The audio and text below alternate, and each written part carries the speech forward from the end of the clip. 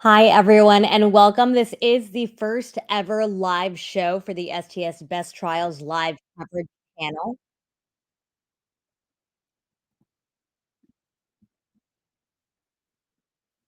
For the STS Best Trials live coverage channel.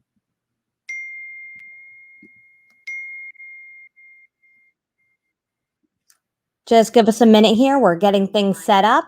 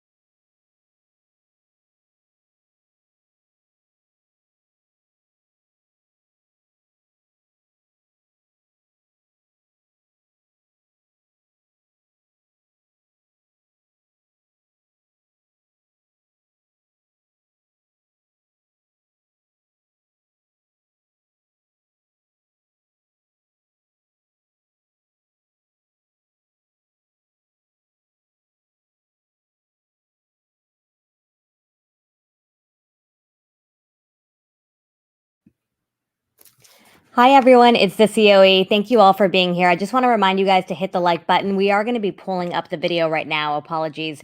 There was a little bit of a delay on our end with our court feed, but it has started and we are pulling it up shortly. So just give us a few minutes and we will be all set here.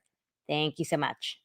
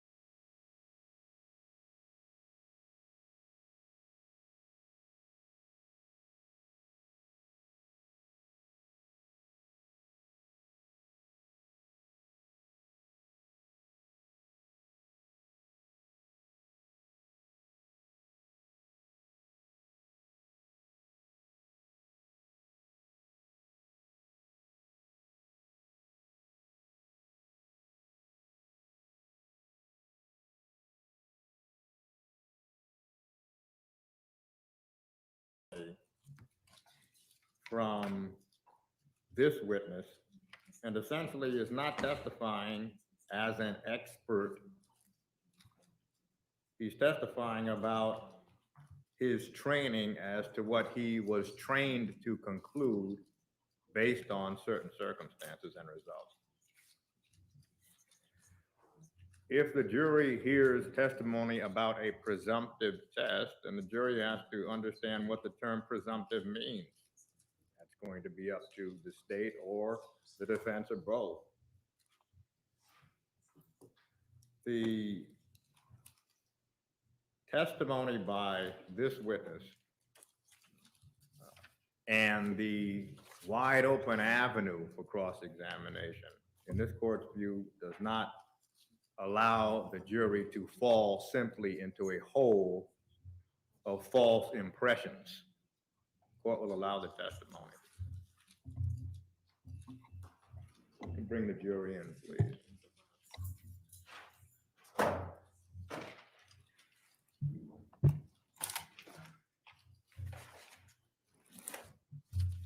Just for clarification, is the court also going to allow this witness to explain what the test does without a foundation as to his scientific lack of scientific ability, or is he just going to be able to state that he collected it for that reason? Well, the court is going to wait to hear the questions, and counsel has the opportunity to object.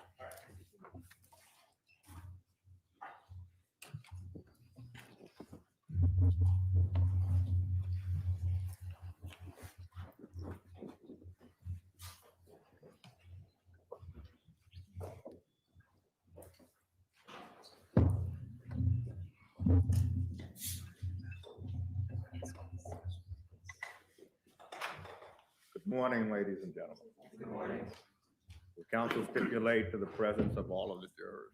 Yes, Your Honor. Thank you. Is your witness here? He is, Your Honor. State would recall Detective Riley. I may just inquire if everybody's television.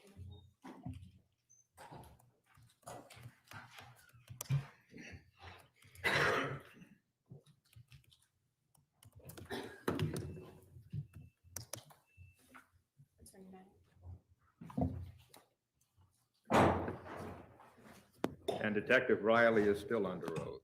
You may be seated at that. Thank you, Your Honor.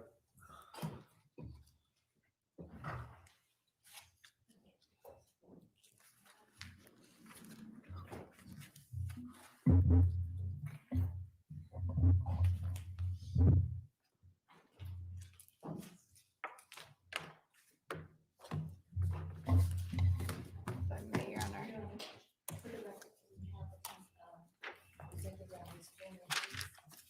Detective, will you please just indicate, just for purposes of the record, your full name? Yes, it's Matthew Riley, R-E-I-L-L-Y. Yes, ma'am. If I may just have a moment, Your Honor, my wire got disconnected with the television.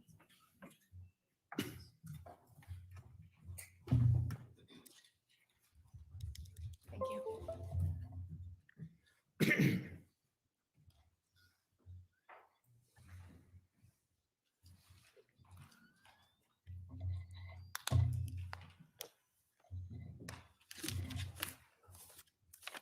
Your Honor, for the record, I'm calling up states 9. I believe when we left off, it would be on file 3.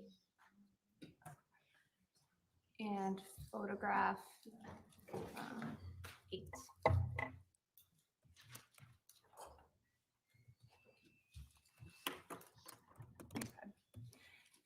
Detective Riley, how are you?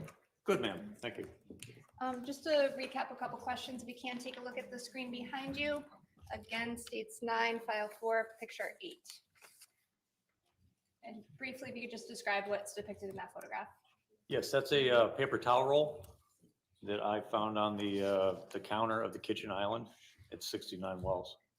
And the 13? The 13 is a evidence placard that denotes it's going to be seized as State Police Exhibit 13. And did you put that 13 there? Yes. Picture 9, what does that depict? That depicts some of the blood-like stains I found on the paper towel roll.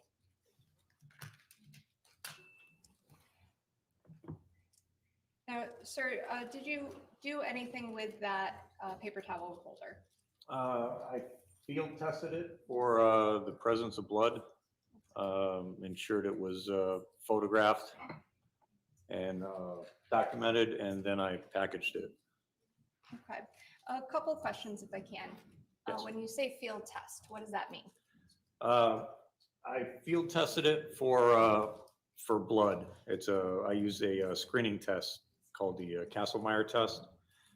I would ask the court to note my objections. Thank you.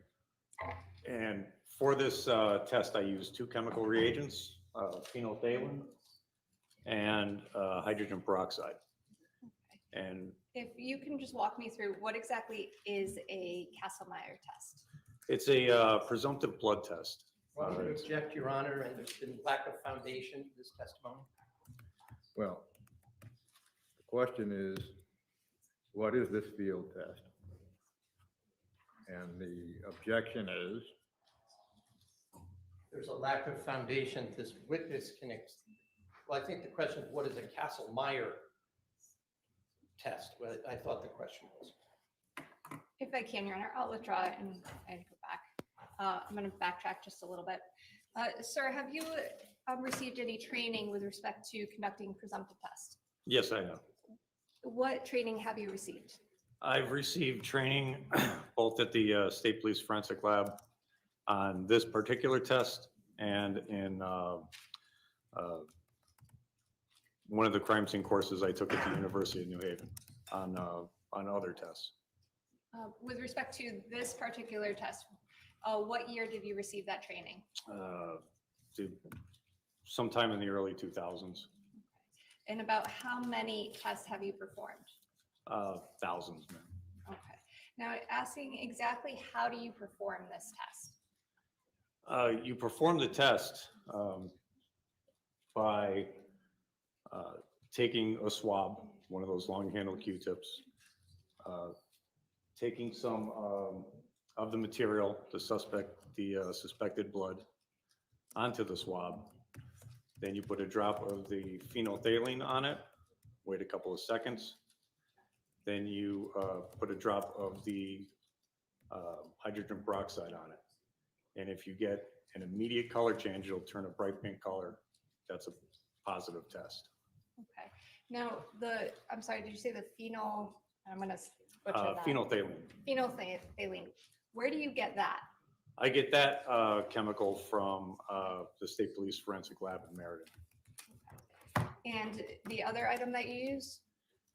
Which is the hydrogen peroxide and the sterile water that I use as a solvent. I get those from a chemical supply house. And are these common tools on the van? Yes. Okay. Are they designated in different tubes? Can you walk me through how you store those chemicals? The chemicals are stored in a refrigerator on the van, in a almost looks like a plastic fishing box. Sir, about how many residences or vehicles have you processed in your career with the Western District Major Crimes van? Countless, ma'am. Okay. You It's can- approximately 1,000 crime scenes, And how many years were you with the van? 14, ma'am. Okay, and how many times have you utilized that test that you were trained in? I've utilized this particular test thousands of times. Now, with respect to the actual process of conducting the test, can you walk us through what you do? I believe you indicated you swab the item.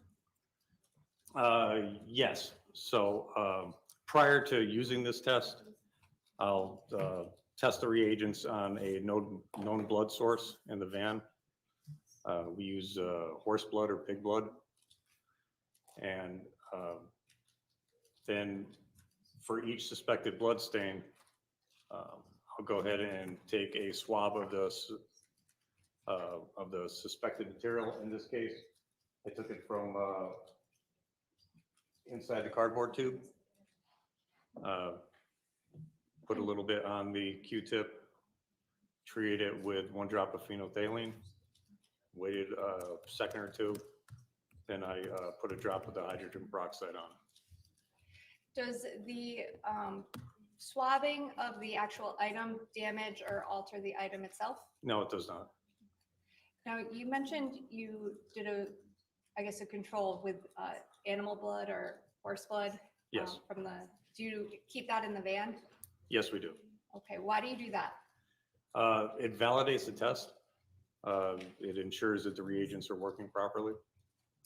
Do you do that every time you use that same reagent? At the beginning of processing, yes. Okay. And if you were to open a new reagent, would you test it first? Yes. Okay. And did you do that test here on this day on May 25th, 2019? Yes. Okay. Now, if it changes color, what color does it change into? It changes a bright pink. And what are the results? What does it mean when it changes a bright pink? It's a presumptive blood test. It just tells us that the material is presumably blood, but it doesn't tell us whether or not it's human blood or animal blood. We will get a positive test result on any blood. Your Honor, I'm going to object now. This goes into scientific testimony, and his opinion as to the conclusion of what it shows is not based on his training or his scientific acumen. Well, the response is a presumptive test, and that the presumptive test is not, as the court understands the testimony, limited to human hemoglobin. And so the objection is overruled.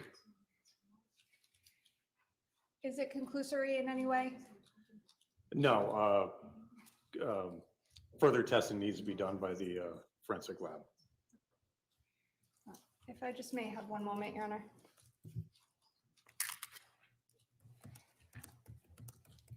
And did you conduct that test on Exhibit 13, the paper towel swabbing that you did? Yes, I did. And what was the result? The test was positive.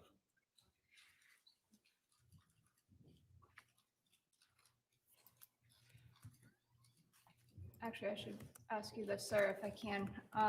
With respect to the kitchen area of 69 Wells, did you seize anything else in that area? Yes. What did you seize? I found another blood-like stain on the faucet, And is that the kitchen faucet? the kitchen faucet on that center island. Actually gonna draw your attention, sir, to the screen behind you, states 9, file 3, picture 10. If you can, just explain what's depicted in that photograph. This is the kitchen sink faucet on that island in the kitchen. And what you see there, marked by a adhesive label marked Exhibit 79, is the location of a dilute blood-like stain. If you can, could you please, Your Honor, may I Yes. ask him? Sir, if you could approach the screen, please, and just point out to where you're addressing. It's right in this area. Okay, lower right-hand corner. I'm actually going to scroll in. If you can, sir, there's a white, I guess, ruler marking there. Did you put that there? Yes.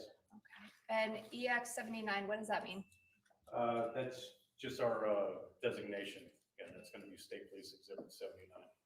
And the marking that drew your attention, is that located on the screen with it zoomed in? This area here, ma'am? Yes, please. Yes. Okay. And what did you do, if anything, with respect to that area? This area was field tested, again, using that Castlemeyer test.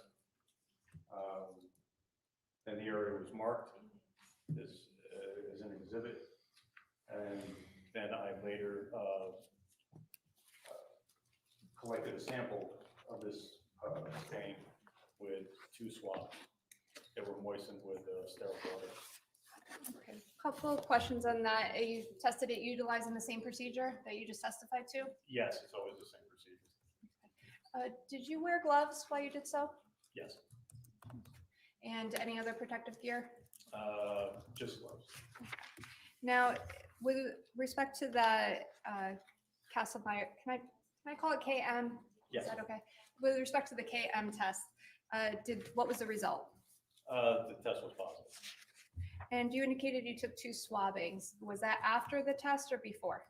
After the test. And why 2? We take 2 swabbings just for more sample, to collect more sample. With respect to this this kitchen sink area, did you take any more samples or seize anything on the sink faucet? Yes, up in this area here, we found another dilute blood stain. Picture 11, Yes. if you can, sir. Could you please point out where and what you see in that photograph? Yes, this is the dilute blood-like stain we found. What did you do, if anything? Again, the area was initially field tested using that KM test. The test yielded a positive result. Could I just have a continuing objection so I don't have to keep interrupting on this issue with regard to the presumptive? Thank you, overruled. And following the test, I marked it as Exhibit 14 and later collected it with that same process of utilizing 2 swabs. And with respect to the kitchen, sir, anything else in the kitchen area? Yes, they're down below in the cabinet underneath the sink. We found some items of interest. States 9, picture 12. What does that depict? This depicts, looks like Exhibit 15, which was a blood-like stain that we found on the handle. Sir, if I scroll in there, do you see, if you could point out, or is that blood-like stain shown on that? Yes, it's this area here. What did you do, if anything? Again, it was field tested with KM. Positive test result. It was marked, photographed, and collected with that same 2 swab process. And it says EX15, what does that mean? State Police Exhibit 15. Thank you. Now, inside, I see there's a yellow placard, 17. What does that mean? We found 2 items of interest in there Actually, inside the cabinet. if I can, I'm gonna go back one, actually, if I can. Sure. I'll just show you 14. If I can, states 9, picture 14, please, in file 3. You can explain what that photograph depicts, please. The 2 items of interest that we collected from underneath the sink were Exhibit 16, which was a pair of latex gloves, and Exhibit 17, which was a box of white plastic trash bags. Did you make the decision to seize 16? Yes. Why? The gloves had a texture to them. They're dishwashing gloves, and I Previously, on our walkthrough, we found a blood-like stain pattern in the garage on the floor that appeared to be a glove print. And the print appeared to have some sort of texture to it. It was somewhat similar to these gloves here.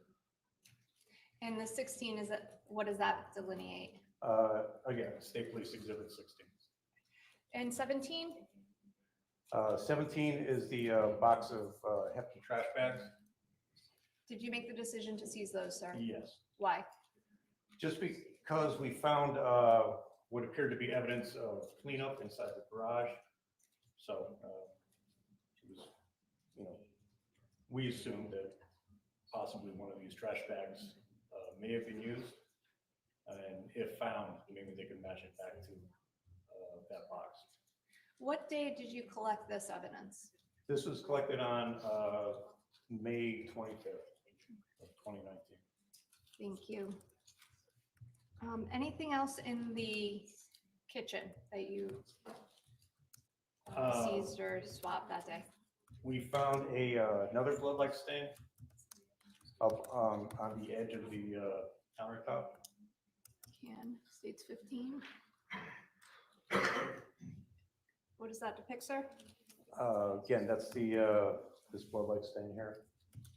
That's discoloration. And what did you do, if anything? We field tested it for blood using that KM test. It was positive, and then we collected it using that same swabbing method. 2 swabs as well? 2 swabs. Okay. I want to show you what's marked as states 16. I'm sorry, it's actually states 9, file 3, states picture 16. What is that?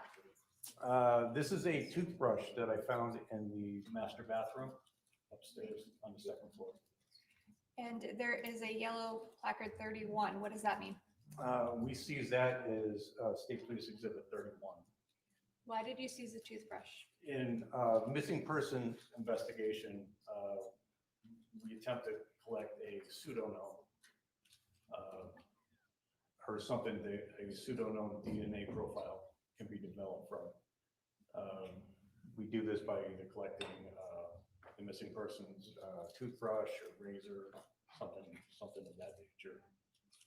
By missing person, do you mean Jennifer Farber Dulos? Yes, ma'am, Jennifer Dulos. On May 25th, 2019, did you collect anything else from the house? Yes, several other items. You can have a seat, sir. Actually, I'm sorry. I'm going to show you what's been marked as 17. Actually, it's 9, file 3, picture 17. What is that? That is a hair that we found on the garage floor. Now, you indicated you did not process the garage on 525. Did you take this out of the garage on 525? Yes, I did. Okay, why this item? Because the hair was loose and it could have easily blown away. If I can, I'm just going to scroll up. Is the hair depicted in that photograph? Yes. Now, with respect to, actually, I apologize, strike that. And I'm going to show you what's marked as picture 18. What is that photograph? That is one of the seals that we use to seal up the house at the conclusion of processing on the 25th. That is on appears to be the central garage bay. That red tape that's depicted in the center part of the photograph, did you put that anywhere else in the house? Yes, on the garage bay doors and the front door. And Do you recall any other ones? not off the top of my head, ma'am. Okay. With respect to, oh, yes, actually, thank you. Right above the red tape, right, the gray marking, what is that? That's a garage door remote. Okay. And did you take any action with respect to that? Yes, on the 25th, I swabbed that in an attempt to collect any latent DNA material that may have been on it. Okay, did you use that same two-swab process? Yes. Thank you. Now, on the 25th, did you, again, why didn't you process the garage on the 25th? Our plan was to call in a bloodstain expert to come in to process the garage with us. And who did you call? It was then Lieutenant Mark Davison. Okay. And what day was he scheduled to process the scene with you? Objection rather than with this witness. Well, And the here's- question is, on what day was he scheduled to process the scene? And the objection is relevant, overruled. He was scheduled to come on the 27th, which was Monday. Now, did you go anywhere else on May 25th? Yes, I did. Where did you go? In the morning, I went to Lapham Road in New Canaan.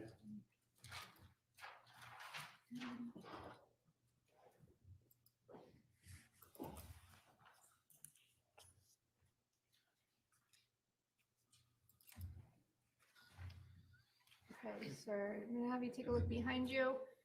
This would be States 9, File 5, Photograph 1. Do you recognize what's depicted on that photograph? Yes. What is it? That's an overhead view of the area of Lapham Road that I visited on the morning of the 25th. If you could, would you mind standing up and just pointing to the area that you visited that morning? It was journaling in this area here. Why did you go there? You can have a seat, sir. Well, before you proceed, counsel, would you just indicate for the record what quadrant of the photograph Oh, the witness pointed to? I apologize, Your Honor. For the record, that would be the middle to lower center right area. Is that correct, sir? Yes, ma'am. Thank you. Thank you. Now, why did you respond there? We learned that the New Canaan Police Department had located Jennifer Dulos's Chevy Suburban on that road, and that they were going to be in the process of towing it back to their police department. We wanted to go there first to take a look at the outside of it, photograph it before it was loaded onto the tow truck. What time did you go to Lapham Road that day? It was in the morning, approximately 7 o'clock. What did you do when you arrived on scene? I looked at the outside of the vehicle and then photographed the four sides of it. Did you walk around the entire vehicle? I believe so, yes. And with respect to, well, if I can, I'm going to show you, you can take a look behind you. This is again file 5, States 9, picture 2. Do you recognize that photograph? Yes. What is it? That's the photograph of the Chevy Suburban I was speaking about. Did you take that photograph? Yes. Now, with respect to walking around the vehicle, how close was it to the, I guess, foliage and trees next to it? I believe the right-hand side of the vehicle was right up against the bushes. And the right-hand side, would that be the driver's or the passenger side? I'm sorry, the passenger side. Thank you. And the direction of the vehicle parked, I guess, is that, actually, if I can, just go back briefly to picture 1. Sir, do you know what road is on the bottom here going from left to right? That's the Merritt Parkway, Okay. Route 15. And with respect to the vehicle, how it was parked, do you know which direction it was facing? Was it towards or away from the Merritt Parkway? It was facing the Merritt. Now I'll show you picture 3. What does that depict? That's the left or driver's side of the vehicle. And picture 4. That's the rear of the vehicle. Now, were you able to walk around the vehicle over here on the right side? You can see my cursor. Not completely. I really just kind of had to look from, where I could access. And did you find anything on that vehicle that you took note of? I found some blood-like stains on the outside of the vehicle. Where? On the outside of the vehicle. Okay, and where on the outside of the vehicle? then? I believe it was on the rear bumper. Did you photograph them? Yes, I did. Or I should say, I'm sorry. 5, states 5, what is that? That's one of the blood-like stains I found on the vehicle. Now, if I scroll in, it does not have, this photograph doesn't have a writing here. Did you put that white, I guess, measurement marker that we've seen? Yes, I did. Okay. There's nothing written on it. Is there a reason why? I just included in the photograph for scale. Did you process or take any action with the vehicle as it remained on scene? No. And what does 6 depict, please? Again, that's another view of that same stain. Okay, thank you. Now, sir, I'm going to draw your attention back to May 27th. Well, actually, before I go there, I'm sorry, strike that. The evidence that you collected on May 25th, I think we went through some of them, the swabbings, the 13 through, I forget the number now. What happened to the evidence after you packaged it and gave it a evidence number? The evidence was sealed, and I labeled them appropriately per our protocol. Some of the electronic evidence was turned over to the New Canaan Police Department so they could pursue those items, examine those. With respect to the items that you were shown photographs of, what Yes. happened to those? I secured those in the major crime van. And at the conclusion of processing, I drove those up to our headquarters in Litchfield, secured them in the evidence room. And then on the 27th in the morning, I returned to Litchfield, took them out of the evidence room, put them on the major crime van, and drove them back down to New Canaan. Why did you do that? Because they were still in our custody. Okay, and was it a state police case at this point? I'm not sure when that changed, ma'am. We wanted to keep the evidence together, and normally we turn over evidence to the local police departments when we do an assist all at once. Okay. And on the 27th, did you drive the van to 69 Wells that day? Yes. And in the van, is there a place to store the evidence? We usually keep it in a banker's box on the floor.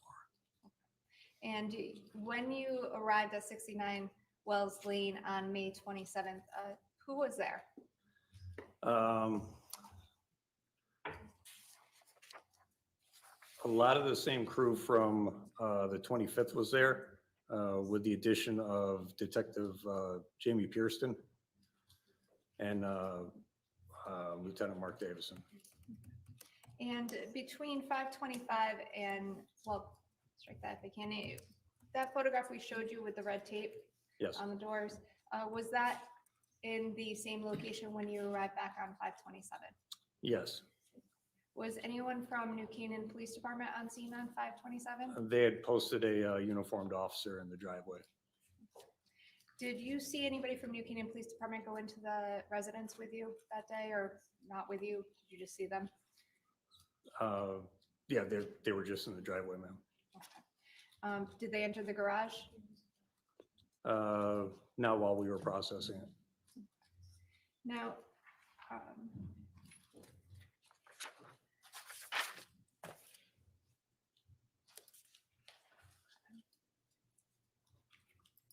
on May 27th, did you process any other area other than the garage? Yes, we again continued to look through the rest of the house. In addition to the garage, we also did a latent print exam in various areas of the house. Did you do that before you processed the garage or after? It was pretty much ongoing. However, the latent print exam was probably one of the last things we did. Why do you do that as part of the last things you do? Because we use standard fingerprint powders and it really makes a mess. All right. Was in the processing of the garage, was the garage, I guess, divided up? Yes, we came up with a grid system just to make documentation easier. We laid out a grid with yellow tape similar to masking tape that has measurements on it. And we gave them letter designations, A, B, C, D, all the way up to G. You mentioned Detective Pearson was present with you on 5/27. What was her assignment? Her assignment was to create a sketch map of the garage. Have you reviewed those sketch maps, sir? Yes. I'm gonna draw your attention to the screen behind you. I am in States 9, File 6. And actually, if I may.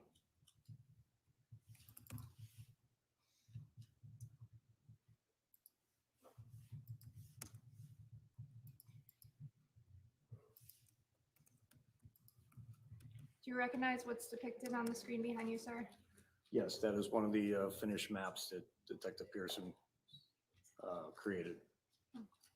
Did you have a particular process or procedure you conducted throughout the garage that day? The garage was examined, for evidence along with the documentation done by Lieutenant Davison. We kind of worked it together. Now, I'm going to ask you a couple questions, starting with garage A, marked A, if I can. Do you recognize the map behind you, sir? Yes. Okay. With respect to the letters and numbers that are printed inside of A, for instance, A18, A17, A16, what exactly are those supposed to designate? Those numbers are for individual stains that Lieutenant Davison designated for his examination. And the EX numbers or the EX letters? Right, so those were samples that I took for DNA identification purposes. So Lieutenant Davison was examining the bloodstain patterns, and in his examination, he selected stains, gave them those letter designations, and from each stain pattern, I chose one and collected it. Why did you only choose one? Really, it's just to get a representative DNA profile from that stain pattern or region of the garage. And as you say, you chose one. What did you do? I mean, if you could walk us through the process briefly. Using the same method that I used on the previous blood-like stains. I field tested it with the KM test. Noted that, whether it was positive or negative, and then using that two swab process with swabs moistened with sterile water, I collected the stains. I can just have a moment.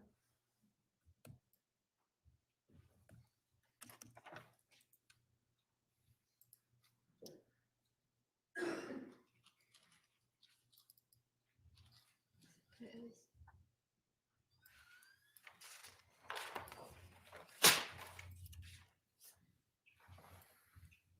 So just a couple questions if I can. If you can take a look behind you. Showing the map on the left, but on the right side, it's photograph 2 out of file 6 on States 9. What does that depict? That depicts the photograph, an overall photograph of Area A, and corresponding overhead view on the sketch map of Area A. Was that prior to processing? This was in the process. This was the beginning of that examination. Okay. And I can, I'm actually gonna bring that back down.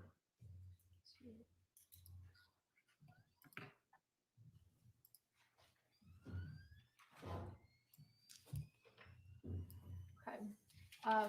Picture 3 of that same file. Sir, what does that depict? Again, that's just another view of Area A. If I can, just draw your attention, ask you some questions about these. There's a sort of like an upside down L-shaped file. What is that there for? That's to help give scale to, may I approach the If you screen now? can, thank you.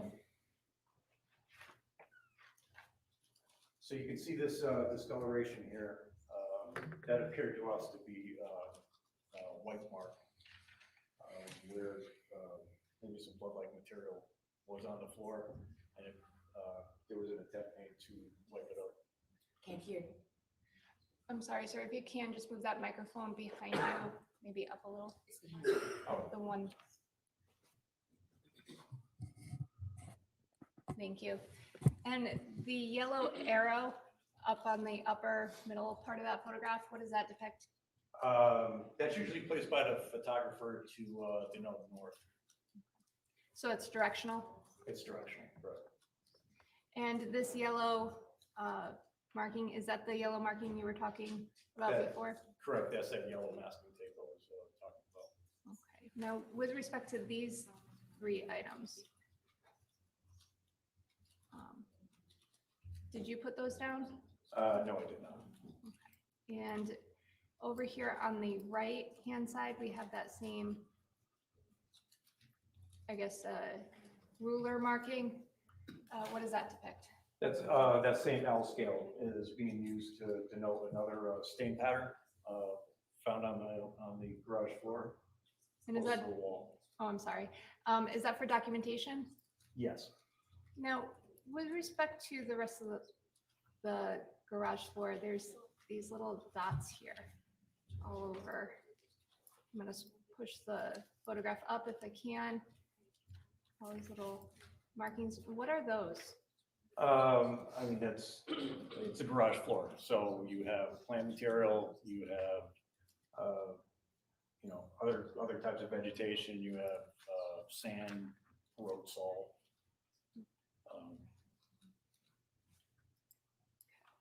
Now, I'm going to show you picture 4, sir. In that same file, what is this?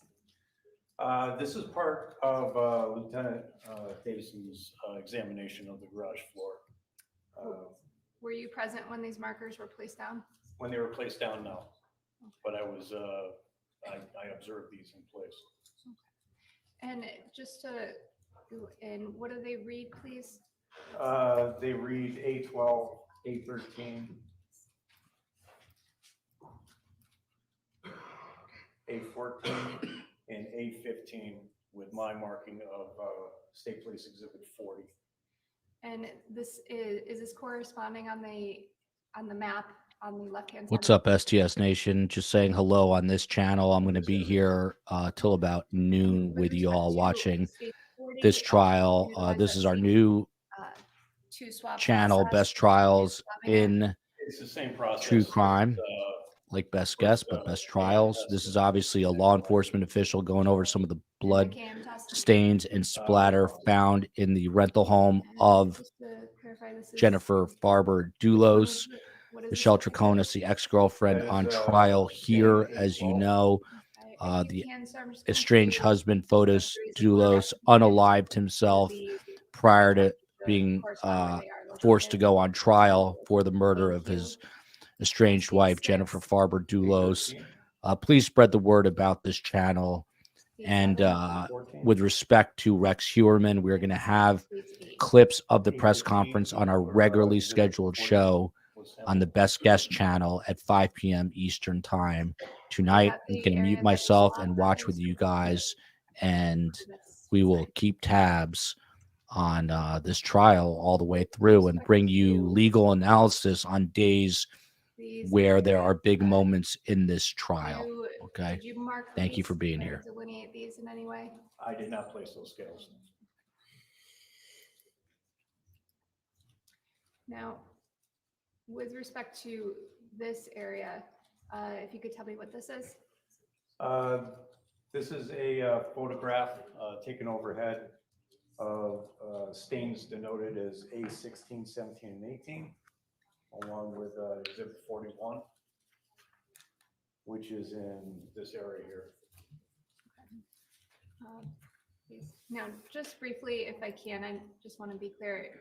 With respect to A16, 17, and 18, do you recall viewing those that Yes. day?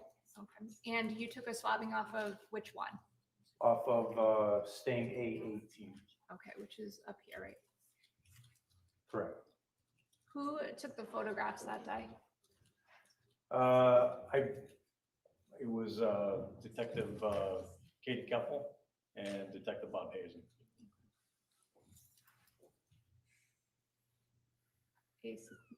If you can, sir, same question, series of photographs, if you can just point to the screen where. This it is stain A16,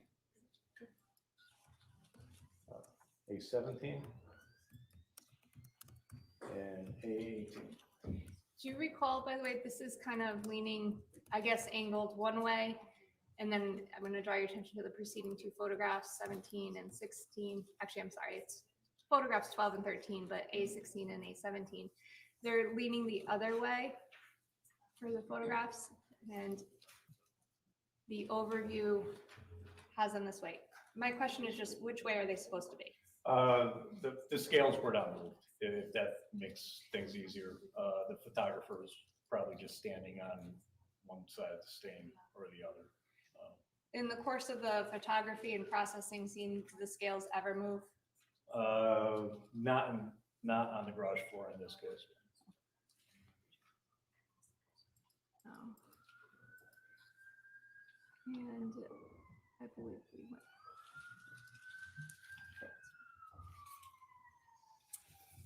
And actually, did you review the part designated as garage B?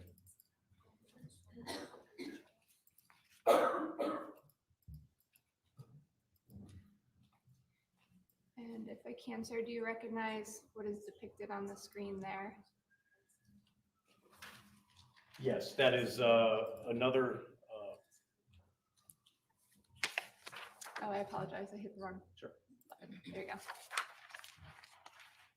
Again, that is the another part of the left side garage bay in the center of the garage.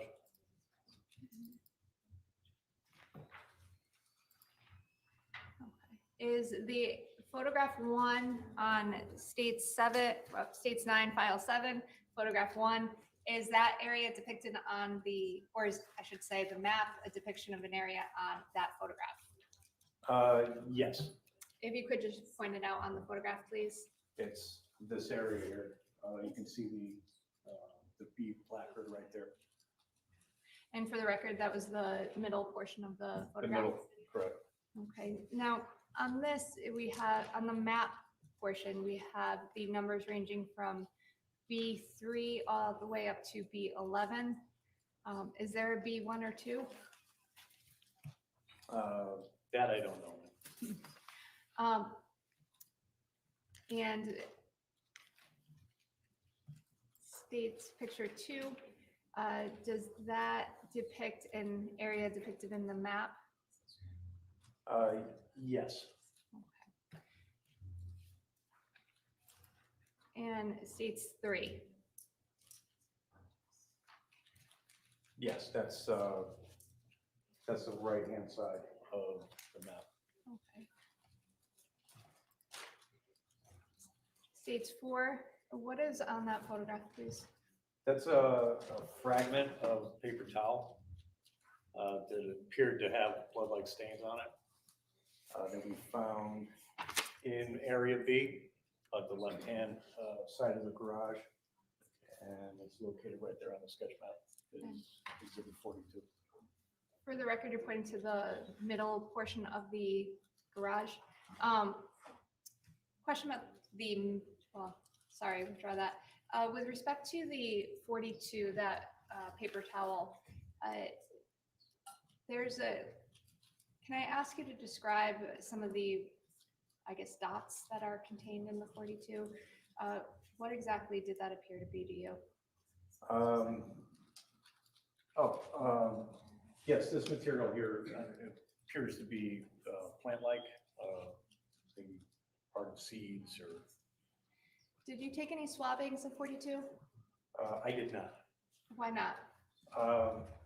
because I just seized the entire fragment of paper towel. How did you seize it? I put it in either a paper bag or a paper envelope. Did you seize anything else out of that area B? Yes. What did you seize? There were two stains. B3, I took a sample of as exhibit 38. B11, I took swabbings as exhibit 39. And exhibit 43, which I believe was another paper towel fragment. Picture 5. What does that depict, sir? Okay, that's another paper towel. It's a larger paper towel fragment with apparent blood-like stains. You can see this reddish staining here. What did you do, if anything, with the 43? Again, I just ensured it was photographed, sketched into the map, and I seized in a similar manner as 42. Did you take any swabbings? I did not.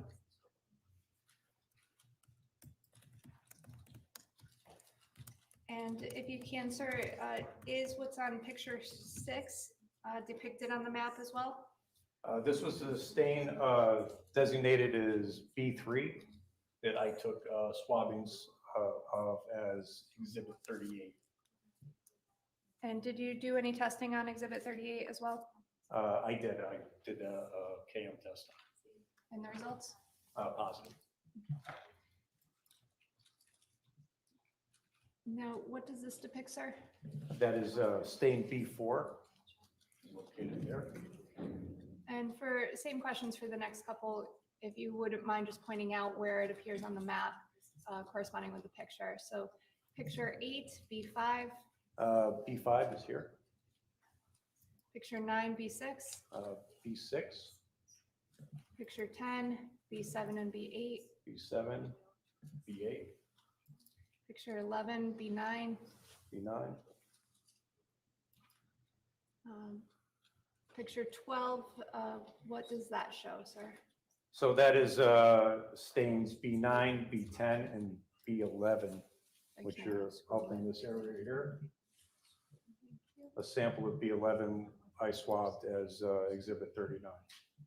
And that is, if you, okay, and the same swabbing process, same every, Same swabbing process that was also tested with the KM test that was positive. now, picture 13, what is that, sir? That is, appears to be one of those blood-like stains, that swipe mark that we saw up in area A. And is this depicted on the map in any way? I don't believe so. Was that contained in area B at all? Without seeing an overall shot, I really can say that. Okay, let me see if I can.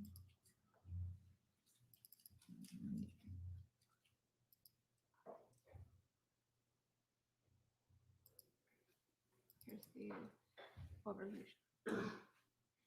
Does picture 1 assist you in any way? And if it doesn't, that's, if you could just say that too. Hard to say now.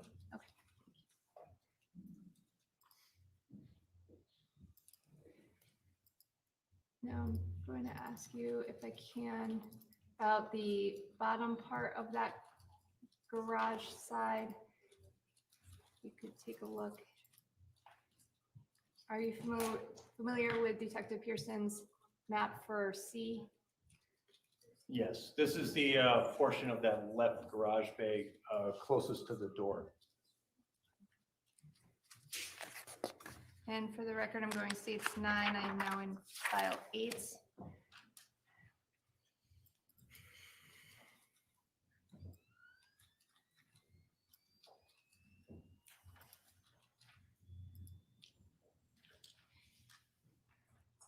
File 8, picture 1. What does that depict, sir? That depicts that left garage bay. And area C is in kind of the closest to the driveway. It's this area here. Okay. And for the record, he's pointing towards the middle bottom portion of the photograph. Picture 2. What is that a picture of, sir? Those are some more of the blood-like stains we found on the garage floor. And the yellow arrow again? Again, denotes north.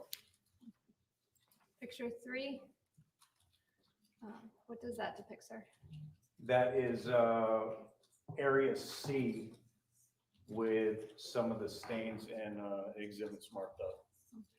We have the 68 placard right here. What is that supposed to designate? That designates another fragment of paper towel. I can just...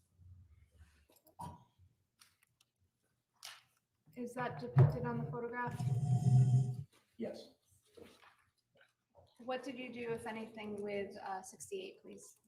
I collected it in the same manner as the other fragments of paper towel. It was packaged in paper. Did you take any swabbings? I did not.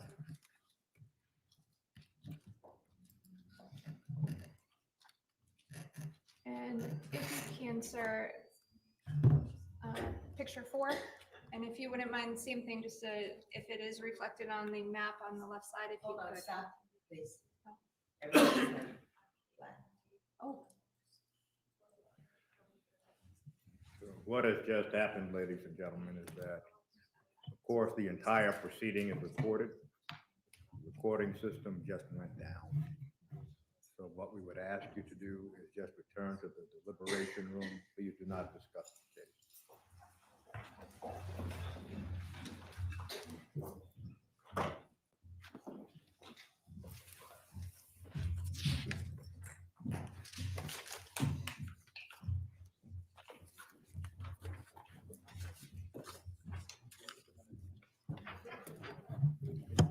We're going to take our morning recess until 11:30. 11:30, Mr. Marshall. All right. Son was very close on. There's a good shot of Michelle Troconis, the defendant in this case, looking very Connecticut preppy this time, wearing a little sport coat with the elbow patches. She's, by the way, free on bail. She goes home every night. Some people don't know that, but she does go home. She speaks perfect English, but has translator pods in her ears. Kevin A. Randolph, just the judge presiding over this case, has just announced that there's going to be a small break till 11:30 a.m. until 11:30 a.m. Annie K saying that Michelle somehow exudes guilt. She doesn't have the most friendly face in the world. Frankie Figg saying, this is the state. I'm just thinking what to counter this. Could be recess until 11:30 a.m. Eastern time. She too, like the Duloses and Farber at least, comes from money, from what I understand, a considerable amount of money. Venezuelan national. Her ex-husband is Argentinian, and she grew up, from what I understand, in Venezuela and in Miami, now obviously living in Connecticut. We will take a short break here. I'll be back with you guys at 11:30. Rula says, so funny, speaks perfect English and needs an interpreter. I will be back. I need an interpreter for my life to understand what is happening. I'll be back in 19 minutes. Hey, Joel, Please quick thing. Yeah. Just wanted to update everyone. I know some of you guys were hanging with us earlier for the Rex Heuermann press conference. That ended up not going live on the local streams, but the district attorney did take it live on his Instagram page, albeit there's very, very spotty Wi-Fi, I guess, where they are, and they're having a lot of issues and it keeps freezing up. But we are recording it and taking notes, so we'll have that information and that video for you later today. 5 p.m. That's on the Best Guest channel. I'm going to be back with you here at 11:30 for about a half hour, and then I've got to start prepping for the afternoon shows. But this is the idea of this channel is to watch trials. Big days will bring in legal analysis, and other days could be a chat party with STSers, STS Nation. So we'll be back in about, I can't do math very well, 18 minutes.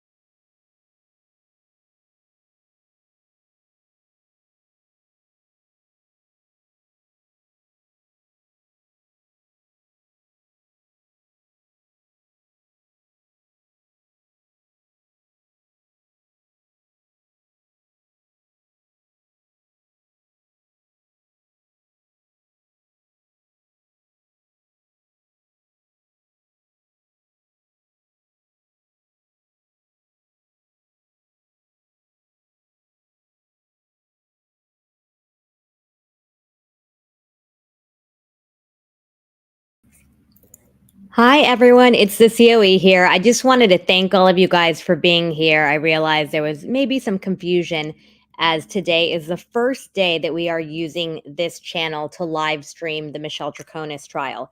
So I wanted to thank all of you guys for being here. If you have friends that watch this trial or watch other true crime trials, please share this link with them and let them know that we are going to be having some trials on here. Our regular programming is going to remain on the main STS channel.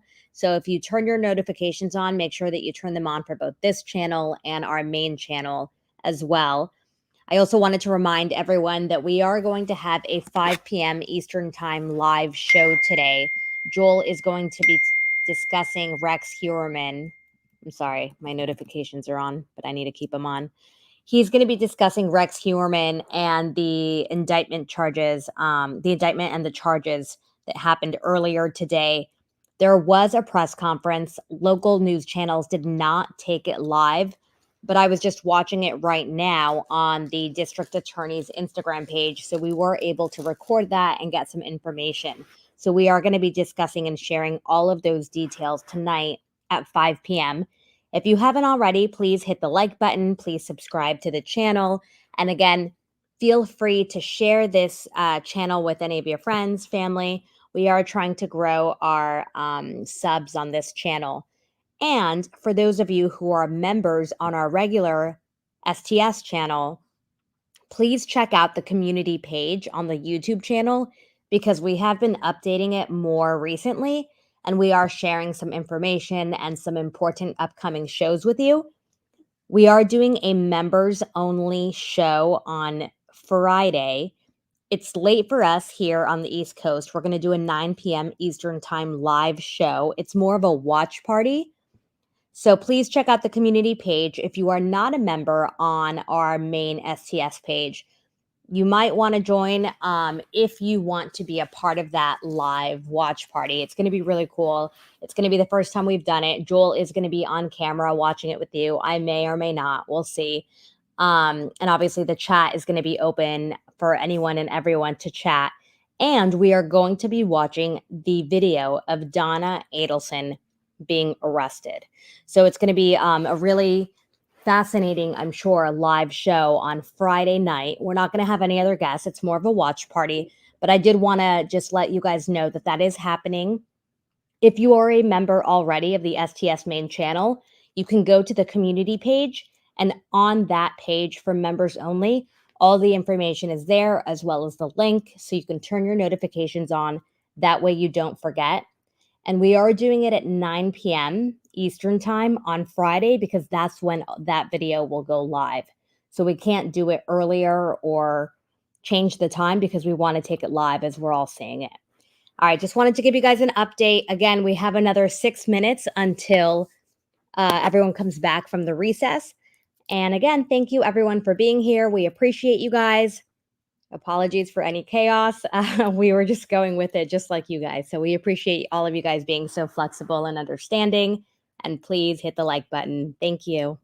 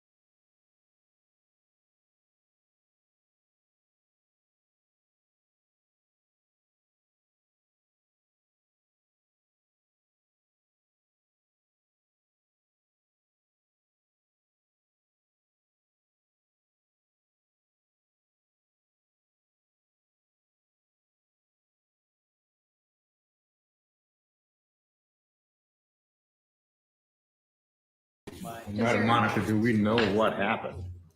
The use of the nozzle. We do not know, Your Honor, but we were able to rectify whatever that Well, jury's was. going to file out while you speak. Thank you.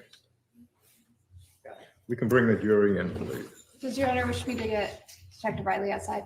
We can call him back in.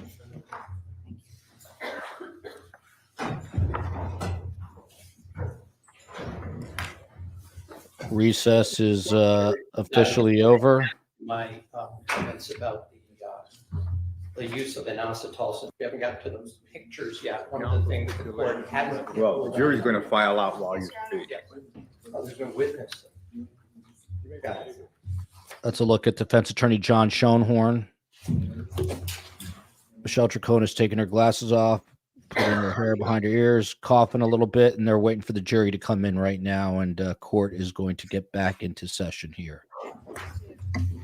Presumably with a law enforcement official still on the witness stand.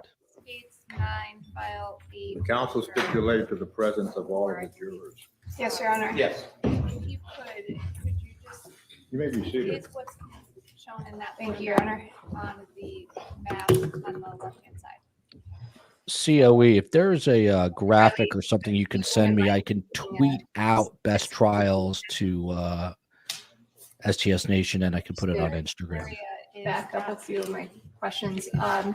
With respect to states 9, file 8, picture, I guess, 4. I believe. This, by the way, is supervisory state attorney Michelle Just Manning with the is what's state of Connecticut. shown in that photograph on the map on the left-hand side.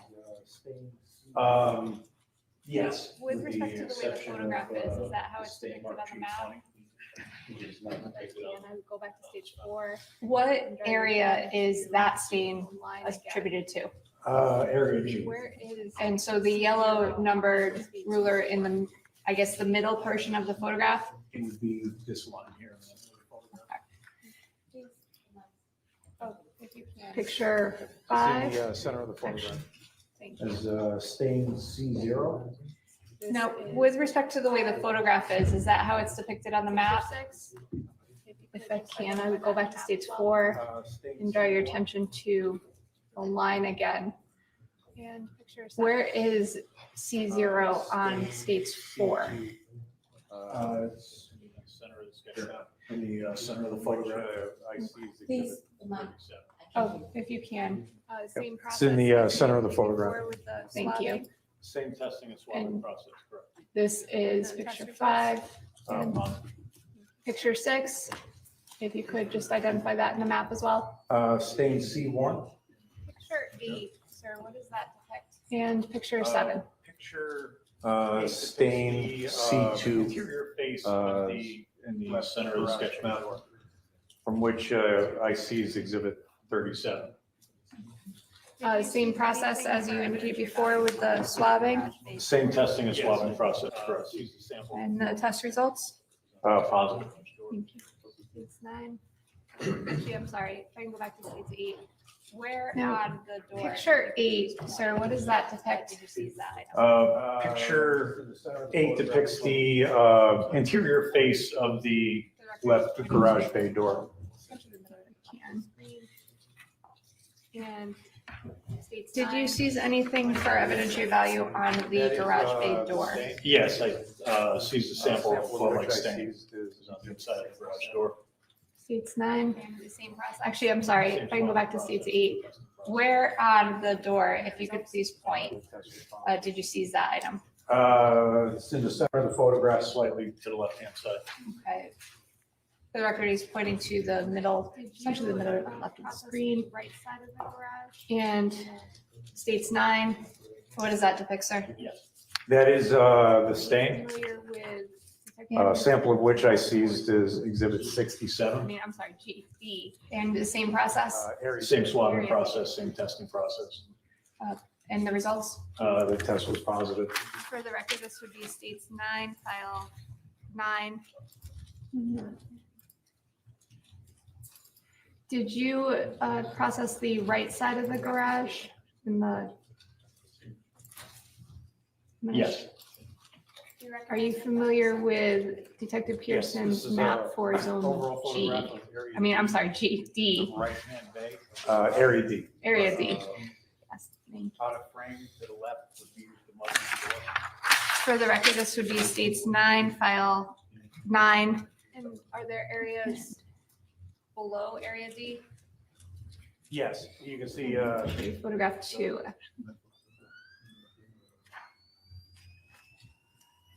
Do you recognize what that is, sir?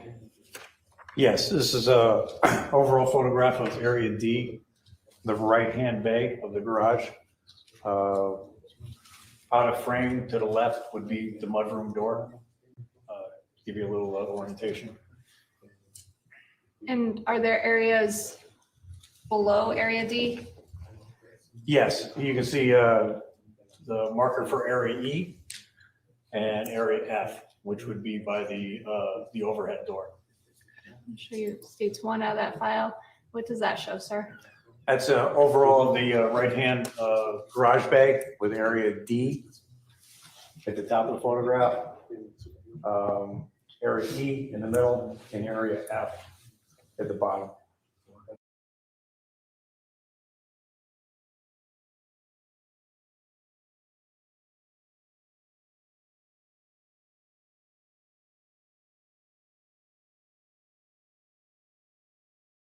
Like stain we found in area D.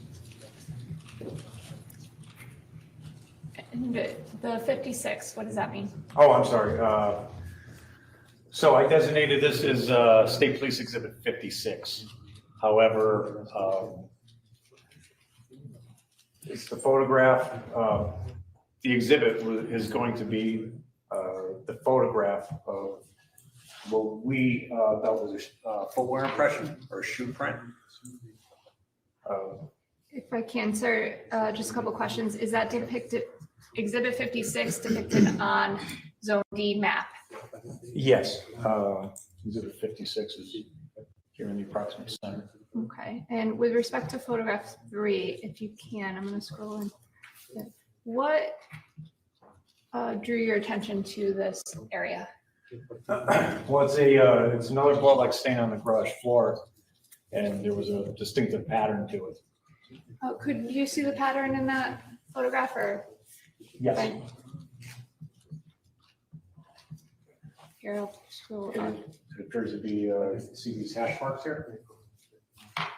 And for the record, I would say the middle part of the photograph. Yes.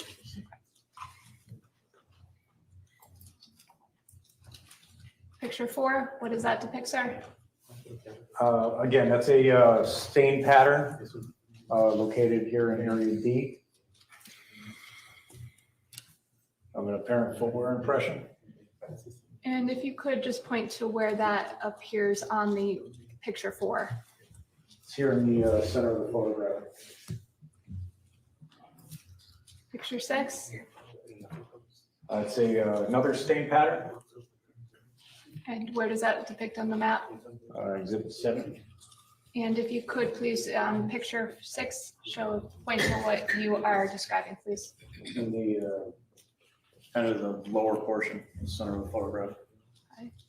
Actually, I'm gonna scroll in a little. Oops, sorry. If I can go back to 7D. Scroll in a little bit. With respect to Exhibit 7D, when you were pointing, if you could point to the area now that it takes over the whole screen, what you were describing. Sure, it's a blood-like stain on the garage floor, and you can see a partial distinctive pattern within the stain itself. How did you place that 7D marker on there? I did, yes. Okay, how do you document this or seize this as an exhibit? Well, the hard way would be to jackhammer up the floor and send that to the lab, but that's not too practical.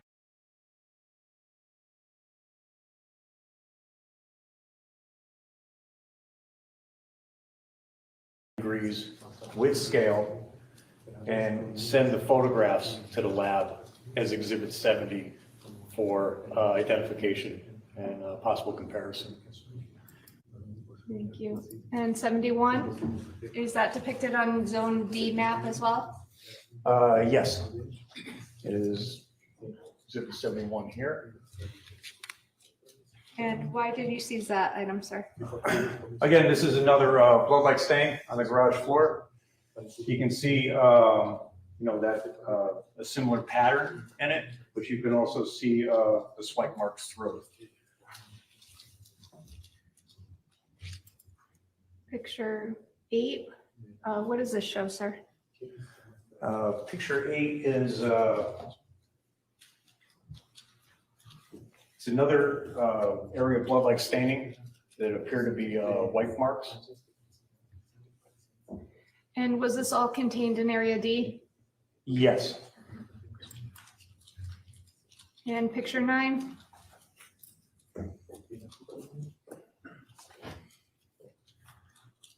Yeah, it's the additional stain pattern found in area D.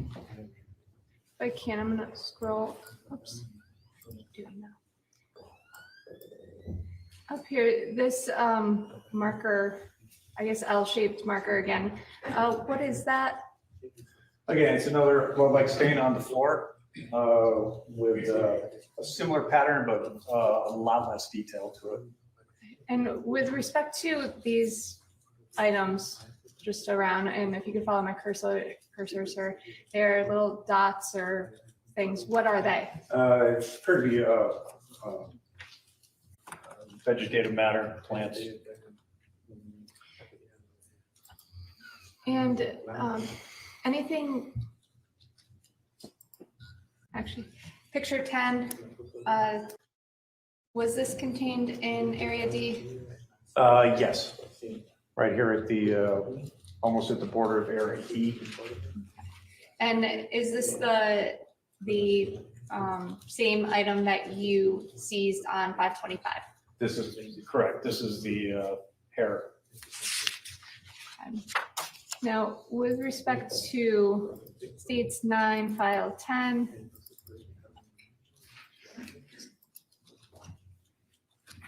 so are you familiar with Detective Pearson's map for Area E?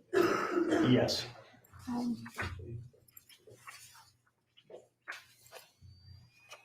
Sir, photograph 1 out of that file, what does that depict? It's an overall view of, again, that right side garage bay. Area E is depicted here right in the center. Photograph 2, what is that, sir? This is a blood-like stain pattern that we located in area E. It's located here kind of top center of the area. And I took a swabbing of this area to sample the blood-like stain that was on the garage floor. Was that designated as a exhibit? Yes, exhibit 51.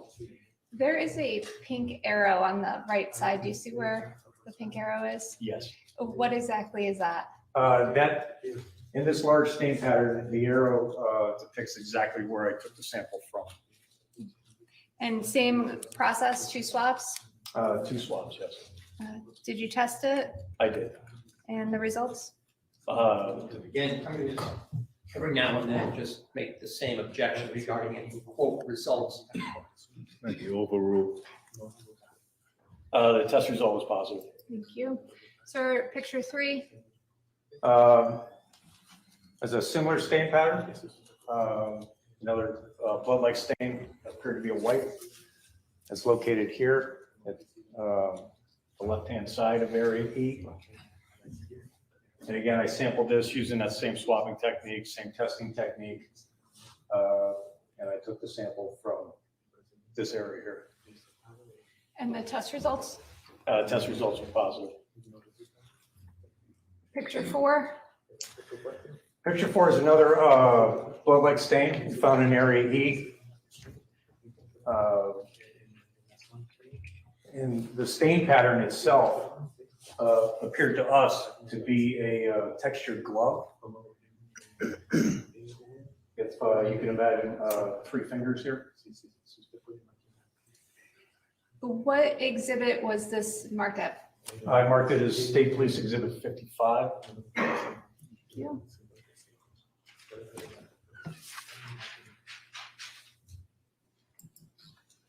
And states 5.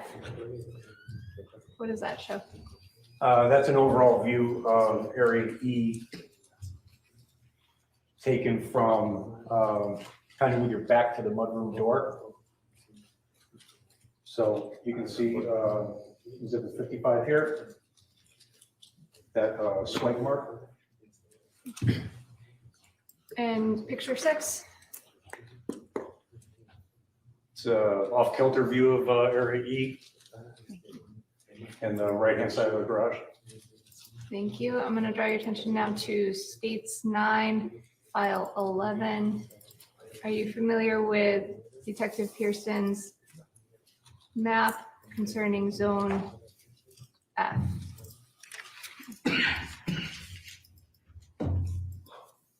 Yes, I am.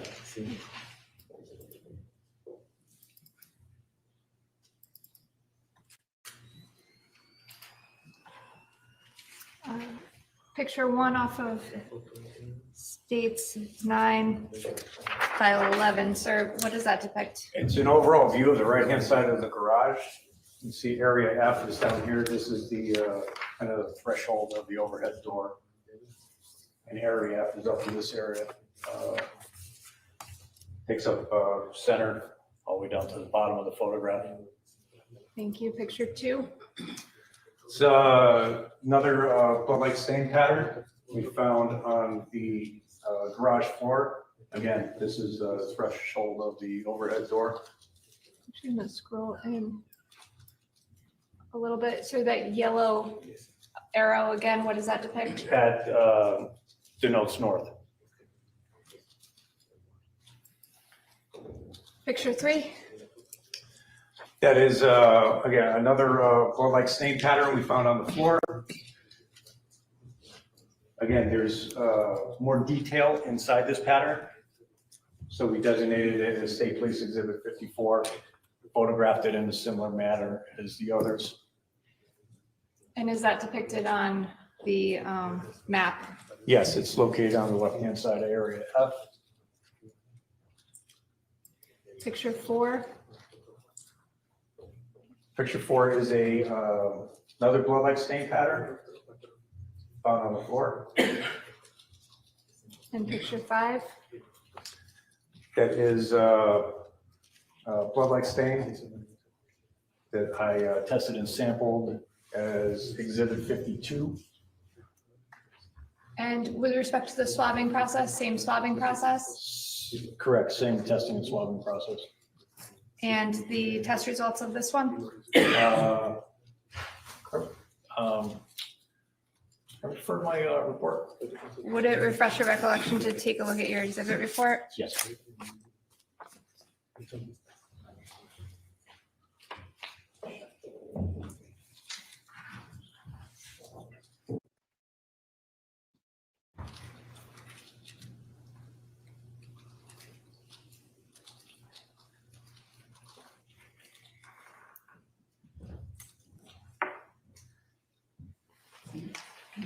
I can, Your Honor, just refer to a clerk on smart ID.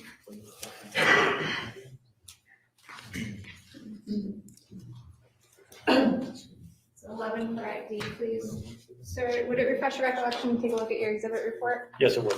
I'm going to hand you and draw your attention, please, to page 3. Please take a moment, do not read that out loud, and look up to me when you're done. Did that sufficiently refresh your recollection, sir, as to the results of the test? Yes, it did. And what were the results of the test? That KM test was negative. Thank you.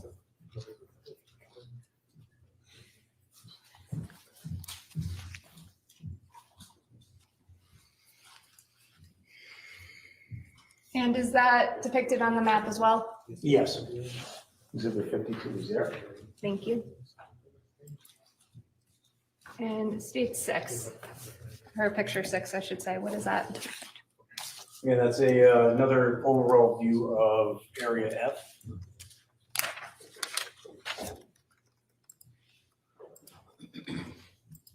Are you familiar with area G, sir? Yes. Okay. And now states 9, file 12.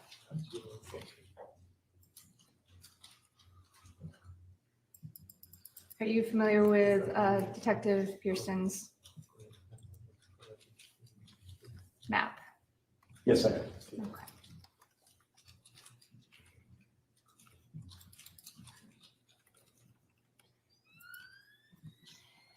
Photograph 1, sir, what does that depict? That is a photograph of the center garage bay, 69 Wells. And is area G contained in that photograph? Area G is in the area in which the Range Rover is parked, so it's in this area here. Photograph 2? Photograph 2 are some blood-like stains found in area G up in this area. And for orientation, this is the step into the mudroom. Now,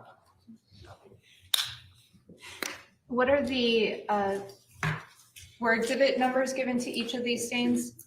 The stains that I sampled, yes. Okay. With respect to exhibit or states picture 3, what is that, sir? That is a stain we sampled as exhibit 47. Is that reflected on the map? Yes. And when you say sample, did you conduct the swabbing process that you I- testified to earlier? I did. And the test, any test? I did test that, and there were some stains up in this area that tested negative. And just from this, I don't remember which ones were which. Would it refresh your recollection? Take a look at your exhibit report again, Yes. if I may.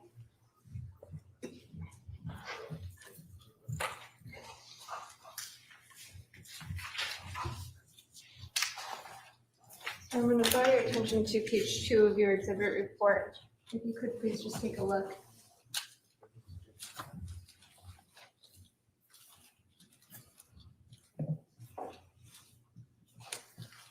Sir, did that refresh your recollection? Yes. And with respect to the presumptive test that was performed on exhibit 47, do you recall what the results were? The KM test was negative for this stain. And 48, 48 was another blood-like stain in the same general area. It's right here by the stairs. Again, I sampled that and tested it and sampled it in a similar manner. and the results, that one, That I'm not sure of either. if I can, if I may just have a moment.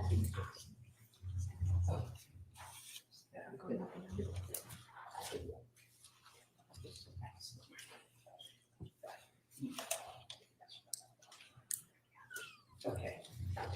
Your Honor, if I can, I'm just going to provide provide Detective Riley with 11A, or I'm sorry, 11 for ID, which is his exhibit report. Sir, if you can just take a minute and take a look at that, if you can, to refresh your recollection with respect to the results of any testing performed on exhibit 48 on 5/27. Yeah, the KM test for exhibit 48 was positive. 49, 49, another blood-like stain, located up here in the same general area. It was tested and swabbed, collected in the same manner as the others. And the test result for this stain was negative. and picture 6, Again, another blood-like stain on the garage floor, located here. I sampled it, tested and sampled it in the same manner when and the test result was negative. picture 7, Picture 7 is a fragment of paper towel found under the left front tire of the Range Rover. See it is located here. Did you take any action with respect to that? After it was photographed, I just collected it then. Picture 8. Is a photo of a blood-like stain. Again, it appears to be a swipe located in area G. A sample of which was seized as Exhibit 45. It was tested and collected in the same manner. Do you recall the results? The test result for this stain was positive. Picture 9. That is a stain pattern. It was designated G20 for a blood-like stain. A sample of which I seized is Exhibit 36. I tested it and swabbed it, collected it in the same manner, and the test result for this was positive. Picture 10. As a stain marked as G19, located in area G, that I tested, swabbed, and collected in the same manner. The KM test result for this was positive. Picture 11. That's the, this is a picture of the stain pattern found in area G after, I'm sorry, 2 stain patterns found in area G. And this photograph was taken after the Range Rover was removed.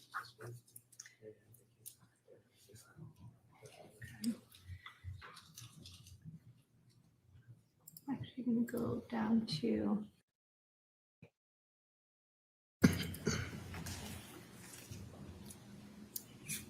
and what does this photograph depict? There states 18. This was photographed at, along the process of Lieutenant Davison's examination of the blood-like stains on the floor.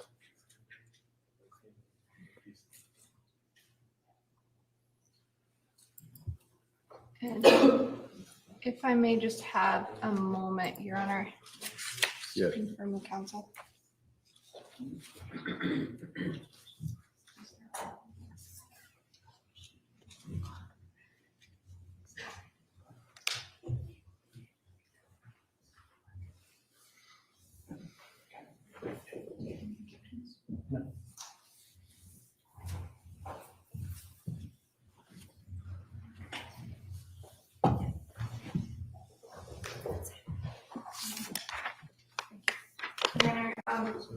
Have on a separate disc 10, states 10, I believe there's no objection to it. If I may just have a moment to switch it out.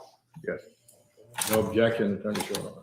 No objection, that's correct. Stage 10 will be admitted as a full exhibit. Sir, were you present when the Range Rover was removed from the garage? Yes.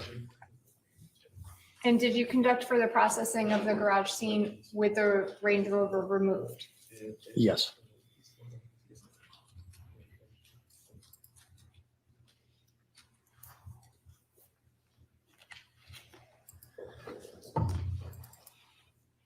If you can, just take a look behind you, sir. This is states 10, filed 16.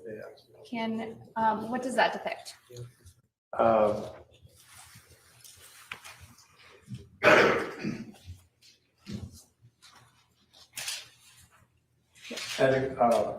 Appears to be a blow-like stain, that swipe pattern, sample from area G.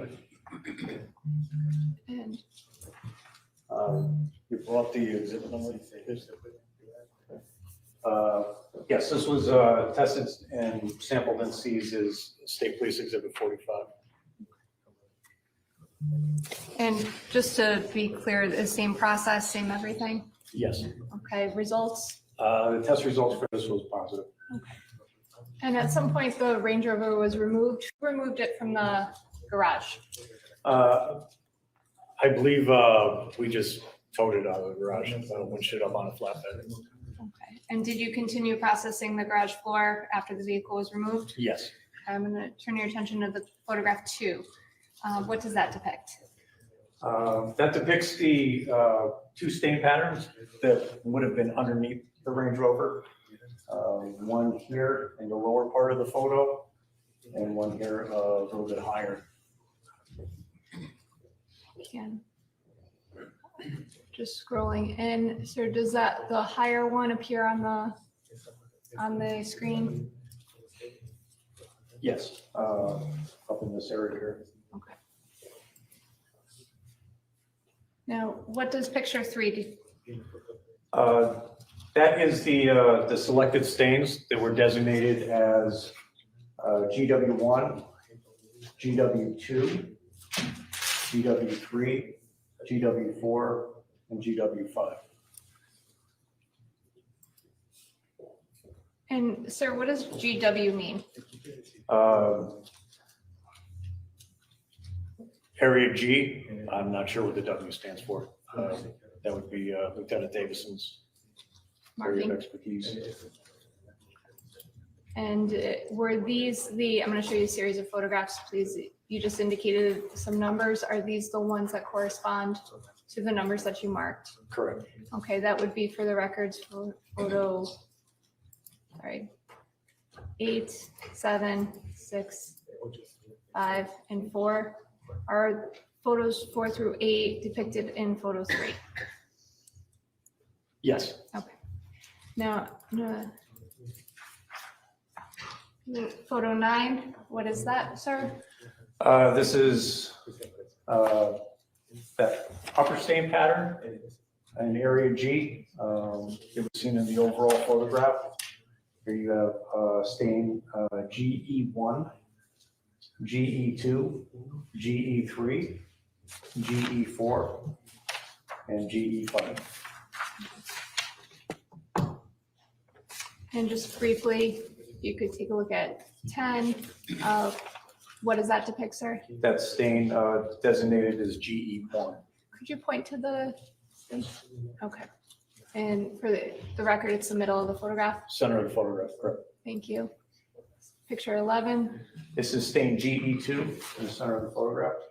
Is this oriented like this picture? Sir, if I can, go back to.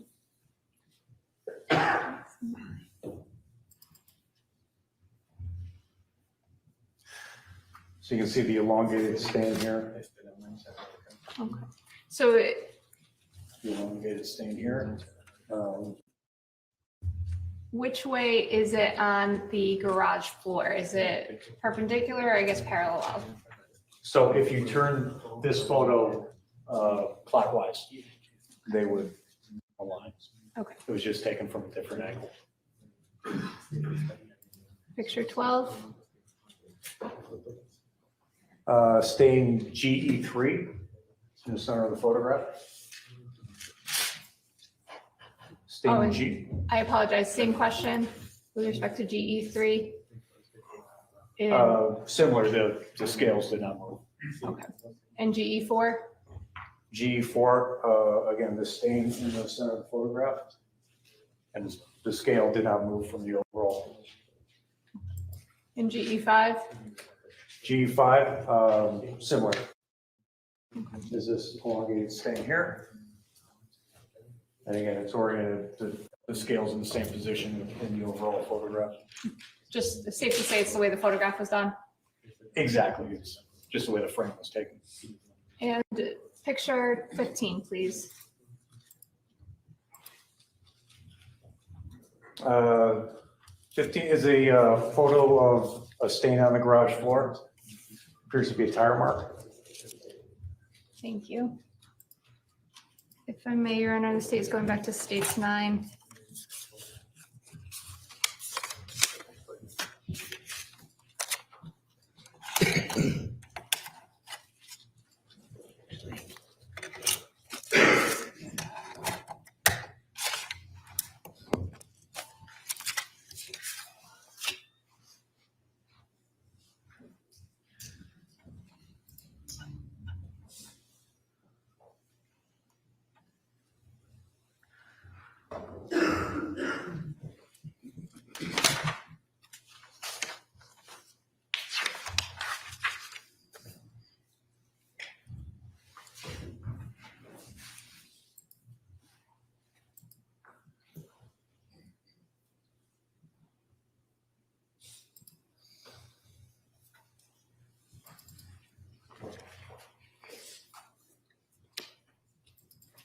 States 9, file 13. Sir, what does that depict? These are the garbage cans that were found inside of the garage at 69 Wells. They were in the corner of the right-hand bay. The garage door would be on the right-hand side of your photograph. And did you find anything of evidentiary value on the garbage cans? Yes, there were blood-like stains found up and around the lids on both garbage cans. Photograph 2, what is that? That is a photograph of the left garbage can. And photograph 3. Yeah, that appears to be the left garbage can. And you can see the blood-like stains both here and here. Photograph 4. That is a photograph, I refer to my report to get left to right. If it would refresh your recollection, Yes. please.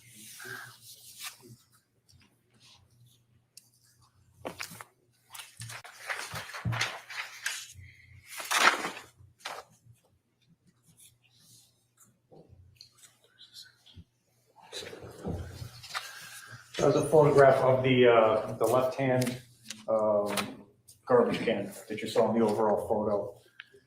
This was taken during the evidence collection process. And it was tested, swabbed, and collected as State Police Exhibit 66 from this area here.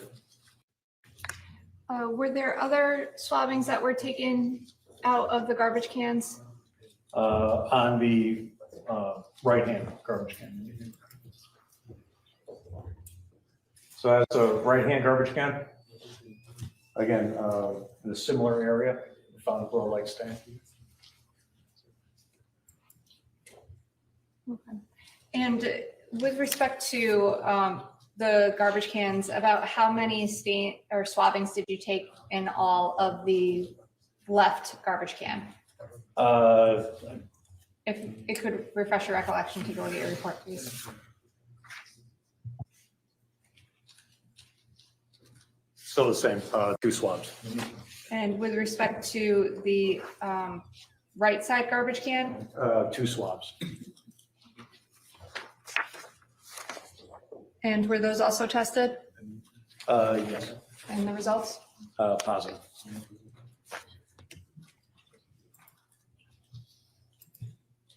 Now, sir, did you all have an opportunity to examine the Chevy Suburban that you, or be part of the processing of the Chevy Suburban that you earlier in the day had gone to Lapham Road to Yes. examine? You can have a seat, sir.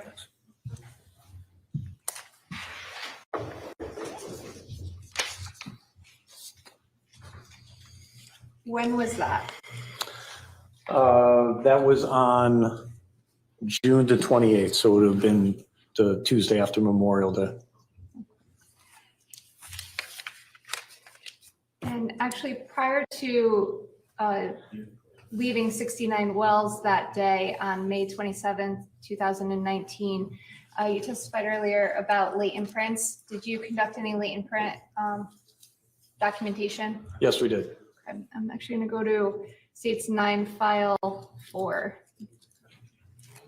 Where did you take latent prints from?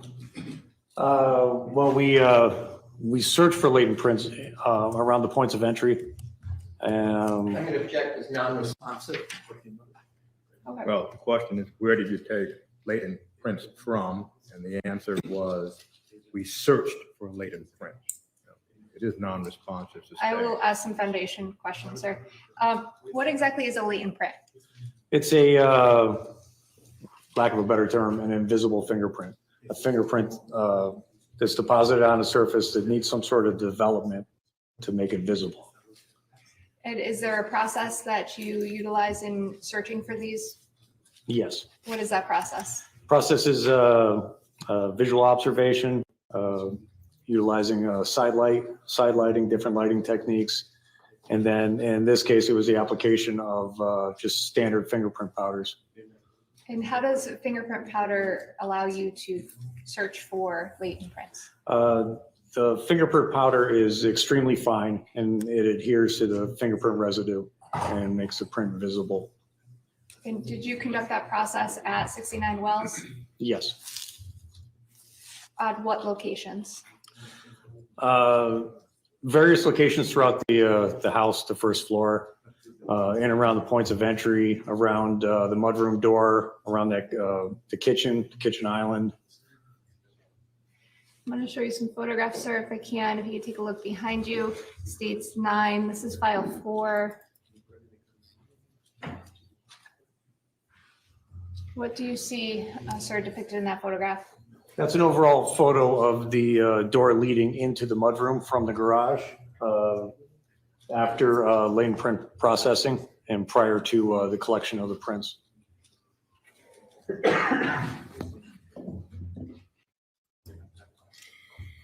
And well, actually, I'm sorry, I went too fast. If you could, would you mind standing up? Sure. And going back to the screen? Thank you. Couple questions, sir. Where is all on that photograph, if anywhere on that photograph, you mentioned the black powder, fingerprint powder. If you could just describe it for the record, please. Right, it's this dark colored smudges all over the white door. Did you put that on there? Yes, I was one of the people who searched for latent fingerprints with the I'm going to check this non-responsive. It's either he did it or it was one of the people. Well, the question was, did you do that? He said he was one of the people, and the court understands parenthetically who did it. Overruled. What is the process for putting that fingerprint powder on a door such as this? We have special brushes that we use that we put the fingerprint powder on and apply it to the surface. And sometimes the fingerprints readily appear, become visible. Sometimes it takes a little bit of work to clean up smudges and things like that with the brushes. And how would you do that? Clean up smudges, or what do you mean by that? Oh, you just, if, to get more detail out of the print, you'll work it with finer brushes, smaller brushes, and try and clean out the fingerprint powder from in between the ridges that you see on the print. Did you develop any latent prints out of the mudroom door? Yes. Where? Right here above the lock cylinder. Show you what's been marked as states. Picture 2. Sir, what does that show? So this is the latent prints prior to collection, prior to lifting them. And what do you mean by that? So we will take photographs, obviously, to try and pick up the detail.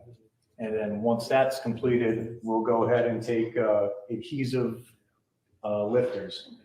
Usually it's adhesive clear acetate, almost like tape. In this case, down here, we used a gelatin lifter, which is a thin layer of gelatin on a rubberized backing.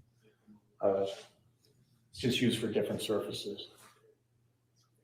And the markings on the measuring tape, or the white stickers, I should say, what exactly does that mean? So the LP stands for latent print. So we run them sequentially. So this would be latent Your print. Honor, again, I'm going to object, unless he's referring to himself in the plural. I would ask that he at least clarify whether he did this or someone else did it, just for clarification. Well, the question, as the court understood it, is not whether he did it. He was asked to explain what those designations mean, if the court understood it correctly. That was the state's question, Your Honor. Overruled. So this is my handwriting on the markings. So LP stands for latent print.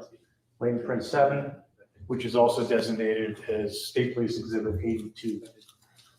Here, LP 8, latent print 8, State Police Exhibit 83. Did you go anywhere else in the house and conduct this process? Yes. Where? The kitchen of the residence. And with respect to the mudroom door, is this the side going into the garage or the side going into the kitchen? So this is what we designated as the exterior side. So this is the garage side of that mudroom door. Picture 3, do you recognize what's depicted in this photograph? Yes, this is the area around the inside face of the mudroom door. You can see down here where I had removed the doorknob. So this is one of the casings. You see LP1, late print 1, exhibit 73. Above that, latent print 2, exhibit 74. And down on the wall, exhibit 75, which is latent print 3. The blue writing, is that actually on the wall? Yes, I did that with a grease pencil or China marker. Why would you do that? That designates which one I'm actually looking at, or what the actual lift is. So, and it just depends on the amount of detail in that print. So in a photograph, if I just put up a scale, I don't know which one of these is the exhibit. That's why we circle it with the China marker, and the arrow just orients the print. And then sometimes that gets picked up on the lifter itself. So it's more for the examiner. Did you search for latent prints in the kitchen area? Yes, I did. Where? Mainly around the kitchen island, or where I found those other exhibits. Show you what's been marked as picture 4. Do you recognize what's depicted in this photograph? Yes, that's the inside of one of the cabinet doors. And if you can, that same blue writing is on there. If you could explain that, please. Correct. That's I marked out the print in blue China marker and designated it as latent print 4, exhibit 76. Show you what's been marked as states 5. What does this photograph depict, sir? That is on one of the entry doors. May I refer my report to? If it would refresh your recollection, please.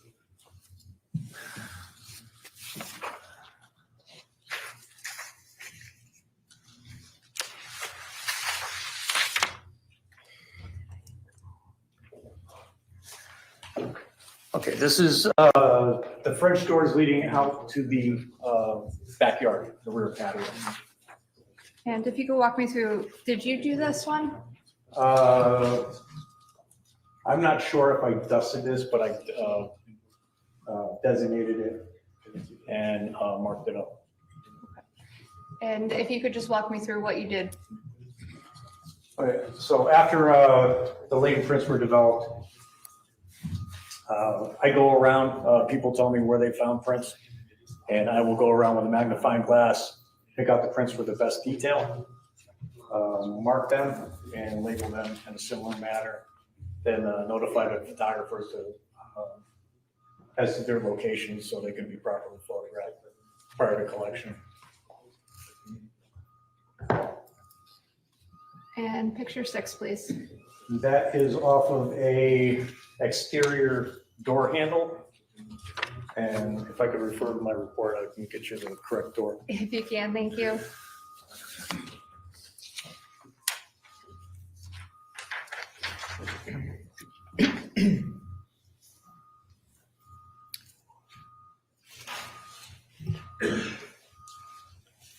Okay, that's the same set of French doors that we took prints off of in the previous photograph. And this is one of the exterior handles. And you can see the latent print here. I remember developing this, and then I went ahead and marked it as Exhibit 80, latent print number 6. Thank you, sir. You could have a seat. Now, I asked you previously about the Chevy Suburban. If you can, just briefly, and did you have an opportunity to process the Chevy Suburban at a later date? Yes, What day was that? it was the 28th of May in 2019. Where were you located? At the New Canaan Police Department, the vehicle was located in their Sally Port. And who was with you during that processing? It was Sergeant Joe Duva was our supervisor. It's myself, Detective McGavin, I believe Detective Pearson, Detective Keppel. And if I can, sir, I'm going to draw your attention just to take a look behind you. This is under States 9, File 14. Picture 1. You recognize that, sir? Yes, that's the Chevy Suburban prior to our start of processing. Picture 2. That's the rear of the Chevy Suburban. Picture 3. That's a view of one of the running boards of the Chevy Suburban. And if I can scroll in a little bit. Sir, what is depicted in the white marker and the, I guess, pink arrow as well? Right, so that's a blood-like stain we found just above one of the running boards. It was designated, tested, and swabbed and collected in the same manner as we did in the house. And with respect to the results The test results were positive. and the swabbing, did you conduct that in the same process as you did the 2 swabs? and Yes, 2 every- swabs, same collection. Now, were you wearing gloves and protective gear in the course of processing the vehicle? Yes, just gloves. By the way, what was your assignment with respect to May 28th processing the vehicle? I still maintained a position of evidence collection officer for this.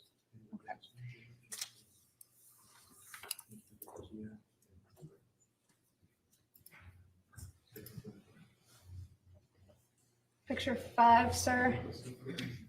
That is a blood-like stain pattern found on the lower edge of one of the doors.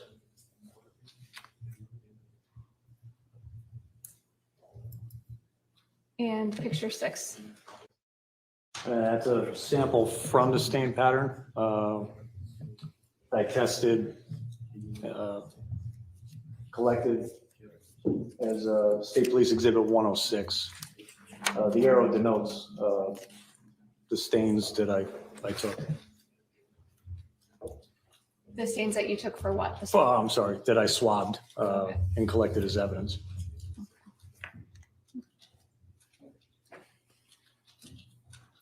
State 7. Again, those are additional stain patterns found on the door of the Suburban. And States 8. And that's another blood-like stain pattern. And same questions, same. It was tested, collected, and marked in a similar fashion, collected with the 2 swabs. States 9. That's the blood-like stain that I first saw on the bumper on Lapham Road. And again, I tested it, collected it, and marked it as State Police Exhibit 105. And the test results were positive. States 10. That is blood-like stains that were found on the steering wheel of the Chevy Suburban. And same question, sir. Did you? Same collection method. It was tested. Test results were positive. It was swabbed and collected as State Police Exhibit 118. Were there also any swabbings done further of the inside of the vehicle? Yes. Where? I do believe we did DNA swabs of the various parts of inside of the vehicle in an attempt to collect DNA. So we choose these areas based upon the areas that people touch when they're driving. So the insides of doors, steering wheels, top and bottom, gear shift, areas such as that.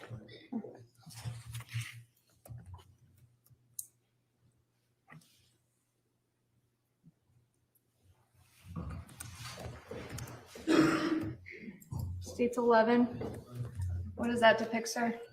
That's the rear cargo area of the Chevy Suburban. The adhesive scales and the pink arrows denote areas where blood-like staining was found. Specifically, I'm going to ask you about states 12. What is that? That is an area of blood-like staining. It's hard to see with the dark carpet. And that was found in the rear cargo area. It was tested, collected and seized in the same manner as all the other swabbings of blood-like stains. It was denoted as State Police Exhibit 121. And the test results? Test results were positive. And one more, sir. What is that? That's a blood-like stain found on, I believe it's the driver's side wall of the rear cargo area. This also field tested positive for blood and was swabbed and collected as exhibit, State Police Exhibit 120. Your Honor, with respect to the next few photographs the state intends to introduce, I know the court's ruling previously, but if I would, perhaps now would be a time to excuse the jury for a few minutes, or the state can go into it. Well, the court would not expect 10 minutes worth of argument. No, sir. So, ladies and gentlemen, we will excuse you for a brief period. There will be some discussion of the next exhibit. And so we ask that you retire to the deliberation room and please do not discuss the case.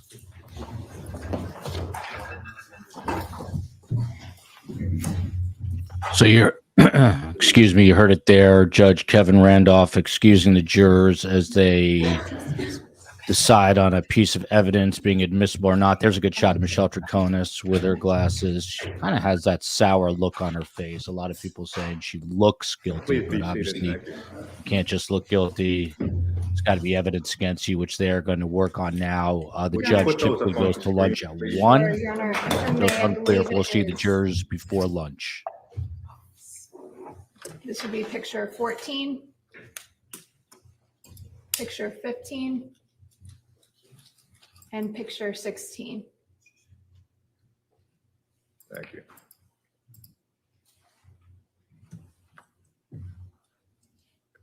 Easiest way for the court to probably do this is just a If I may, brief offer of proof as to how these exhibits are going to be explained. if I may, Your Honor, may I just Yes. inquire of Detective Yes. Riley? Thank you. Detective Riley, I'm going to have you draw your attention to photograph 14 behind you. What does that depict, please? That's a photo of the rear cargo area. It's a time exposure. So the photo's taken over a longer period of time after the application of a chemical called Luminol. Okay, a couple questions about what you just said, okay? With respect to the content of the photograph, you said rear cargo area, is that of the Chevy Suburban? Correct. Okay, now with the, were you present when this happened? Yes. Okay, you used the word luminol, what does that mean? It's a chemical that we use to detect latent blood, that is blood that's not readily seen. We use it as a search tool. It's not we don't use it as a presumptive.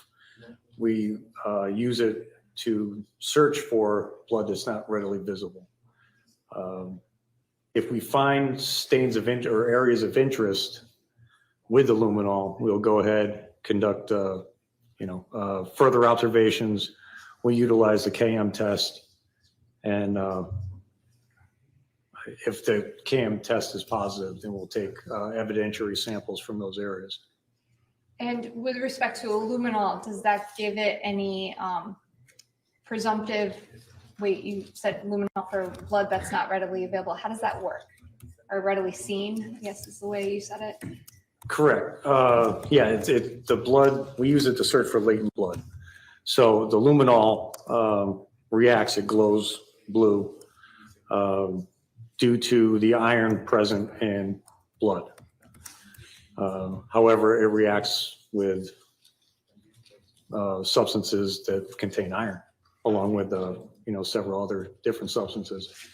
What we do is once we mix up a batch of luminol that we're going to use on scene, we'll apply it to our known blood sources, the horse blood, the pig blood, and see how that reacts, and then we'll use it on an area of interest and see if we see any similar reaction. So is it really the detection of iron? Is that what luminol is looking for? Well, that's what luminol reacts to in blood. Okay. And with respect to the fact, well, strike that if I can. You said you mix it up on scene. Yes. Walk me through that process. So we get our luminol from a forensic supply house. It comes with a solvent, a bottle of solvent, and the luminol comes in powder form. We follow the instructions, we mix them together, we attach a spray head, and then we'll apply it to a surface. Is this something that you're trained in? Yes. I remember one class where we did use luminol. And is this a tool that you have utilized in the course of your career at the Connecticut State Police? Yes. About how often? Not a lot. I would say I've probably applied luminol 15 to 20 times. And with respect to the photograph exposure process, how does that work? So we'll set a camera up on a tripod so it's steady.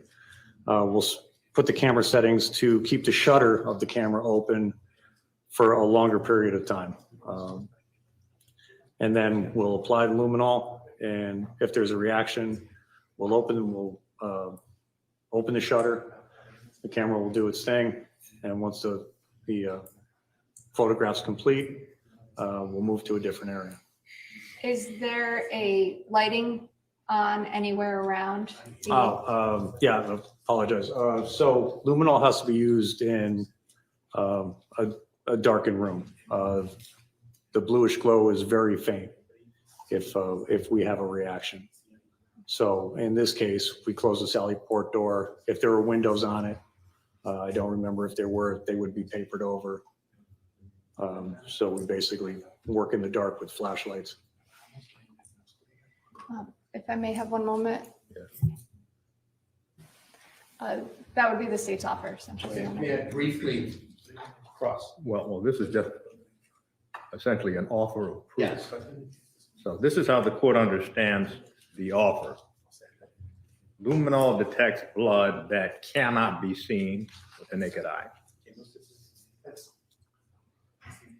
However, it detects, and the court is not certain that this was the testimony, it detects any substance that contained iron.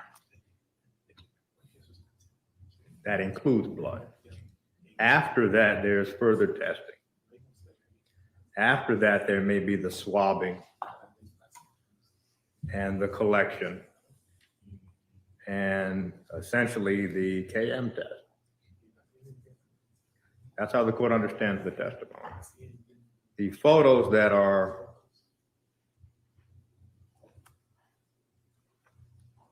viewed at this time are time-lapse photos. In other words, this isn't a snapshot, as the court understands it.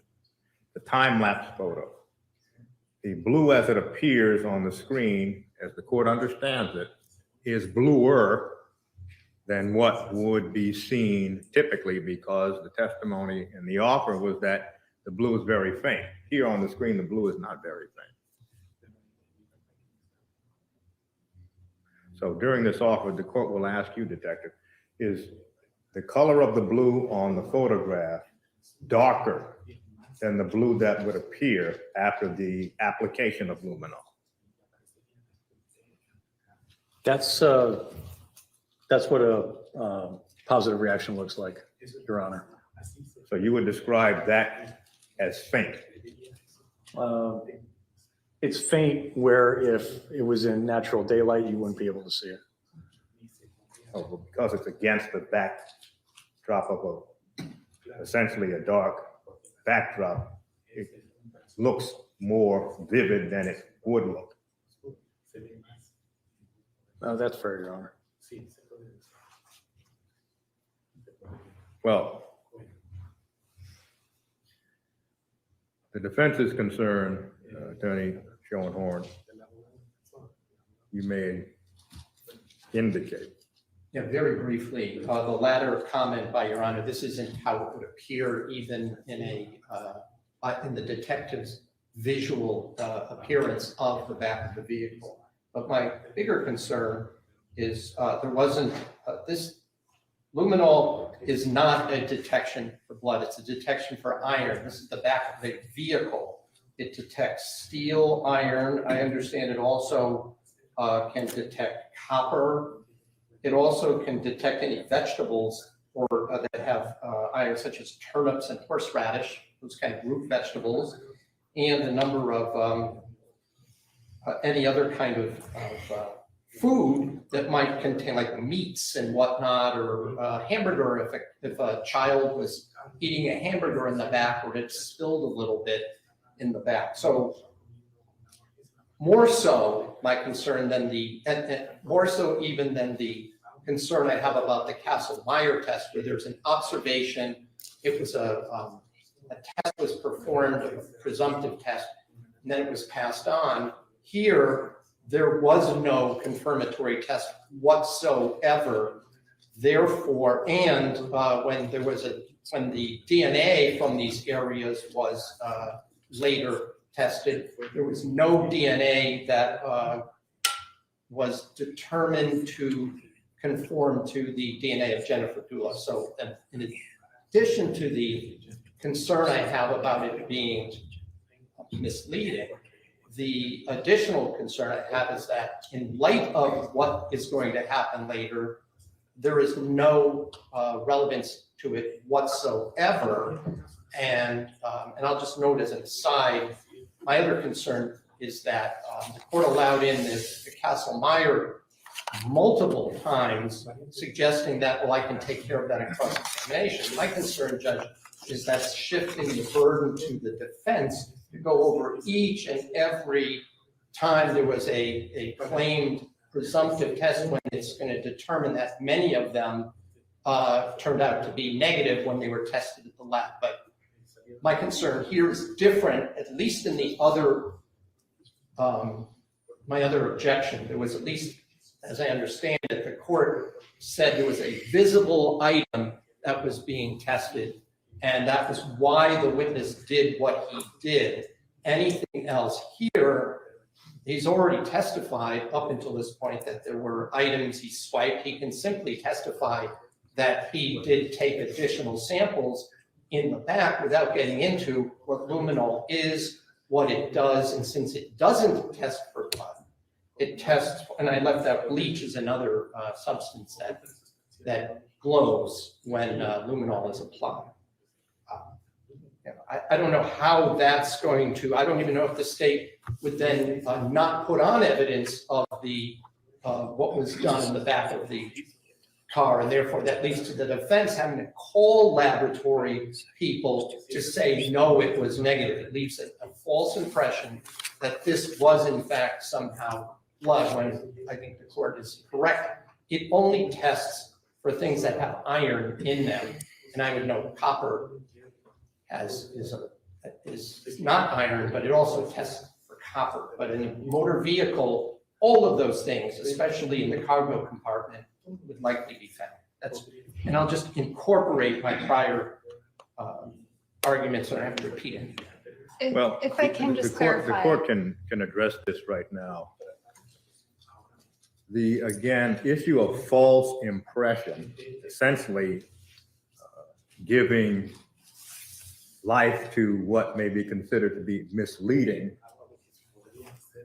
is not evident here. Not only is the luminol application far from conclusive, it is not even at the level of presumptive. It detects many more things than blood. It detects iron. Then there's further testing to get it up to the point of even being presumptive. So the court sees no danger for unfair prejudice or misleading evidence. The court is going to allow the evidence.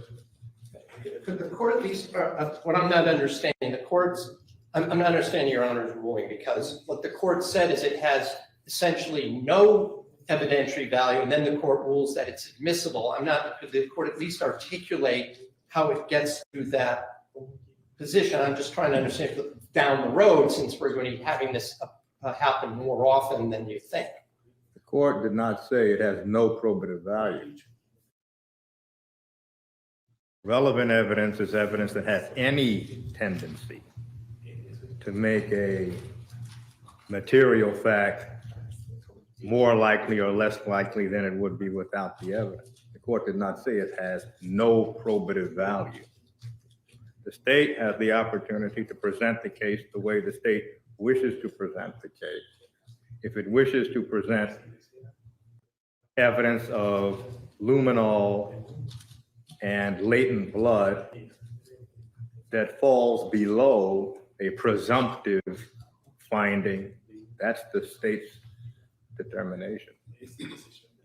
I'll just ask the court to note my strong exception, since I'll just remind the court that State versus Moody said that luminol has no probative value. So the fact that the court says it does, I don't know where to go with that other than to just enter my strong objection. We can bring the jury back. Defense loses that argument. It was over luminol, which is used to look at blood under blue light. And here comes the jury, and there's Michelle Troconis. Just prior to the jury coming out, Your Honor, those 3 photographs are still ID only. May I just inquire, are they moved to be full exhibit at this time? You can see Michelle Troconis has earbuds in. That's for an interpreter off her cell phone, I believe, despite the fact that she speaks English very well. We've heard her talk in the police interviews, but the jurors are coming back in, presumably for about 15 more minutes. The judge likes to take lunch at Counsel 1 stipulate o'clock. for the presence of all of the jurors. Yes, Your Honor. Thank you. Do you wish to make your offer of those exhibits? Yes, Your Honor, I would. This would be States 9, file 14. The offer involves photographs 14, 15, and 16. And objection, Attorney Schornhorn. I stated my objection. Thank you. Overruled. Which numbers are they, please? They are States 9, file 14, numbered photographs 14, 15, and 16. States 9, file 14, photographs 14, 15, and 16 admitted as full exhibits. Thank you. Sir, if I can, I'm going to draw your attention here.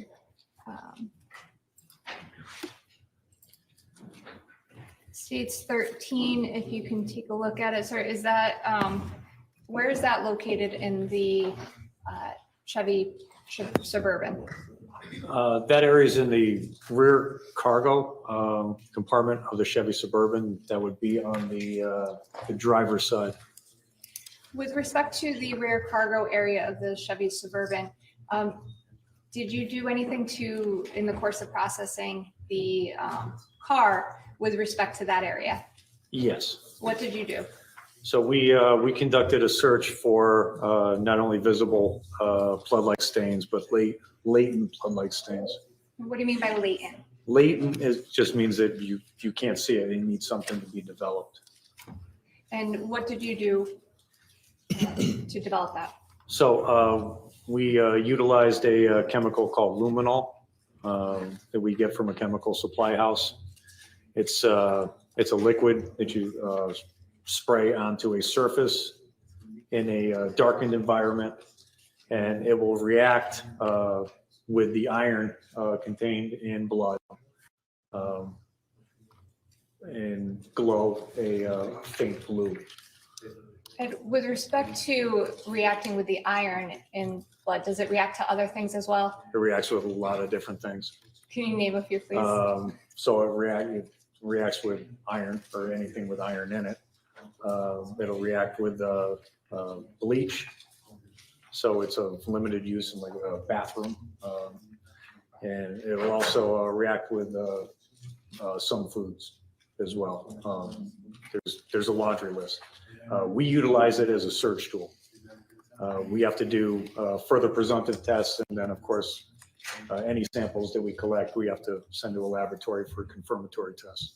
And just for the record, the photograph 13 behind you, was that KM tested as well? That exhibit was KM tested. Okay. And seized as exhibit, what exhibit number did you see? State Police Exhibit 120. And with respect to the pink arrow, what does that depict? That's the area where I took those evidentiary swabs from. Now I'm going to show you what's been marked as states 14. What does that depict, sir? That is a time exposure of our application of luminol. Well, Oh, I'm sorry. Of This what? is, sorry. This is the rear cargo area of the Chevy Suburban. While it was still parked in the Sally Port, we closed the doors, we make it a darkened environment. And, we sprayed the luminol throughout the rear cargo area. It took several time exposures. where do you get the luminol from? We get it from a forensic supply house. And how do you, apply the luminol? So it comes, the kit that we get from the chemical supply house comes with a bottle of solvent, and then luminol comes in powder form. We mix those two together. We attach a spray head, and then we do a test on our known blood samples, our either pig blood or horse blood, and see what kind of reaction we get.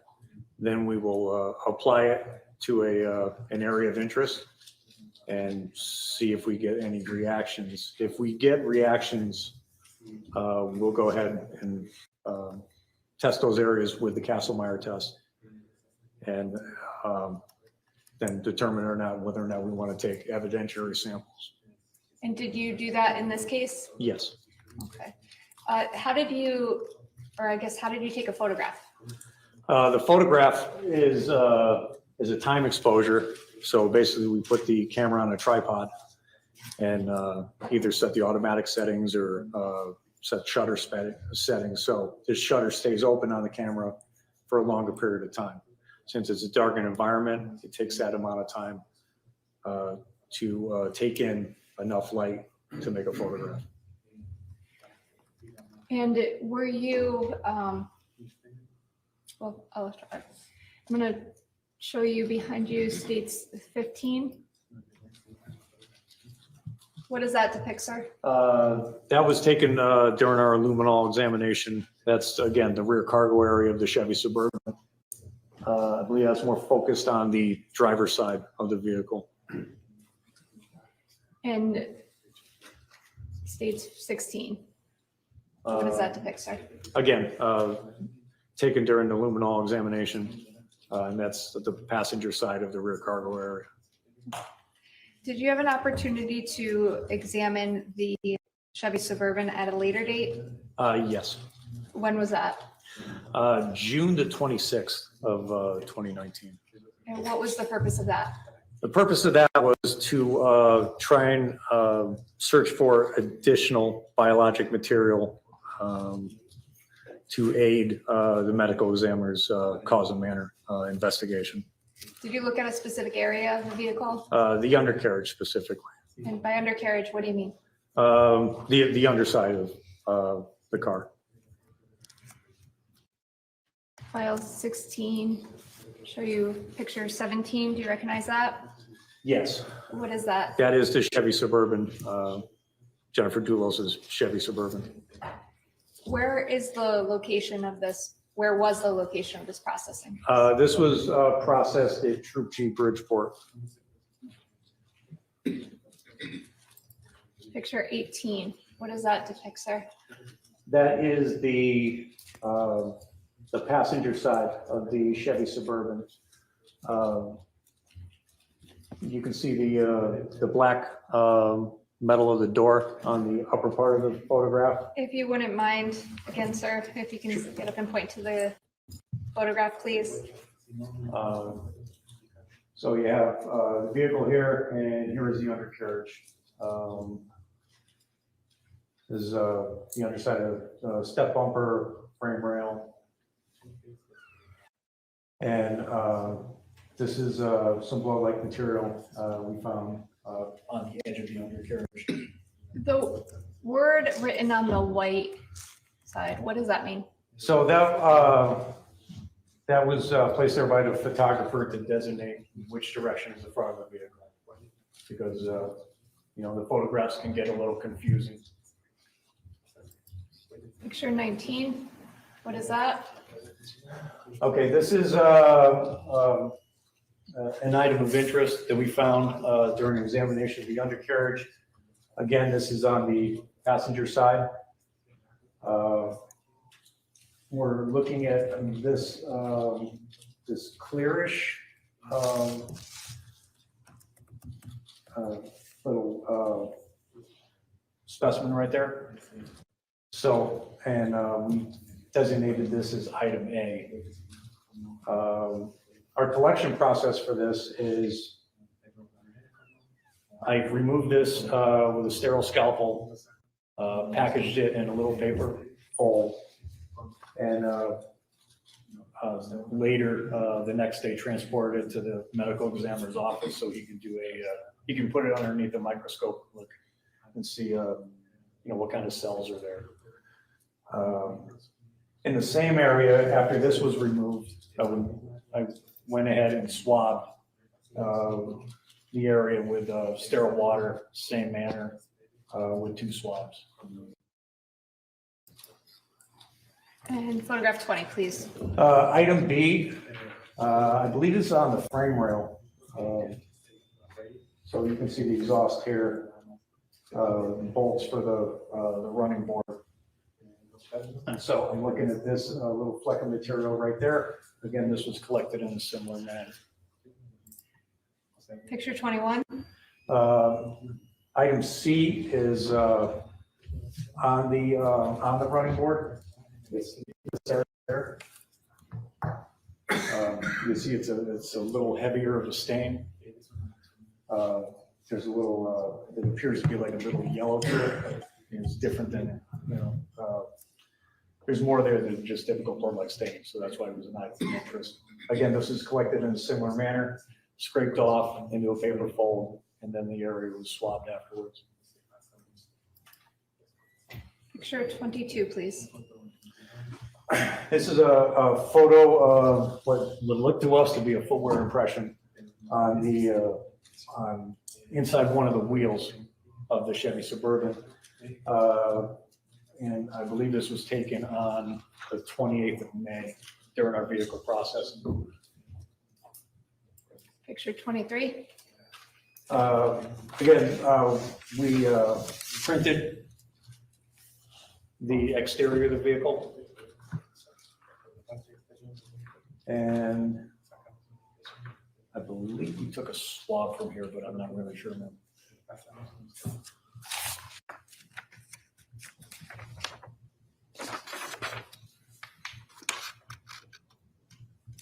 Would it refresh your recollection to take a look at your exhibit report? Yes.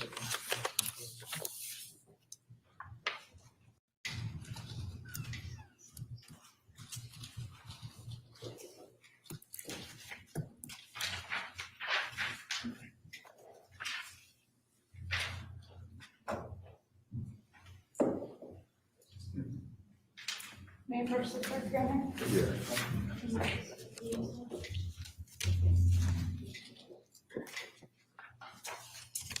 So I'm going to show you what's been marked as ID, states 12.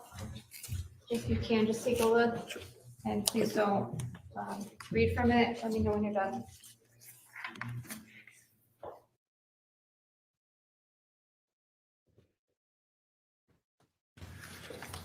Did that refresh your recollection, sir, Yes. as to if there was a swap done of that photo, what's depicted in that photograph? Yeah, so this is the exterior side of the vehicle's tailgate. I believe this is the bottom edge right here. And during our examination of, you can see the application fingerprint powders. All right, so there's not a lot of, there's absolutely no ridge detail here whatsoever. However, it was handled, so we swabbed it. I took 2 swabs that were moistened with sterile water, swabbed this area, and then collected it, designated it as State Police Exhibit 113. In picture 24, sir. This was taken during a latent print exam of the exterior of the vehicle. Again, we're running sequentially with latent print numbers, so this is latent print 11, State Police Exhibit 114. And again, I designated it with blue China mark, arrow for orientation. And picture 25.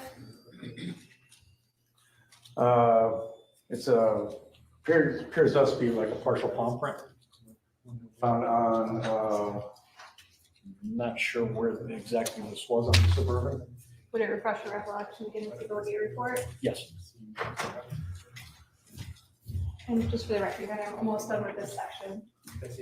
And one more question after this. Well, it's the answer, the length of the answer that concerns the court. So the court is going to conclude for the lunch recess after this photograph. Thank you. This is this was developed on the rear edge of the right front door. Judges always have lunch on their mind. It's coming up soon. Kind of near the window, okay? And so, again, designated as latent print number 12, Exhibit 115, marked and lifted in the same manner. Thank you. Okay, thank you. Ladies and gentlemen, we approach our lunch and recess. We plan to resume at 2 o'clock. Please do not discuss the case. Thank you.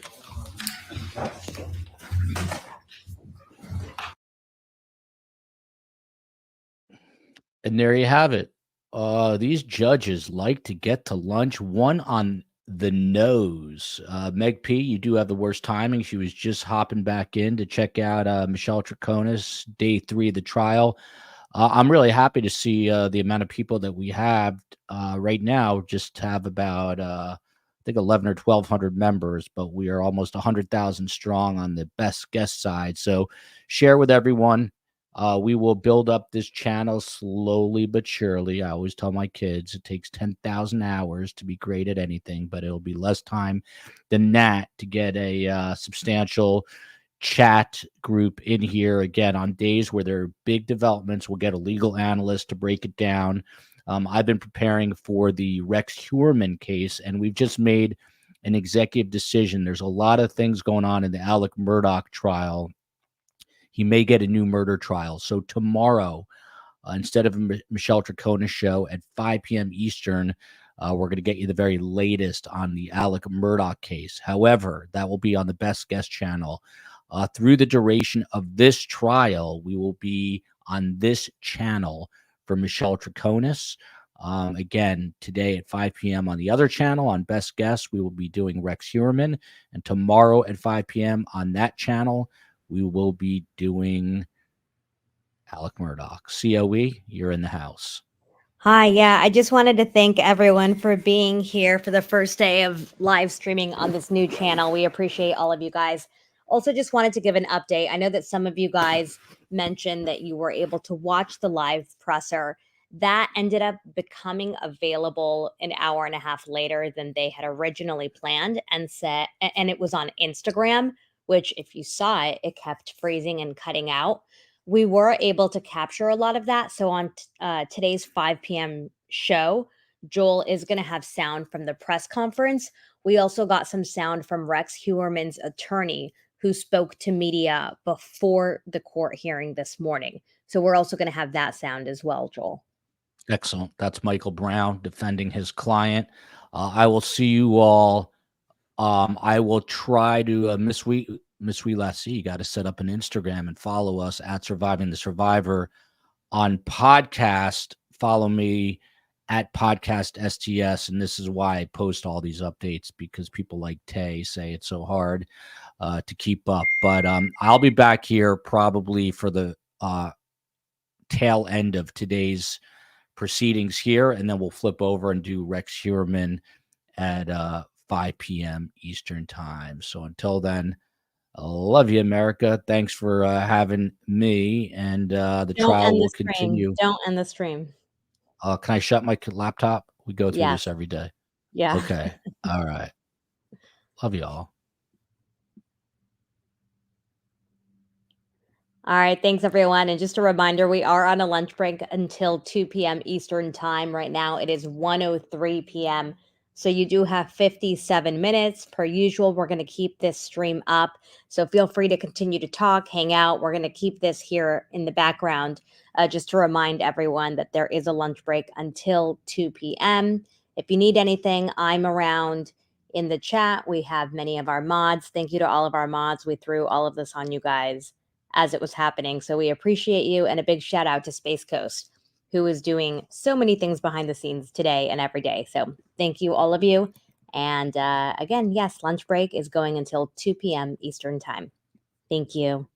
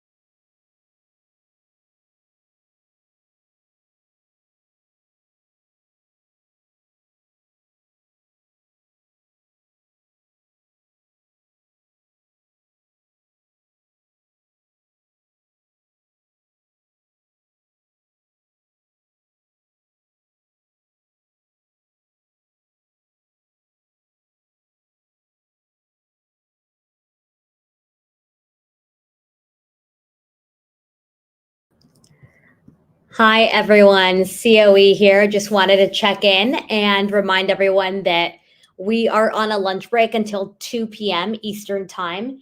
It's 1:45 right now, so we're 15 minutes out from coming back from the break. I'm seeing some comments here. I'm just catching up. For full disclosure, I have a little one at home with a 102-degree fever, so apologies if I'm a little delayed today. Okay, yeah, so I'm just catching up here on all of your comments. Please share this link with your STS Nation friends or any friends that watch trials or true crime or anything on YouTube. For some reason, I know some people have said it's hard to find this new channel when you try to type it in. I think that's why for now it's helpful to just share it. We're going to continue to promote it and share it. And I know in general, some people were confused about why we have two channels. I feel like the 272 people that are here are like diehard STS Nation members. So I'm probably preaching to the choir, but I'll explain anyway, just in case we have some new people that are joining us. So our main channel, which is like the STS channel, is going to continue to have all of our regular programming. And if we do any of our regular programming, any of our live shows, any of that, you'll still be able to find that. The reason we created this was for days like today, where we have a court hearing or a live show happening at the same time that we want to be able to air a trial all day. And as we have other big trials and cases that come up on the dockets, we just wanted to be able to give people the option to tune into a live show or to watch a quick hearing or watch the trial that you've been watching for X amount of days or weeks. So we are trying to multitask and we are trying to create different platforms for different people. And so hopefully once this grows, it'll, more people will be here and we'll know that if there's a trial, they can come here. We could, if we needed to, let's say we had two big trials going on at the same time, we could split it and do one here and one on the STS channel. But again, for now, we're going to be over communicating and trying to let you guys know which shows we have where in terms of like the live trial coverage. Any of our regular live shows will always be on the STS channel. And I'm not sure what Joel promoted today, but we're also going to try to continue to post on Instagram and Twitter and let you guys know. And then I will be better about posting on the YouTube community page as well as our Patreon page for those of you that are Patreon members. So, and like today, we kept the other link up. That way, if you went to that link, we had links telling you to come here. So we're going to try to over communicate and hopefully make it pretty obvious. I know a lot of people don't know about this channel. So right now it's probably just a whole transitional phase of trying to figure it out. As far as people commenting on this trial, it definitely has been a slow trial and very tedious. They've been, going into all the minutia of the cases, and the attorneys have, in my opinion, really slowed down the process by asking so many questions and taking so many sidebars that I feel like in many trials we don't usually see. But we are going to be staying on this case. It obviously is a very important case. If you're not familiar with it, the victim here is a 50-year-old mother of 5. She suddenly disappeared on May 19th. I'm sorry, on May 24th in 2019. And again, she disappeared that day. No one has ever seen her since. And she was recently declared murder. She's a mother of 5 young kids who now, a few years later, have no mother and no father. So this is obviously, a very tragic case, as are most of the cases, unfortunately, that we cover.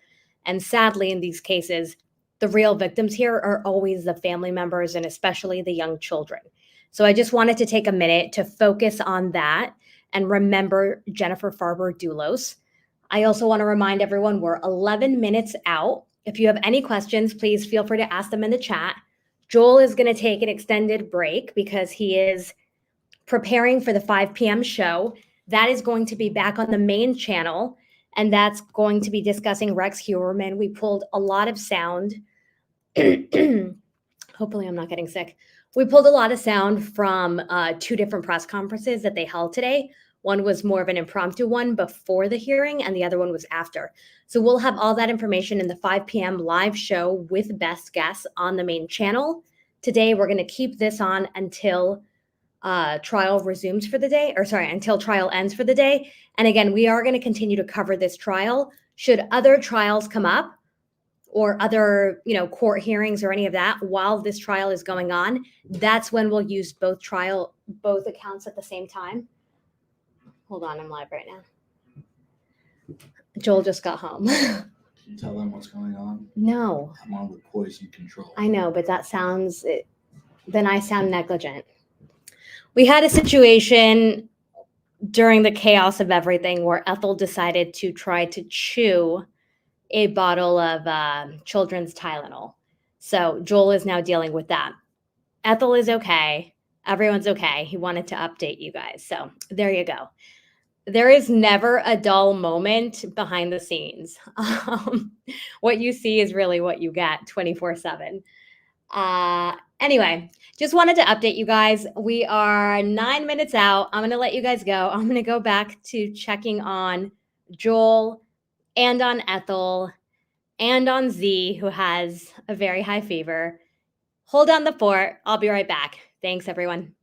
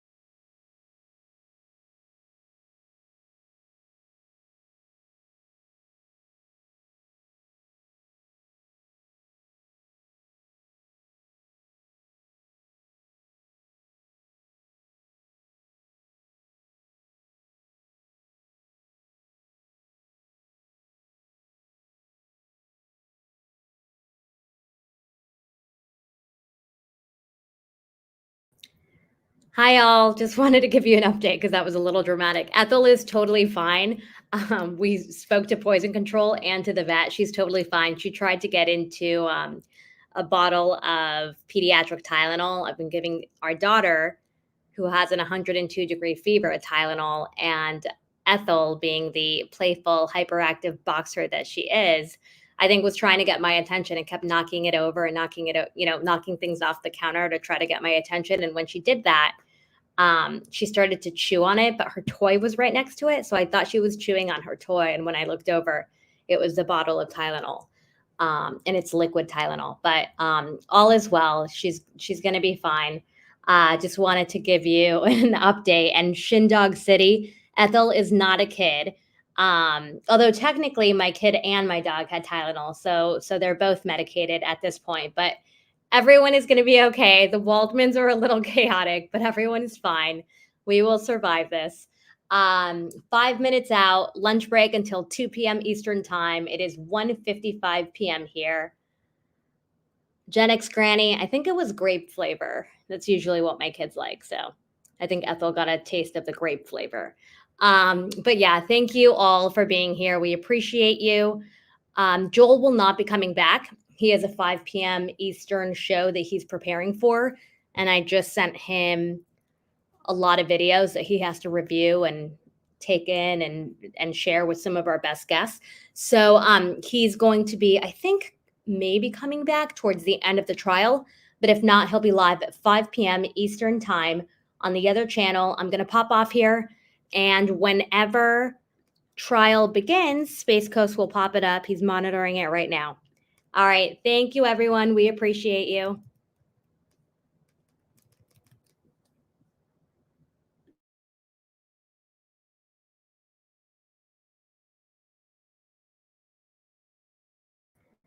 Oh, and one last final note in case I forget. My kids are getting home in an hour and a half, so it's going to be really chaotic soon.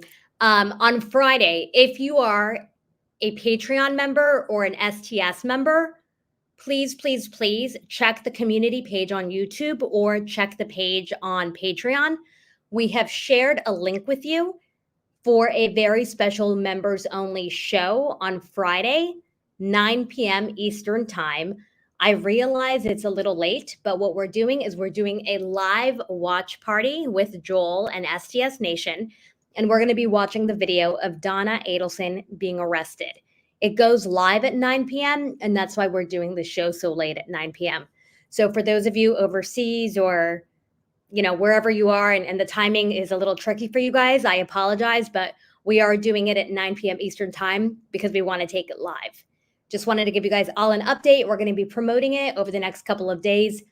We may or may not also have a very big show that you don't want to miss on Thursday. We're trying to confirm all the details.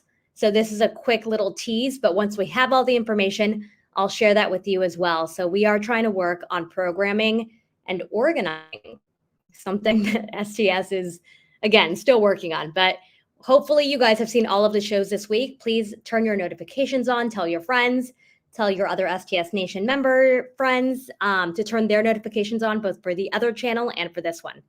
All right, guys, we're getting back to the trial soon. Thank you so much. And please hit the like button if you haven't already. Thank you.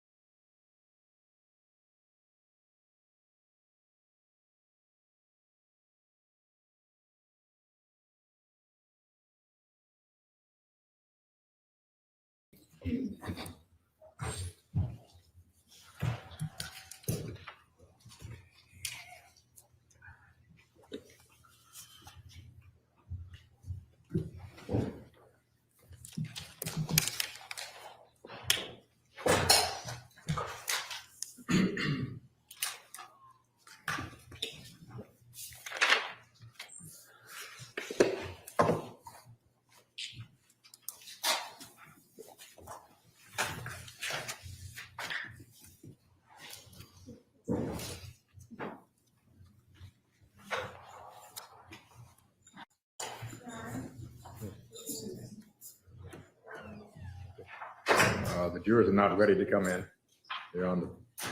They're coming out of the jury assembly room. So we will just take a brief recess.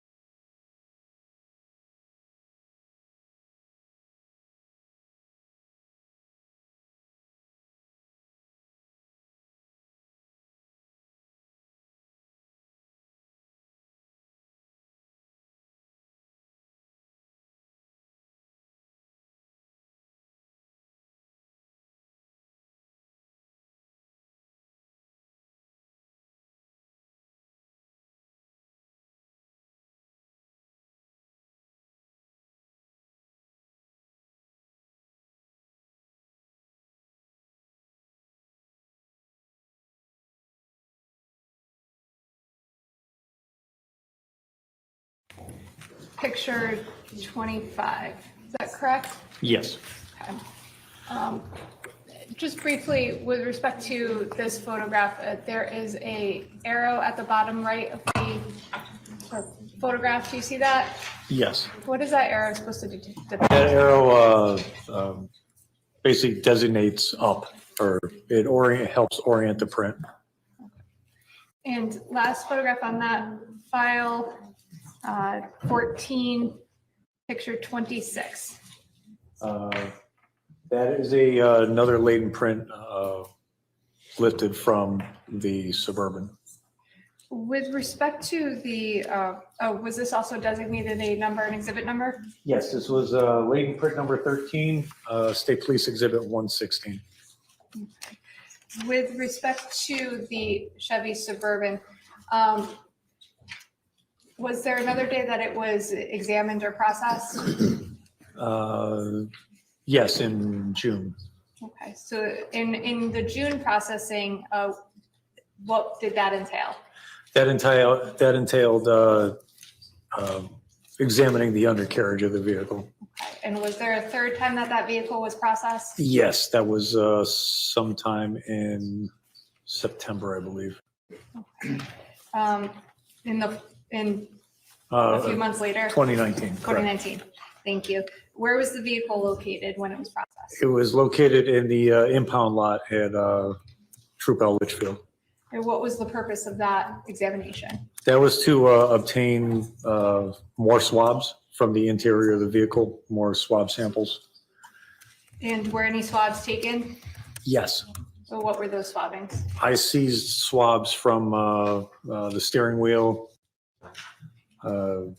gear shift, I believe seat adjustment controls, things like that.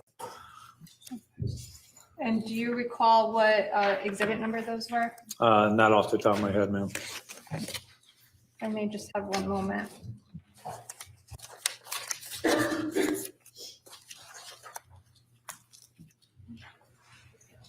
Don't have the box up here. Never mind. I may just have one moment, Your Honor.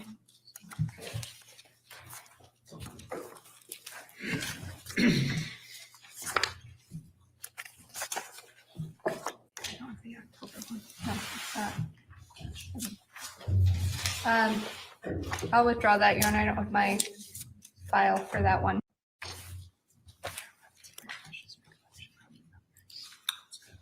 May I just have a moment? Yes. I don't want.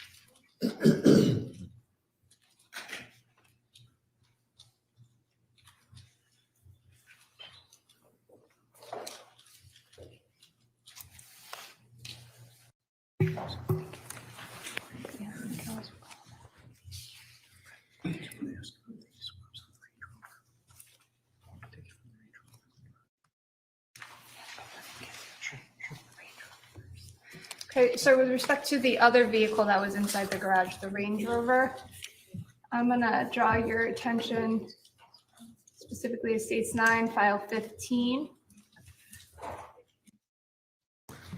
If you can, take a look behind you, sir. What does that vehicle depict, please? Or I'm sorry, what does that picture depict? That's the front of the Range Rover that was parked in the garage at 69 Wells.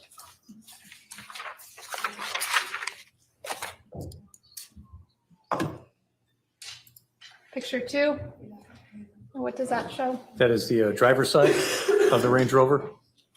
And I'm gonna draw your attention actually down to and scroll in to the here where there's a pink sticky and a marking. It's a little blurry, but can you see what that depicts, sir?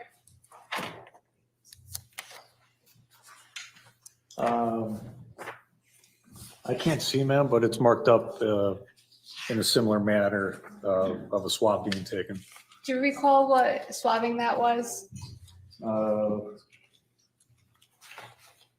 I take a closer look at the screen? Yes, and would it also refresh your recollection and take a look at your report? That would be better. If I may just approach the clerk, Your Honor. Yes.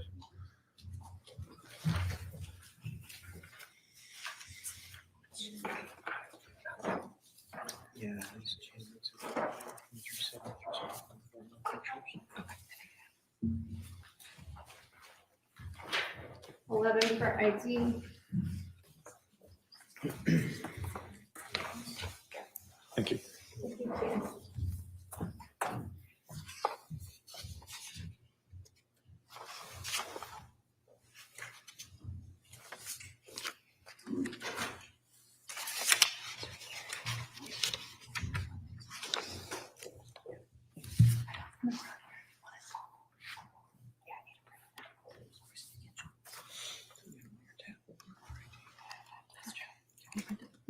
Thank you.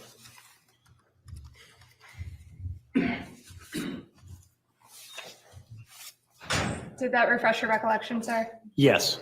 If you wouldn't mind, if you wouldn't mind getting up and pointing to the screen again, I apologize. And could you please identify, if you could, to your knowledge and recollection, what markings those are? Yes, that is Exhibit 61 is on the front door. And 62 is on the rear door. And with respect to those exhibits, did you swab them? Yes, they were field tested, swabbed and collected in the same manner as the other stains in the garage. And was that 2 swabs? 2 swabs for the evidentiary collection. And CAM, the result? CAM was positive. State picture 3. What is that, sir? That is another blood-like stain found on the Range Rover. As far as location, I would have to refer to my report. If you could, sir, please.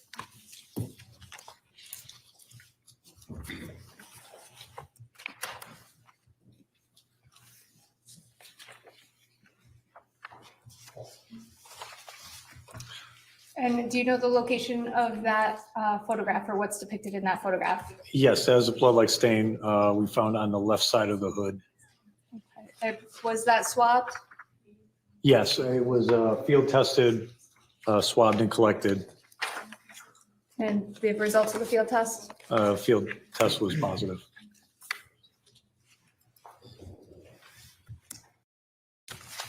Sir, picture 4 out of file 15, I believe. What does that picture depict, sir? So that's the Exhibit 61 I spoke about before on the front door of the, left front door of the Range Rover. And you can see the apparent spatter pattern that the stain was collected out of. And same questions with respect to the seizing of it as an exhibit, please. Yeah, so that was field tested. It was field tested positive, and then it was collected in the usual manner. And that's 2 swabbings? 2 swabbings, correct. Thank you. Picture 5? That's a blood-like stain found on the left rear door of the Range Rover.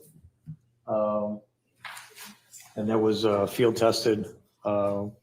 It was KM positive, and that was collected with 2 swabs, similar to all the others. And when you say rear door, which side of the vehicle? That was driver's side, left side. Picture 6? Picture 6 is the left front corner of the bumper of the Range Rover. State Police Exhibit 60 was a swabbing, or 2 swabbings collected from that stain that the arrow was pointing to. And Exhibit 69 is a sample of the blood-like stain that was found below it.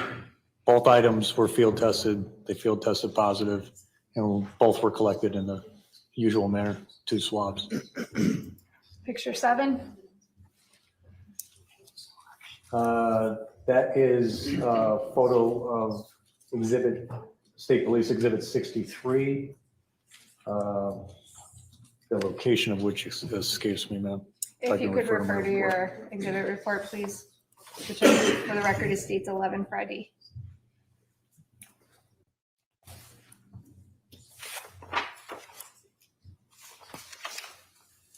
Okay, that stain is on the left rear fender of the Range Rover. It was also field tested positive with the KM test and was collected with 2 swabs in the usual manner. Picture 8.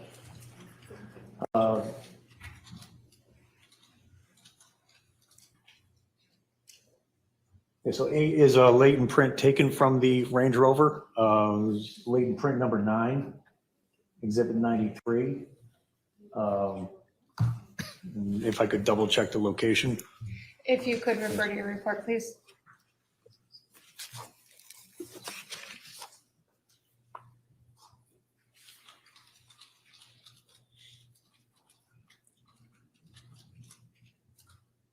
And latent print number 9 was lifted from the front fender. And just with respect to the latent print number 9, can you just walk us through the process of taking the print off of the vehicle? So this print, again, once it was developed and marked, photographed, we would take adhesive acetate, something clear. Probably in this case, I used a gelatin lifter. Again, it's a thin layer of gelatin on top of a rubber backing. It kind of molds better to the curves of the car. Picture 9. That is a photo of exhibit 58, which was a sampling of the blood-like stains found on the grill. And if you could just head up to the screen, I have a few questions with this. Now, with respect to exhibit 58, what did you designate 58 as? It was these blood-like stains here. And did you do any testing or anything on those stains? I field tested these with the KM test, which was a positive test. Okay. Actually, if you could, what about up here, one above, I'll start with the one above the V. I believe those scales were placed there to document the apparent spatter found up here, probably placed there by the photographers. Did you take any samples or swabbings, I should say, for anything above the rover, the words No, rover? because they're not marked as an exhibit. Picture 10. So with respect to the, right above the, I guess, the measurement marking or the label, the exhibit 58, was that the area that was swabbed? Or that you're designated as exhibit 58, or is it, my other question is it above the grill? Is it separated, or did you include that as the entire, any of the blood spatter? I'm sorry, can I refer to my exhibit report? If you can.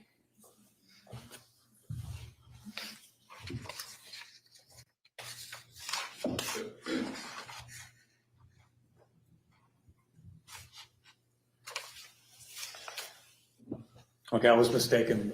This wasn't a blood swab. We were treating this this apparent impression or print and blood-like material that we found on the grill. We photographed this in the usual manner, in a manner similar to the way we did the prints on the floor. So these were photographed, and then later the photographs were designated as exhibit 58. So just to be clear, there was not swabbed in this? I did not swab this. Okay, and it was not tested, or it was tested? I believe, Objection. I'm just asking to Well, clarify, Your Honor. The question is, was this swabbed or was it not swabbed? And the response was going to be, I believe. Well, there can be a follow-up question. Court will overrule the objection. I can't say for sure. And with respect to any testing on it, do you recall if there was any testing on exhibit 58? Nothing beyond photography. We on to photograph 11. What does this depict? That is more blood-like stains on the grill of the Range Rover. And picture 12. That is another photo of the blood-like stains on the left rear door of the Range Rover. And what about this marking from, I guess, in the middle And of so, along the side of the car, you can see in this road grime here, salt, dirt, sand. You can kind of see it like a swipe mark through there.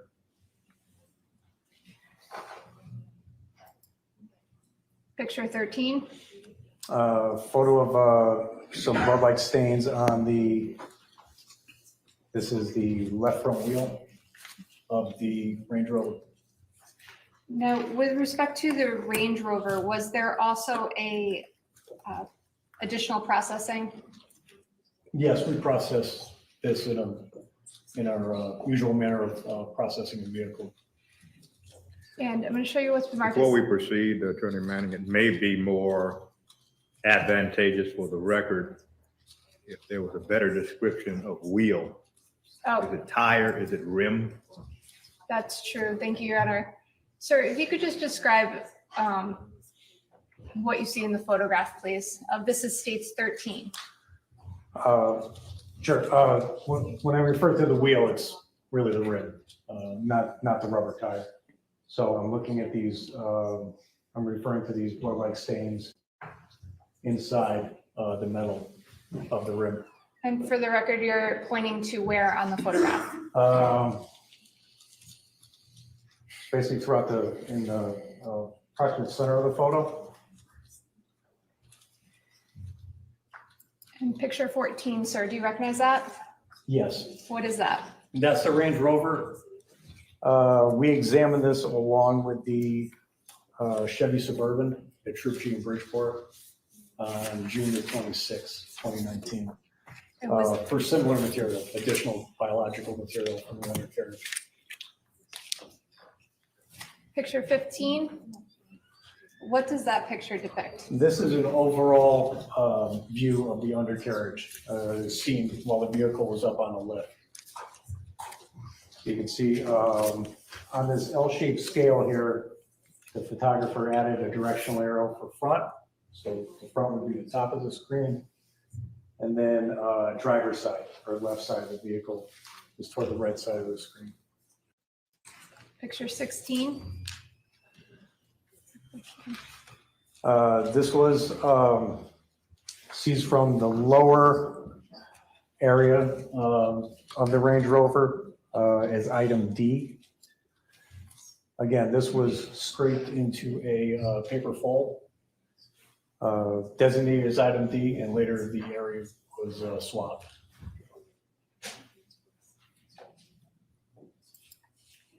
And item E. I'm sorry. Picture 17, with respect to item E on picture 17. Yes, this is What is on that? the left side of the Range Rover. Again, kind of around the rocker panel. So item E is designated by the arrow. This material was scraped into a paper fold, and later the area was swabbed. And picture 18, please. Again, just another photo of item E. Thank you, sir. You can sit down. I want to go back and ask you a few more questions about that October processing of the Chevy Suburban. Do you recall how many exhibits you took, if any, out of the car that day? Not off the top of my head, ma'am. If I can. Would it refresh your recollection as you go to your report? Yes.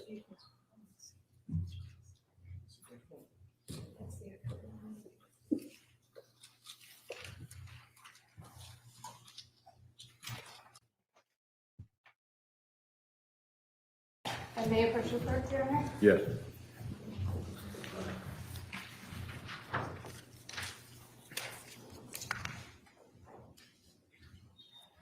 So I'm going to show you what's been marked as 13 for ID. Please take a minute and take a look at it. Please don't read it out loud.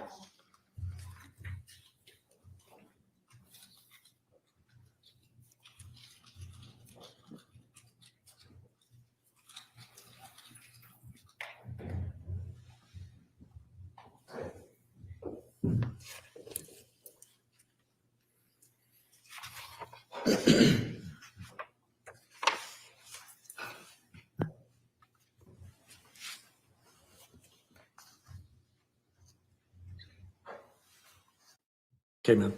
Okay. Did that refresh your recollection, sir? Yes. Okay. With respect to that processing, how many swabs were taken out of the car that day? There were 6 exhibits containing anywhere between 2 and 4 swabs. And what were some of the, for instance, do you recall exhibit 370? Yes. What was that swabbing of? That was a swabbing of the steering wheel. And that was complete with 4 swabs. And are you utilizing a report to refresh your recollection on this? Yes. Okay. Exhibit 371? 371, again, 4 swabbings from the steering wheel.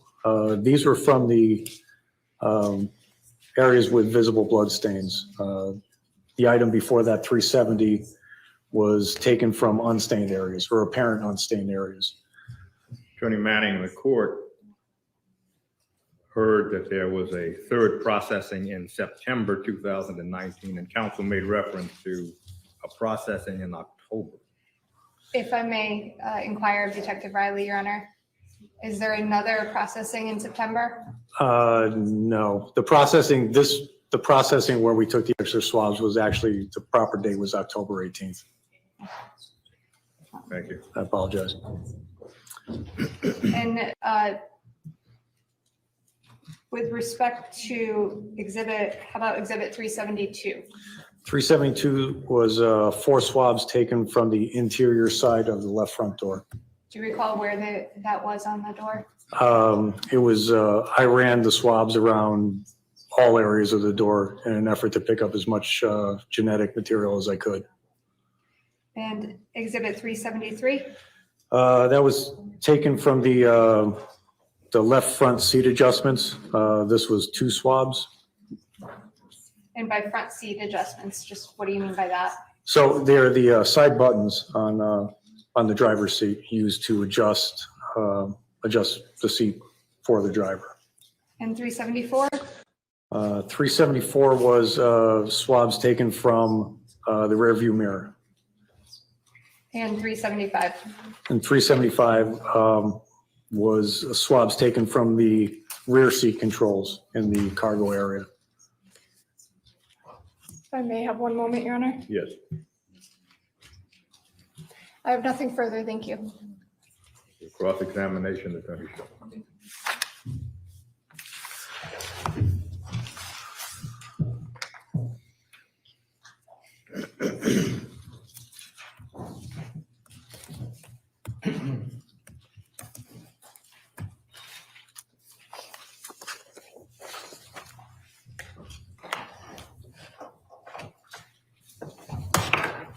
Good afternoon, Mr. Riley. You're retired, right?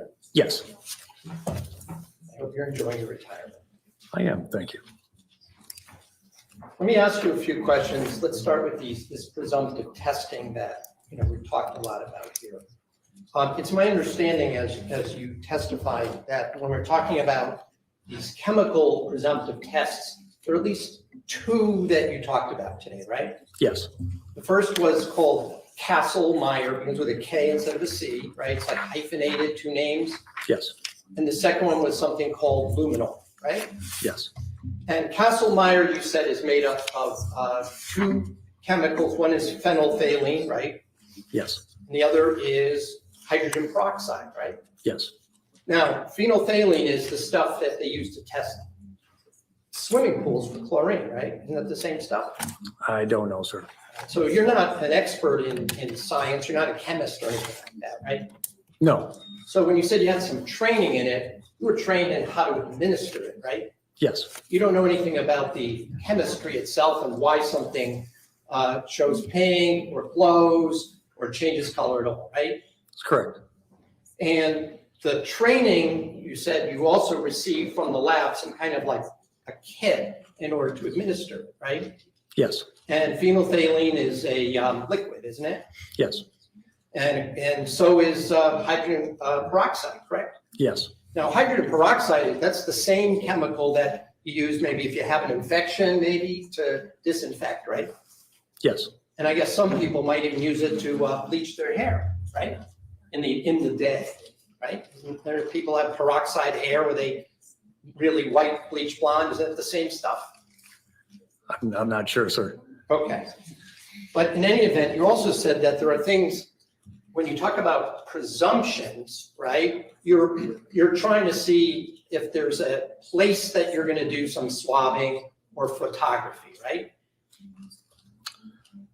For the Castlemeyer, Yeah. it's more, we do our searches visually. Okay, so you see something that looks like a stain, right? You maybe do a little chemical wipe with the KM, right? Or conduct the KM test, You correct? do a KM test, and if it comes back negative, do you still take a picture of it? Sometimes, So we saw a couple of those. You tested a stain on the floor of the garage, and it didn't even come up with a presumptive test, right? right.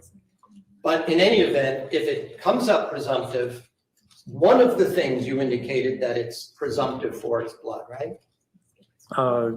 Well, the test, it's presumptive for blood. That's what I mean. The test is presumptive for blood by putting the two chemicals together with the sample, right?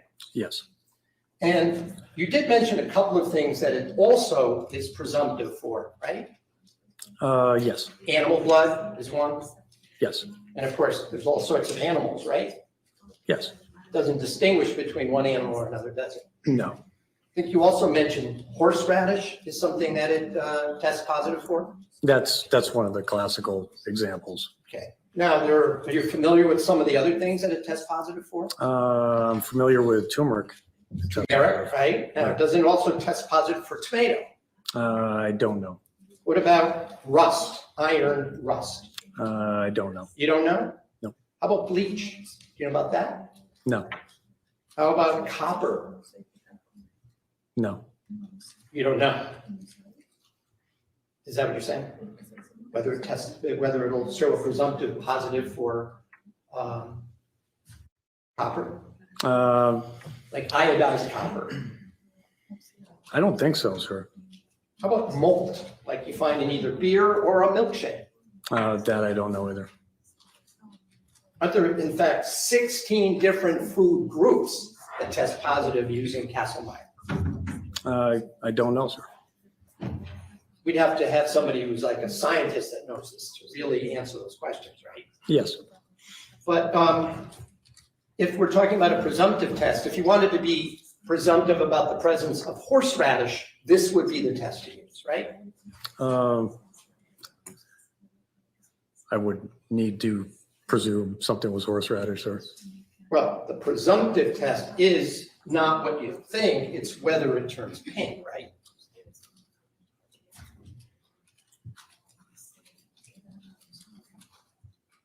Yeah, I'm not sure I'm following your question, sir. I mean, it does react in a positive manner with horseradish. So I'm saying if I wanted to presume that a stain on my kitchen cabinet was horseradish, I might use this test, right? If you really wanted to. Exactly. And so let's say a, I don't know, spilled hamburger, piece of hamburger juice, that would test positive, right? I don't know. I've never tried it on hamburger, sir. Well, hamburger is basically animal meat, right? Yeah, but I've never tried it on hamburgers. Fair enough. But it would also test positive for, I don't know, a cat, little blood from a cat, right? Oh, yes, animals, absolutely. Mice, right? There's a garage, right? If you had an injured mouse, yes. But you would also agree, would you not, that you would need a confirmatory test done by a lab to see whether the presumption or assumption turned out to be correct, right? Yes. And you know that in your, never mind this case, but in your experience, some of the things that you show a positive presumptive test turn out not to be blood at all, correct? I've never had that experience. Well, you don't do the actual testing, do you? No, I mean, when I learn of the results, I've never had that So experience. you don't know that in this case, that was in fact, several of these items turned out not to have any evidence of blood in it? Objection, Your Honor. Sustained. You didn't even test all of the spots that we just saw pictures of, did you? Me personally, no, Yeah. I didn't. Let me ask you a few questions about luminol. We saw some pictures in the back of the Suburban, right? Including a couple in the dark where you see this little purple glow, right? Blue glow, correct, sir. Blue, purple. Those were kind of like, with those photographs were taken with a time-lapse photography, right? Yes. So they appeared brighter than they might with the naked eye, correct? I can't say for sure, sir. And you use that in order just to choose where you might take another spot, right? Yes. Now, you said that luminol tests for the presence of iron, right? Yes. So you know that a car is made out of steel, or most of them are, right? Yes, it is. And steel is an iron alloy, is it not? It is.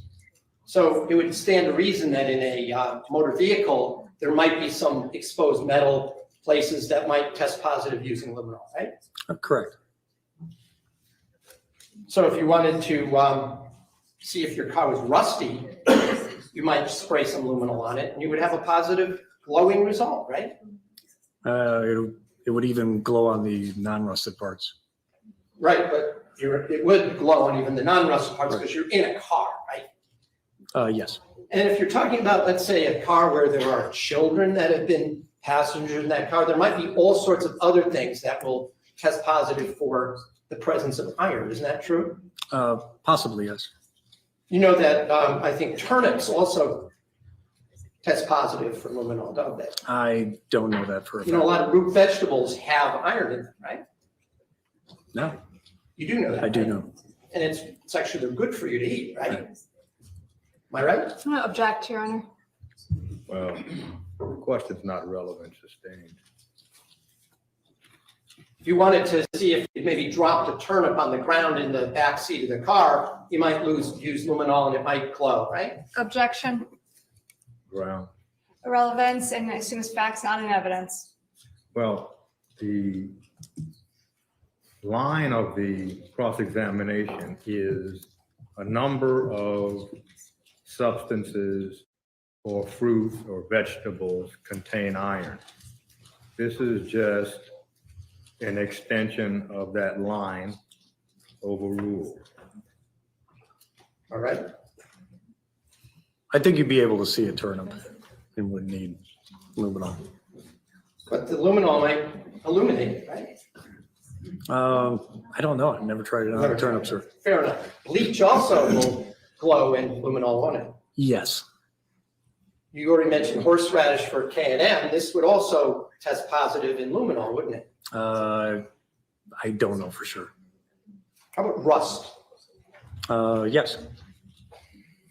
So if a child had, let's say, ice skates in the back of the car, some of that maybe scratched off on the back seat, that would Objection, test positive for luminol, wouldn't it? Well, here's an objection. And it calls for a hypothetical, but the hypothetical isn't developed in such a way as to aid the jury. Essentially what the question is since there are ice skates have metal, probably steel. Steel is an alloy of iron. In other words, it's an extension, but the extension is becoming very thin. So the court is going to allow the question. And I will then move on, but if you want to just answer that question, I'm not going to go into a million hypotheticals. Yes, it's possible. All right. A lot of these photographs that we've seen were various angles of the very same spots that you tested, isn't that right? Yes. So just by looking at these photographs, you'd have to look very carefully to see whether or not 3, 4, or maybe even 5 photographs were of the same location that you did a swab, isn't that right?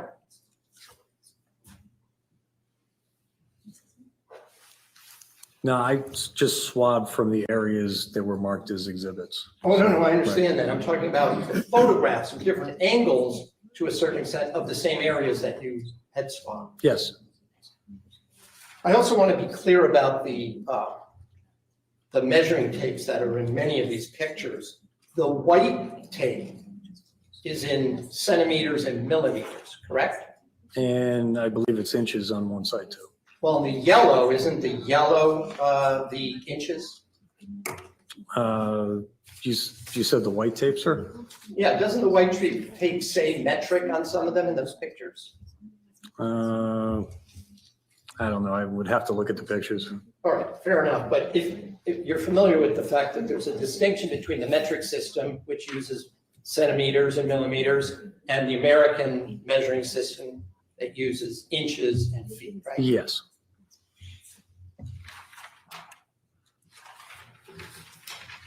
I want to ask you a few questions about the paper towels in the kitchen. And the first thing I want to do is call up one of the pictures that was on the exhibit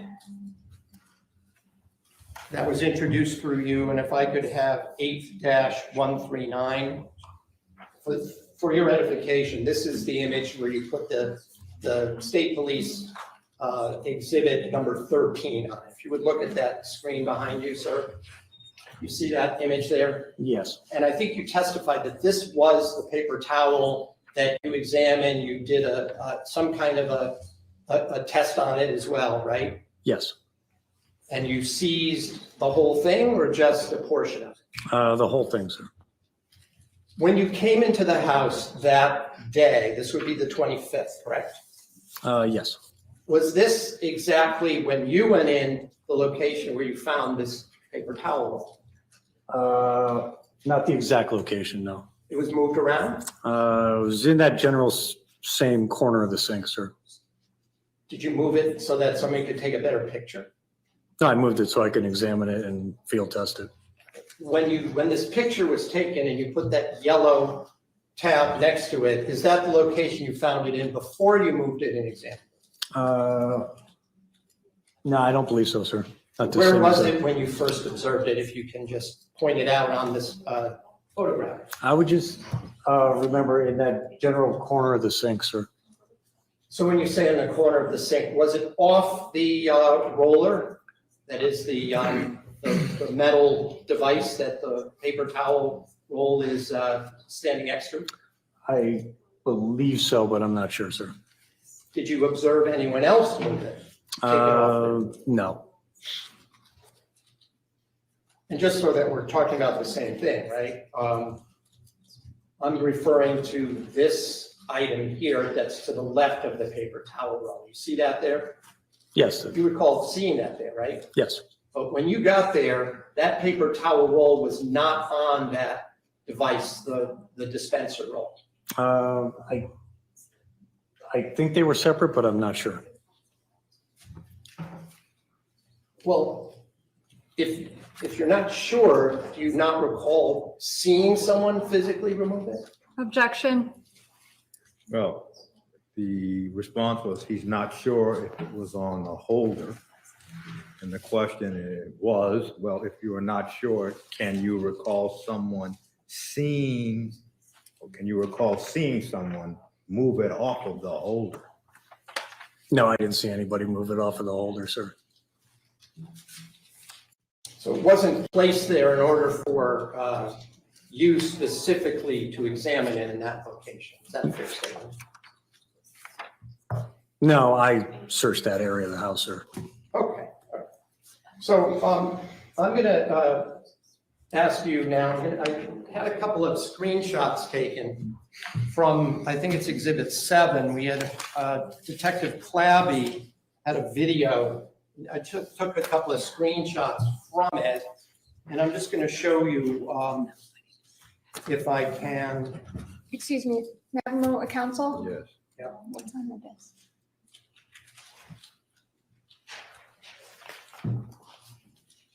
Tell you in a second.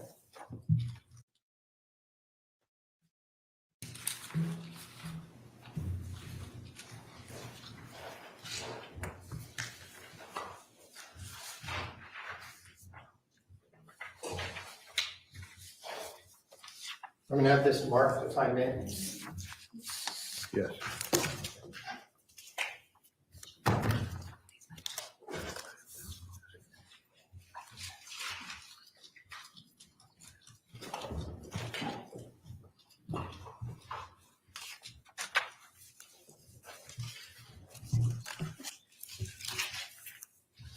So I'm going to show you, is there any objection to Exhibit A?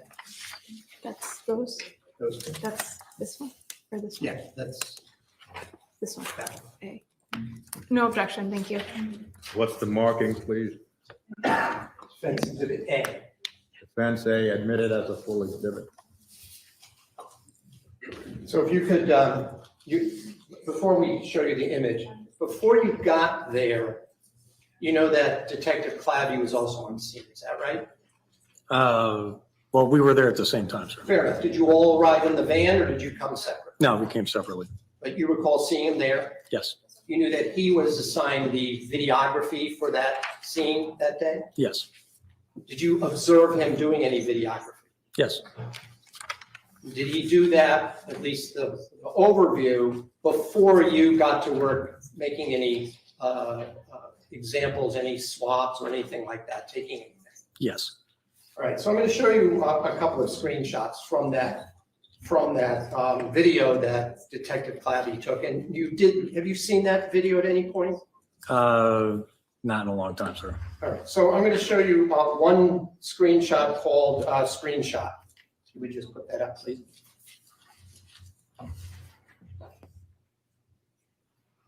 Now, looking at the video screenshot that I've just put up here, you see that the paper towel is on the dispenser in that image, correct? Correct. So my question to you, was that how it was when you observed it, or was it already off the roll when you examined it? Objection. Asked and answered, Your Honor. He indicated he doesn't remember. The response has been he does not remember. All right, does that help? All right. Does looking at this image help you refresh your recollection as to whether or not it was on the dispenser when you arrived? Objection, Your Honor. Grounds. Again, he's been asked and answered. It's now a full exhibit. Well, I'll withdraw the question. I'm going to show you another screenshot in a moment, but, well, it's up there now. This is from the pantry. Do you recall looking in the pantry at the, in that kitchen, between the kitchen and the mudroom? Between the mudroom and the dining room, sir? Yes. Yes. All right, so if you would just put up that image, this is also from the same exhibit. Do you recall that this was the view of that pantry when you looked at it? Yes, that's consistent. Did you take any swabs or collect any evidence from what's shown in that image? I did not.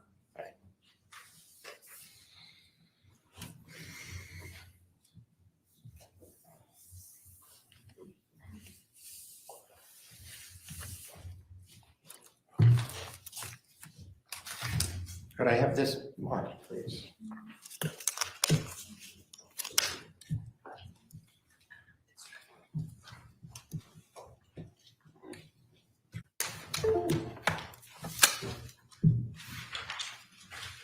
That's these two. Wait, oh, that's the PDF. Mhm. Okay. I would offer defense exhibit B. no objection. No, sir. Defense be admitted as a full exhibit.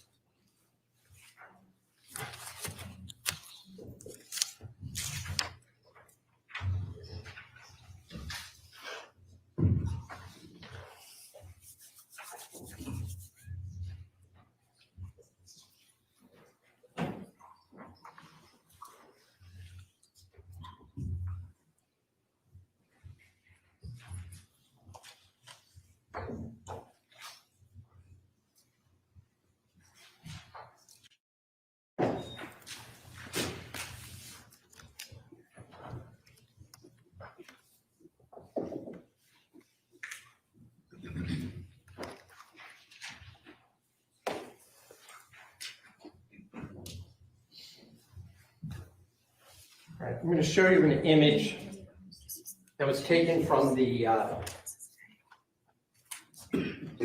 by the officer who arrived at New Canaan Police from the New Canaan Police Department on the evening of May 24th, 2019. All right, so if we could have that.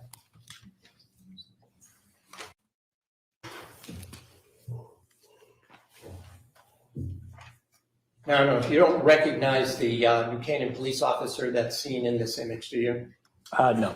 And I'll just note the time is indicated at 5:24:19 at 19:57 and 33. This is from State's Exhibit 1, I believe, which was the video that was from the body camera of one of the patrol officers that was there that night. Okay. Okay. So again, I'm just going to ask you to note.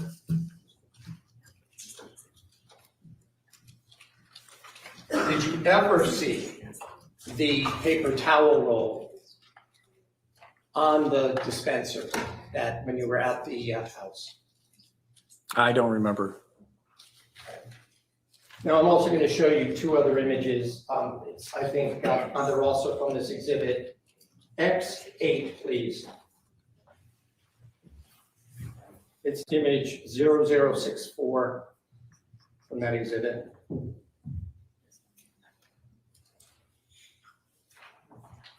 Do you recall seeing any of the items that are indicated here during your investigation on May 25th, 2019 inside the home? Specific items? Any specific items in the pantry that we're seeing here? No. I'll show you the next picture, please, which is it's image 0065, or just calling it X21 for my, does this particular roll, did you observe this roll of paper towel in the pantry at Wells Lane when you were there collecting evidence? I don't remember that. Okay.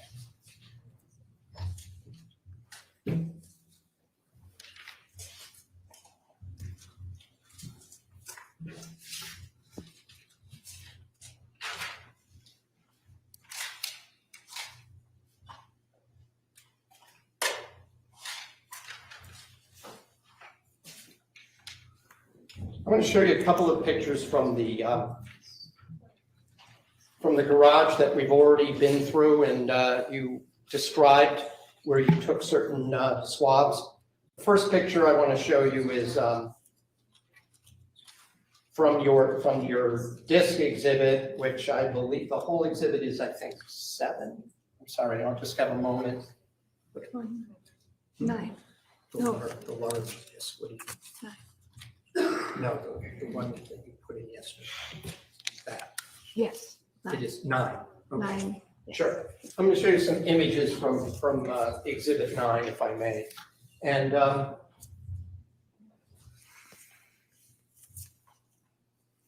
the first exhibit I want to ask you about is marked on your Exhibit 9 is 12-362. If that, we could have that up on the screen, please.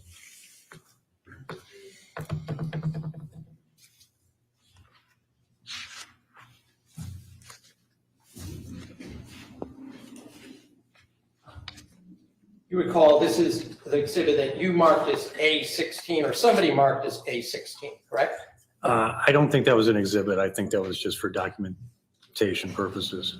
All right, so let me also get that clarification. If there's a yellow placard, then it was seized as some kind of an exhibit for your purposes of your investigation. Is that correct? Or it was marked on a similar label with EX, whatever. So the A letter, was that your writing on this document, on this image? No. This would be something that whichever detective was placing these markers down would have noted. Is that right? Yes. And I asked you this when we were first putting some of these pictures up. If we look at this image here, when you saw this particular marker, did you note the marking on the sticker itself?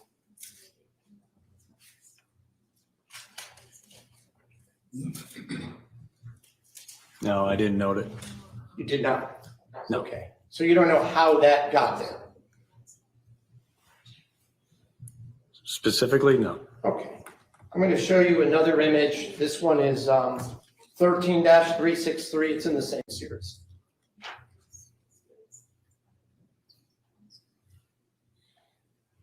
And this is also one of the images that you testified to yesterday, correct? Yes. And I'm asking you specifically about the mark on the middle of this document here. Was that present when you were examining that particular spot on the ground? I don't remember it. You don't recall seeing that? No. And you also testified, if I'm not mistaken, that there was also a fair amount of, you called it vegetative matter, seeds or leaves and whatnot on this garage floor, correct? Yes. And did you gather any of those? No. One more in this series, this would be 14-157.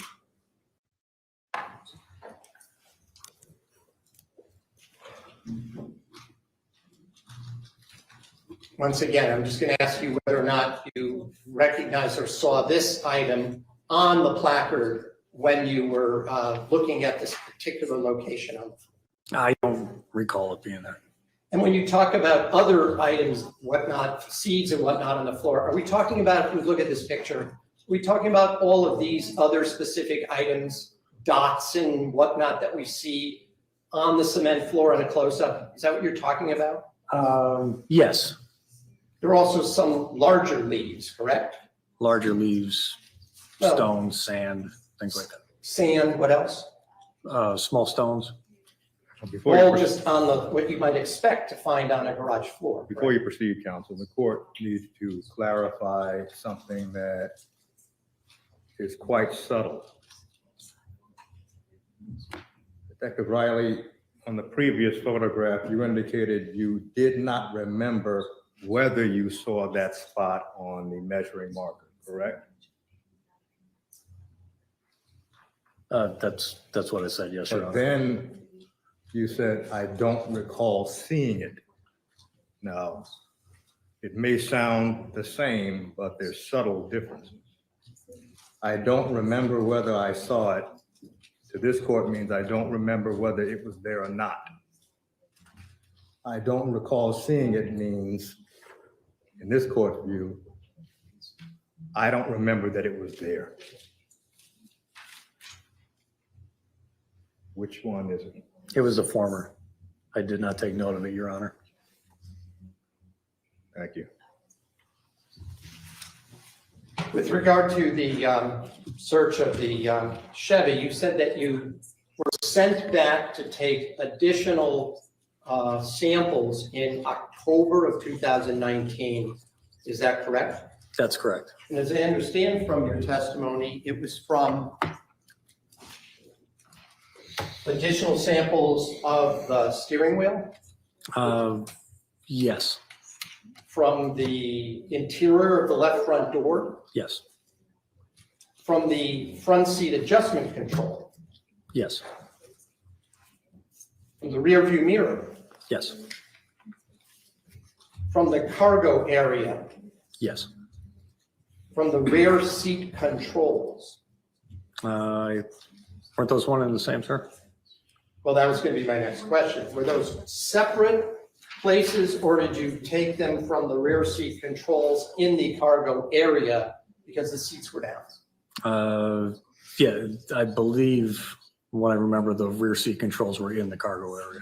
Because the back seat, the second row of seats were not up, they were down. Is that why you entered that way? I don't remember whether they were up or down, sir. You were sent back to do additional swabs because the first set didn't produce any information of value. Is that true? Objection.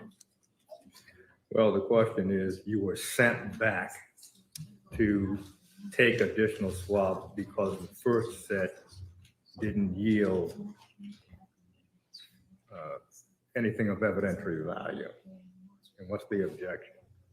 It's a mischaracterization of evidence, assumes facts not in evidence.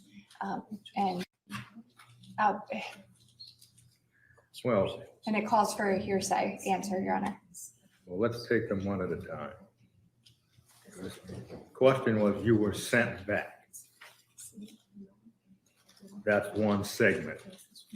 Because what you swabbed the first time did not yield anything of evidentiary value. Well, whether you were sent back or not is not material. It's the second segment. Because what you recovered the first time was of no evidentiary value. Well, that assumes, in this court's view, facts that can be interpreted differently, but in this court's view specifically, it's misleading. Sustained. The purpose of going back in October was an attempt to get biological material from those locations in the Suburban, correct? Yes. And whatever you did, you made the same kind of swipe type activity that you've described earlier. Yes. And then you sent that on to the state lab at some point, right? I don't know if I did personally, but that's the usual process. All right. Well, let me just, I skipped a step, all right? So you gathered it and it was then sent into evidence, right? Yes. And then at some point, that was done for the purpose of at some point having it examined by the state forensic laboratory, correct? I believe so. Not sure though, sir. Well, whether these particular items were then sent on or not, that would have been the purpose of collecting it, right? Oh, yes, absolutely. Just have a moment.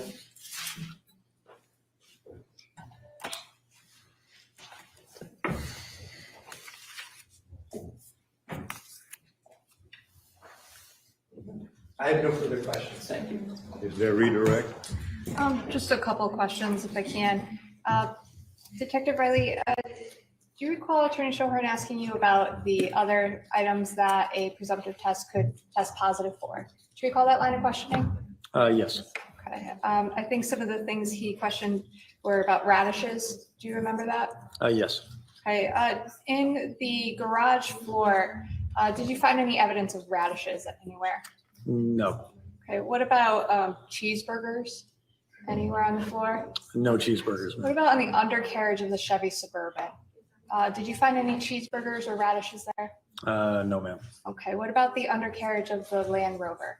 Any cheeseburgers or radishes there? No. What about turmeric? Any bottles of turmeric or turmeric sources on the floor of the garage? No, ma'am. The Land Rover? No. The Chevy Suburban? No. All right. With respect to the cargo area of the Chevy Suburban, did you find any evidence of car seats? Any evidence that children were sitting in the trunk area? In the back? No, ma'am. With respect to that cargo area, did you see a lot of exposed steel and rust areas? No. With respect to, actually, that's all I have. Thank you. Just a couple of questions. In any of those areas, starting at the garage, did you find evidence of rust stains? Not that I remember, sir. Do you notice if whether or not under the undercarriage of the vehicle, there was some rust? Yes. No further questions. Nothing further, thank you. Thank you. Detective Riley, you may step in. Thank you, Your Honor. The time is now 3:10. You have another witness for this afternoon, do you? We do, Your Honor. Judge, we do Well- have to take up a couple of matters. Correct. In advance. So what the court is going to do is allow the jury to take the afternoon recess now. Well, how long do you anticipate your argument on the matter that we have to take up? I think probably 15 minutes, Your Honor. So we'll allow the recess now. It may be that the recess, ladies and gentlemen, will be a little more extended than usual. We hope you're not disappointed. We'll stand in our afternoon recess.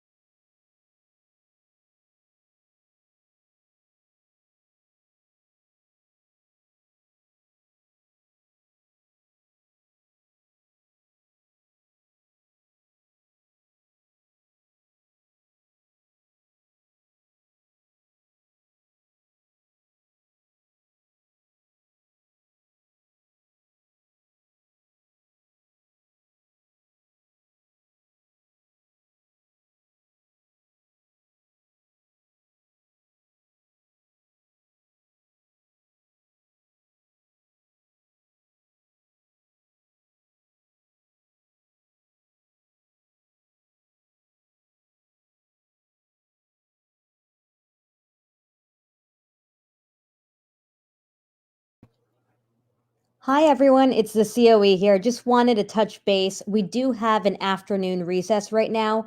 They said it could be 15 minutes or it could be longer. So I put this up here, afternoon recess, stand by. Hopefully it's not too long, but we'll see. In the meantime, we will keep the stream up per usual, continue to talk. And yeah, as soon as it starts up again, you'll see it here on the screen. Thank you so much.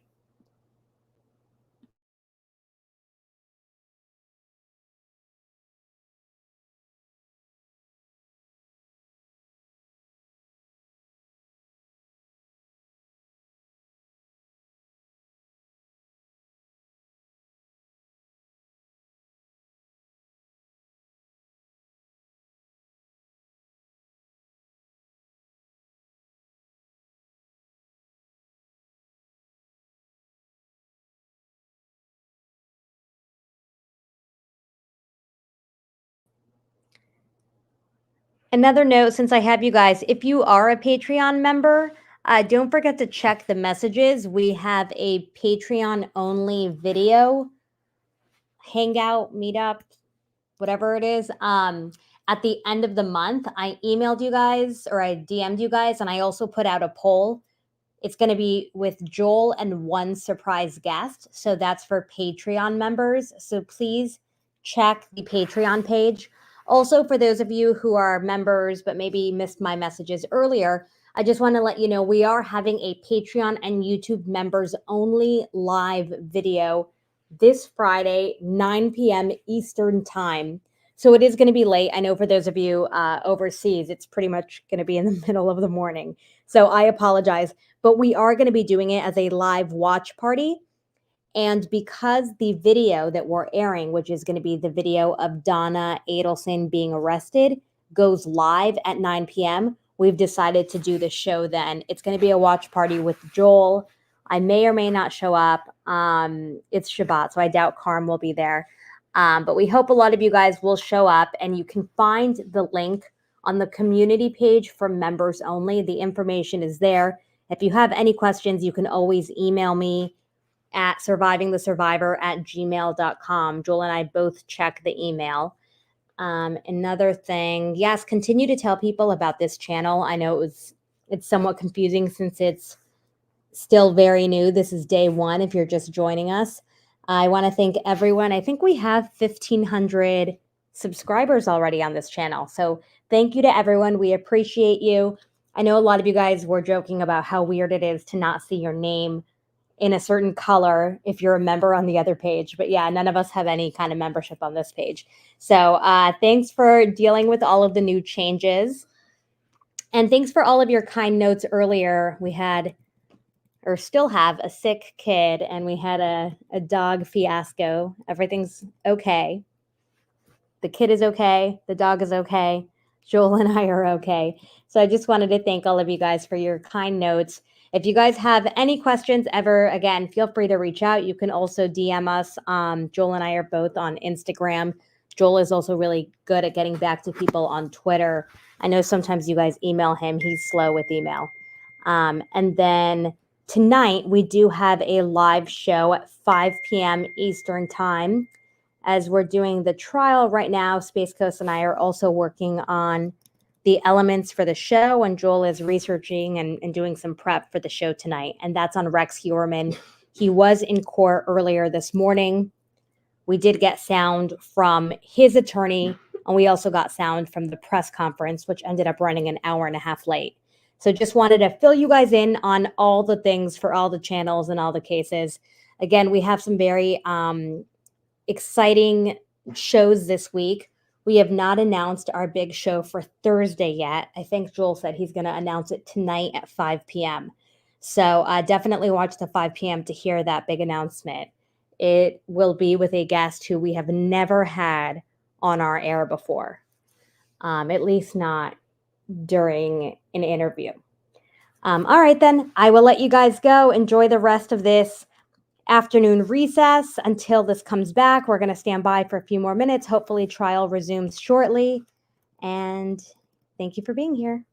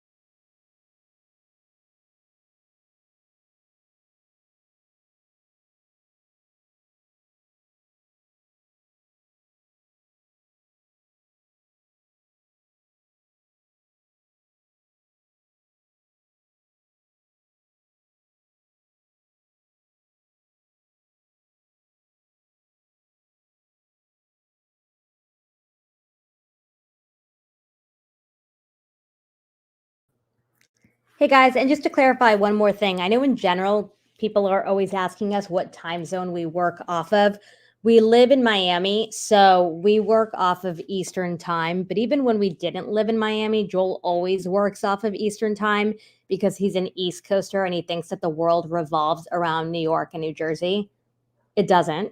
I'm from Los Angeles. But now that we are living here in Miami, we do work off of Eastern time. So anytime we say any time for the show, sorry, I'm looking at my daughter here. Anytime we say anything, it is Eastern time. I know YouTube will automatically change it for your local time, but our time when we say it out loud, like tonight's show, 5 p.m. is Eastern time. Just wanted to clarify that for anyone since we get a lot of emails and DMs about the time zones. All right, that's all I have.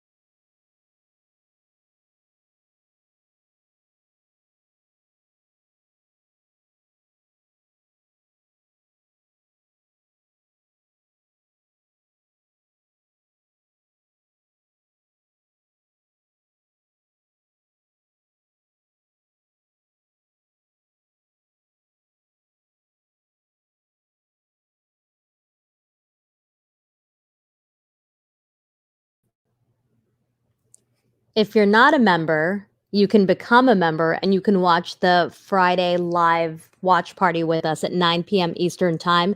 I also did want to note for everyone overseas, it's a live watch party, but it will be available for you guys that are members to replay just because I realize it's probably 2 or 3 a.m. in the morning for you.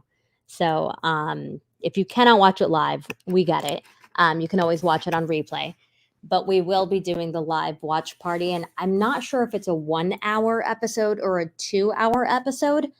But before Friday, I'll update everyone on the community page with more information. And for those on Patreon, I will also be updating it on the Patreon page as well. And again, moving forward, also just wanted to let you guys know, Since many of you guys on here are members, we have different perks that we're rolling out specifically for Patreon members and specifically for YouTube members. I know that some of you overlap and are members on both, so thank you. And some things we're going to do moving forward for both members. I'm also going to be sharing the Discord on our community member page, because eventually we'd love a lot of you guys to join Discord so that we can do more interactive live meet and greets or quick shows, or you can go and watch something together with other STS Nation members. I think we have maybe 80 or so people on Discord, maybe a little bit more, but I just wanted to encourage all of you guys who are not on it and who are members to sign up for it or to register. That way you guys can feel like you're more involved if you want that. And again, once we start to roll out some of those perks, like more casual, chats about whatever case we're talking about, or quick like videos where we can hop on and off, then you'll be able to be a part of that. But you do have to register Honorable Superior Court for is now Discord. back in session. Captain, Your Honor. Good afternoon. Please be seated. Thank you.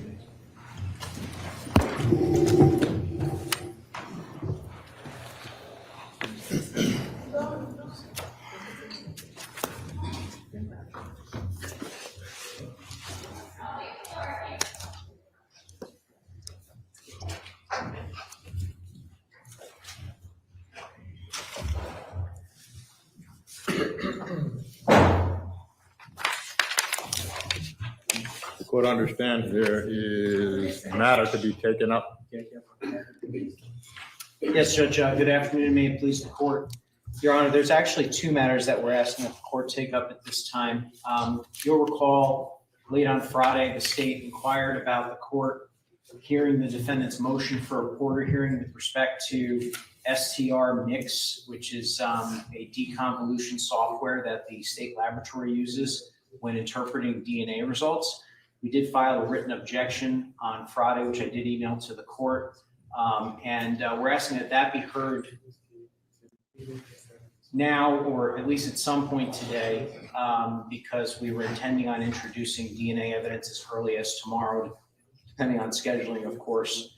And then there's a motion that deals specifically with the next witness, which was filed by the defense last week, which was specifically to exclude any and all evidence of so-called marital discord between Mr. Fotis Dulos and Miss Jennifer Dulos, along with hearsay. So that is going to be coming up during the next witness. And so I certainly didn't want to run through the stop sign of the motion in a minute.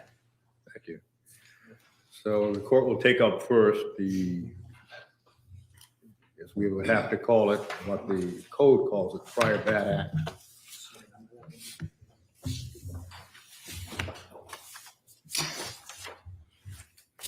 If I could just have a moment, Your Honor.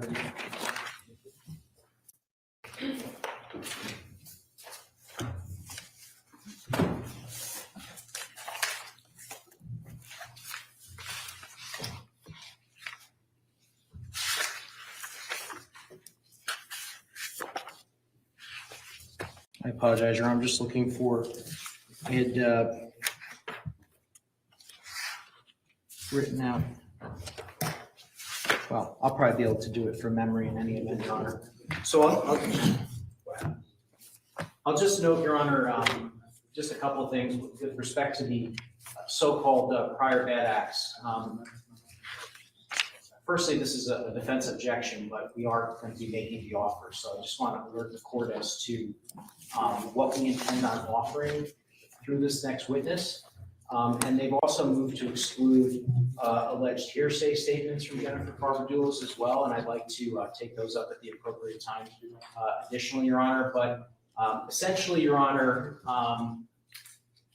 the defense in this case, as I understand it, from some of the cross-examination which we have heard so far, specifically with respect to presumptive blood tests, as I understand the defense, they are not conceding that there was actually blood in the garage. They're not conceding that Jennifer Dulos is deceased, and they're not conceding that Fotis Dulos is responsible for her murder.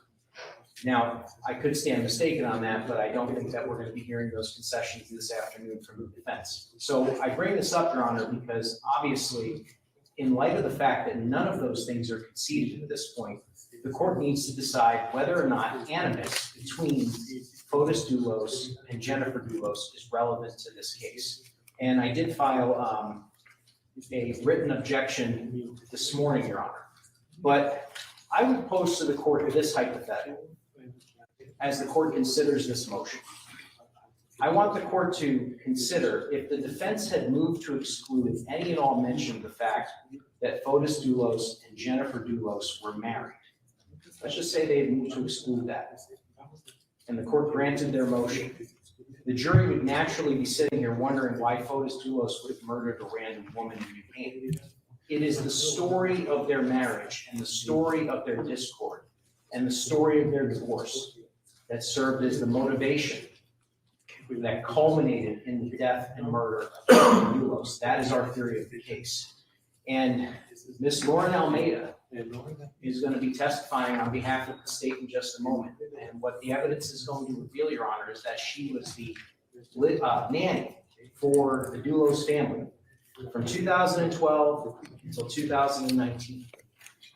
And she was present for a series of events, including the breakup of Fotis Dulos and Jennifer Dulos in the spring and summertime of 2017. And she's going to be detailing very specific events for the court. Specifically, she's going to be detailing how, upon the decision to separate, Mr. Dulos chased Jennifer Dulos around with a piece of paper. That at one point they were in some type of screaming match, and he chased Jennifer Dulos upstairs and burst into the room. She looked terrified when he was chasing after her. She's going to testify about the antagonistic behavior he showed towards her during those months leading up to her finally leaving the home. Specifically, Your Honor, that he had threatened to take the children to Greece. She's going to talk about an event in which he allowed the 11-year-old children and the 8-year-old children to drive his Porsche around a very dangerous area, thus upsetting Jennifer. That these things were occurring and seemed to be designed to antagonize Jennifer during the months after they had apparently decided to separate, but were still living together.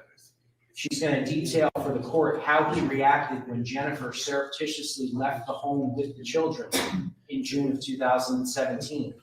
That he acted erratically towards her in court, her being Lauren Almeida, that he accused her of kidnapping her kids because she went with Jennifer with the children to New York. She's going to discuss the fact that Fotis Dulos yelled at her when she dropped the kids off and said that she needed to be the voice of reason with his wife, Jennifer Dulos. All of these things, Your Honor, are probative to Mr. Dulos's animus towards Jennifer Dulos and serve as the motivation for why he would commit this crime. Because the evidence is going to show that despite the fact that it had been nearly 2 years from Jennifer Dulos leaving the home until her alleged murder, that they still weren't divorced, that they were in the midst of ongoing marital discord. And the defendant, Your Honor, actually spoke about that marital discord during her interviews with the police. She indicated that, I don't know the exact phrase, but I believe it was 2 years of hell or 2 years of torture when she was speaking about Mr. Dulos's divorce proceedings with his then wife, Jennifer Dulos. She joked about how she wished Jennifer would just disappear. So this also serves as the motive for why the defendant would conspire with Mr. Dulos to kill Jennifer Dulos. And as the defense has repeatedly said during voir dire, the state has to prove beyond reasonable doubt that Fotis Dulos murdered Jennifer Dulos. They have repeatedly said that. So the fact that Fotis Dulos would have been motivated to harm Jennifer Dulos and all of the discord leading up and explaining that motivation is highly probative to Mr. Dulos' intent, his motivation, whether or not he would have conspired with the defendant, his live-in girlfriend. It also goes directly to an element of the case the state has to prove. And so, you know, if we look at some of the jurisprudence in the state, and I think I directed the court to State versus Lopez, 280 Con 795, just as an example, anytime there has been sort of hostile acts towards the same victim, courts have routinely held that that is probative of the actor's intent and motivation. So unless the defense is conceding that Mr. Dulos committed this crime, that Jennifer Dulos is deceased, the probative value of this was extremely high before their cross-examinations. It's astronomically high now. And so I am asking that the court allow Ms. Almeida to testify about those events. There was an additional event which I neglected to mention, which was shortly, I don't want to say shortly, but after Jennifer Dulos had left the home, there was an event in which Mr. Dulos almost hit her with the car. And Ms. Almeida returned to the home shortly after, and Jennifer Dulos explained that situation to her. And she was extremely shaken up. And all of these things, Judge, we believe are probative, again, to the animus that he would have harbored towards her. With respect to, and if I can just have one moment, Judge? Yeah. With respect to the alleged hearsay statements, I would just indicate the following to the court. Number one, the statements that we're going to be offering that Jennifer made to Ms. Almeida are either not being offered for their truth or meet a well-recognized hearsay exception. And I just want to give you some examples. Farber's then existing belief that Dulos was having an affair, in part because he had been more distant. We're not going to be offering that to show that Mr. Dulos was actually more distant in the marriage. We're going to be offering it to show that Jennifer Dulos believed that their marriage was in turmoil and believed he was having an affair. Her then existing belief that she had found proof of the affair. Her future intention to confront Dulos about the affair. Her then existing fear of Dulos. Her then existing emotional state that she was not in love with Dulos anymore. Her then existing fear that the defendant would take her children to Greece and not return, which, by the way, is independently corroborated. Lauren Almeida actually witnessed an event where he threatened to take the children to Greece. Her intention to divorce Dulos. Her then existing hope that the divorce proceedings would go smoothly. Her intention to leave the defendant, including her future plan to surreptitiously leave the house, and her fear that Dulos would find out.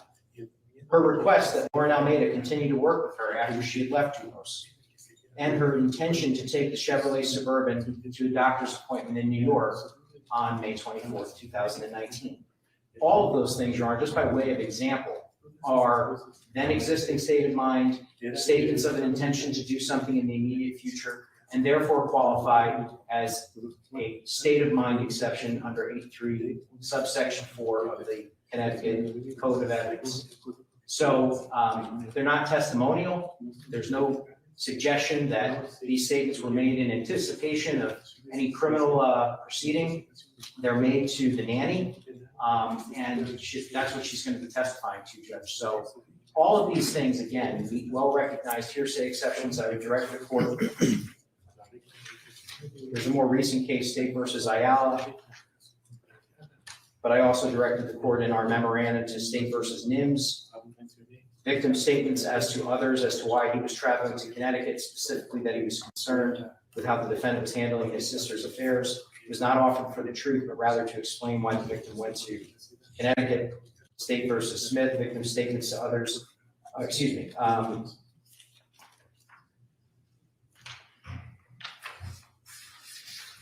with respect to the statements about the event with the car, Your Honor, we're offering those as spontaneous utterances. And I would just indicate that State versus Smith, which is 275 Con at 217, quote, "It is well established in our jurisprudence that where a marital or romantic relationship existed between a homicide victim and the defendant, evidence of the victim's fear of the defendant suggests a deterioration of that relationship, which is relevant to the issues of motive and intent." Now, what I'm gathering from the defense, even though they're apparently not conceding that Mr. Dulos is even responsible for this crime or that the crime occurred at all, is that there's somehow spillover prejudice to the defendant But again, this is highly probative evidence as to why Mr. Dulos would commit this crime. We're gonna flush out later on in the trial why it was also probative to why the defendant would conspire with Mr. Dulos. And so we're asking that the court allow this evidence. I think it's very probative. Thank you. Attorney Schoenhorn.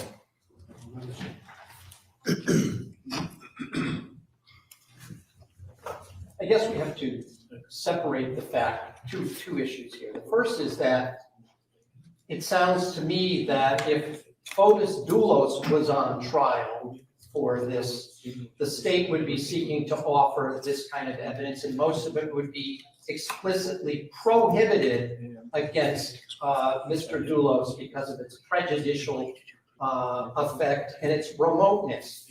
This court, early on, before we started evidence, I attempted to get certain documents from the divorce file because it sounds to me that the state wants to litigate a dissolution action that never reached its conclusion. The court, in the most recent court proceedings involving the Dulos versus Dulos matter, prohibited the defense from having access to those documents. I want to preface my remarks with that because what I'm hearing now is the state wants to litigate matters from 2016 and 2017, years before the disappearance of Jennifer Dulos and the allegations that are set forth in the complaint. So first, there are a number of issues that apply here. The first is that most of what I just heard is not relevant because it has nothing to do with Michelle Troconis. It also would not be relevant as a motive against Fotis Dulos because of the fact that it occurred before the divorce. It's also relevant for your court's determination. There's no violence involved here. Every one of the cases that the state has cited involve prior acts of actual physical violence. What we have here are arguments about whether the children should go water skiing, whether they were loud, whether somebody wanted, whether Mr. Dulos wanted his wife to sign a custody agreement, which is what the claim chasing her around, quote unquote, with a piece of paper is all about. To sign an agreement as to when the children would go, in other words, without litigating it, to agree to those terms. This might be true of any dissolution action, not only in Connecticut, but probably in the entire United States of America. So the problem we also have, which is unique to this case, is that all of these incidents were part of an attempt by Jennifer Dulos to obtain a restraining order. I want to emphasize, because the court may not be aware, Judge Collin had a multi-day hearing where all of these claims were litigated, and he found it not credible. That is, he denied the restraining order. So we have, at the level of a preponderance of the evidence, a coordinate judge of this court finding that the evidence did not meet the minimum requirements for a restraining order, and he denied Jennifer Dulos' motion for a restraining order. Again, it is testimonial in another coordinate proceeding. It was done for purposes of litigation. These allegations were made during the course of that. It was denied in that court. So how is the court here going to allow the same evidence in here without bringing in the actual findings, rulings by the judge in the divorce case? And then, of course, this all goes back to 2016 and 2017. The fact that there was that kind of discord is not the kind of violence that would permit the court to allow that to be presented, especially in a case of this nature.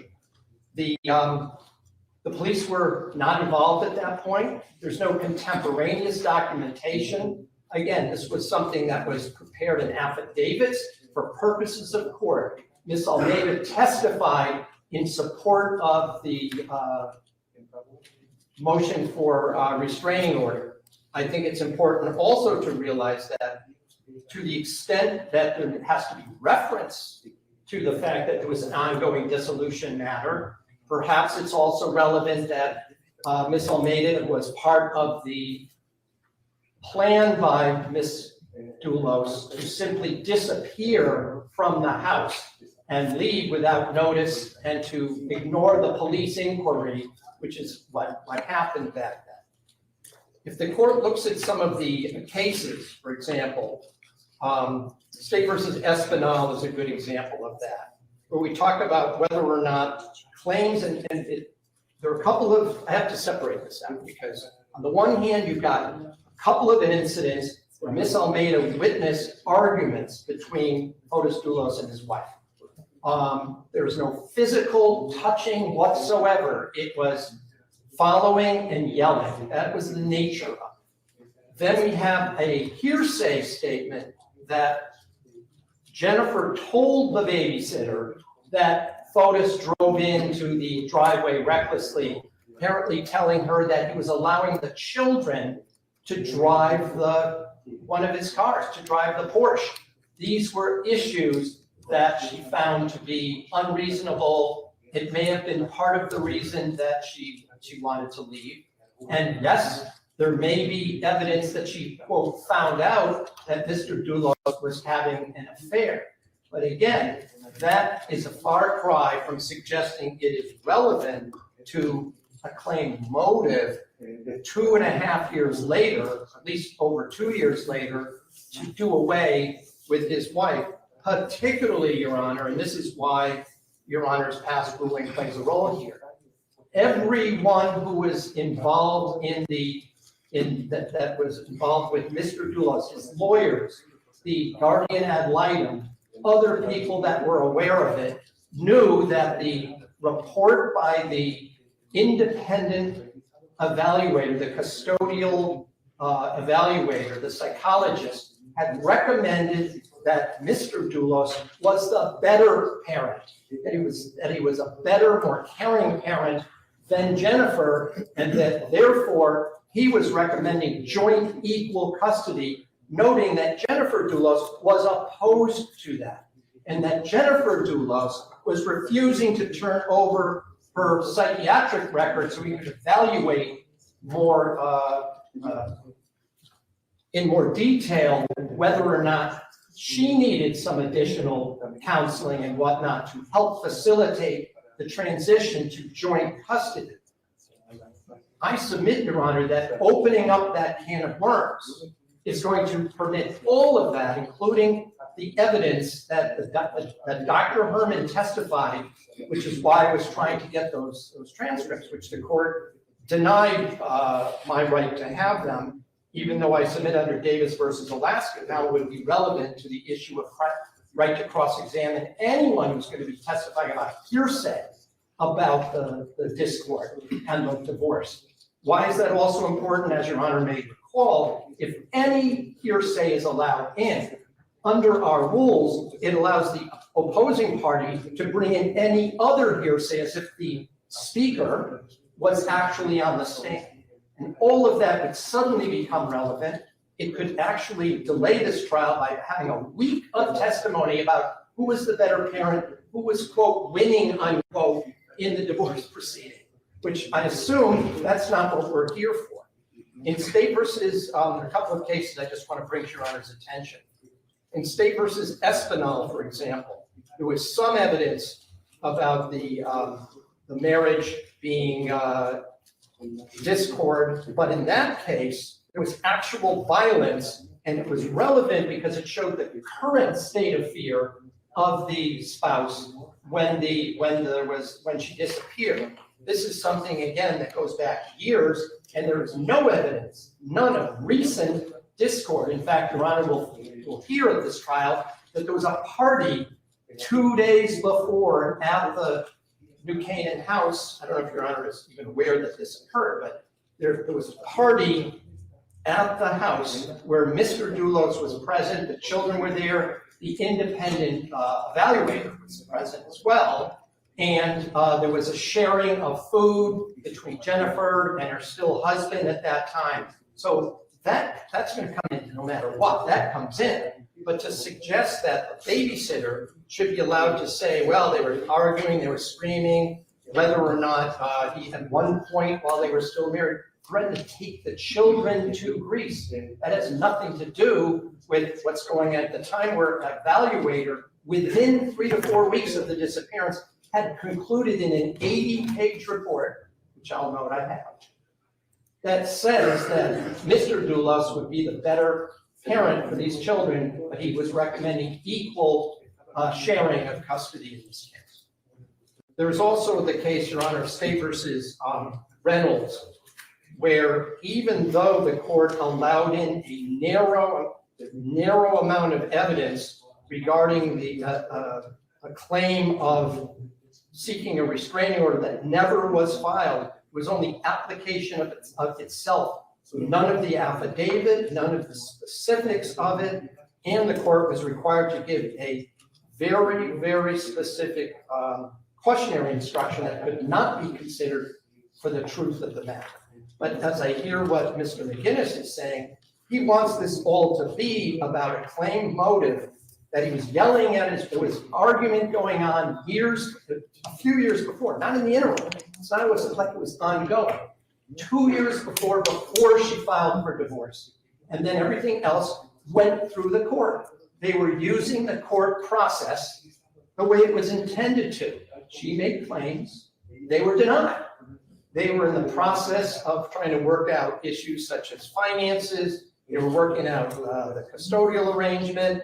Mr. Dulos was seeing his children, albeit at that time there was an order that he had to have an independent supervisor because he had apparently told one of his children, according to the file, had told one of his children to not mention the fact that he had Ms. Troconis moving into the house with her own daughter. And so as a result of that, they had issued an order that he could, for a period of time, that he could only see his children with an independent evaluator present, which was done, which was documented, which occurred on a regular basis. So I'm not suggesting that the state can't bring up that there was an ongoing divorce. Number one, the only thing that Ms. Almeida knows about it is hearsay. She might have read some documents. She might have talked to the lawyer for Ms. Dulos because she did testify at that hearing. But again, that's an out-of-court statement, testimonial in nature.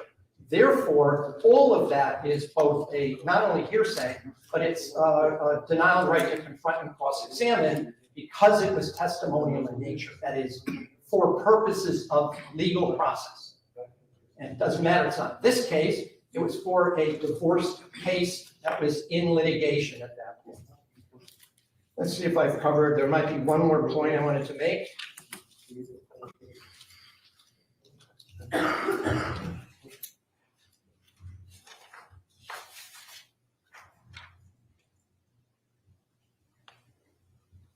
I think the state was trying to argue that when Ms. Dulos told the babysitter, Ms. Almeida, certain things, I assume he's trying to argue they were some kind of spontaneous, excited utterances, but even the way he explained it just now suggested that she later told her about it, and so therefore one cannot even claim that it happened under the, without the opportunity for contemplation, that it happened suddenly, that it was spontaneous in that sense.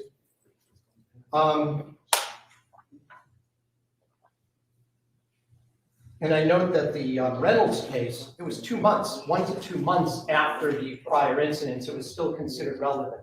This is years later, and it did not involve any violence. Finally, and I should mention this, there was a suggestion in one of the documents, I think by Ms. Almeida, that Jennifer told her that Mr. Dulos at one point had purchased a firearm. Now, when the restraining order was filed, it was turned into the Farmington police, and it was never, to anyone's knowledge, ever recovered. It was never returned to Mr. Dulos at any time.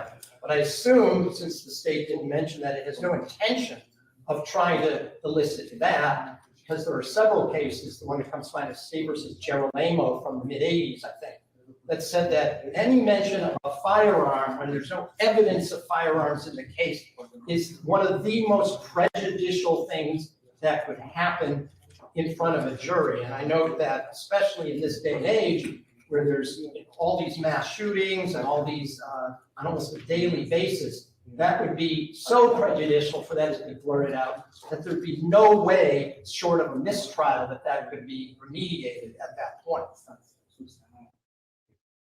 Finally, there's no such thing as transferred motive.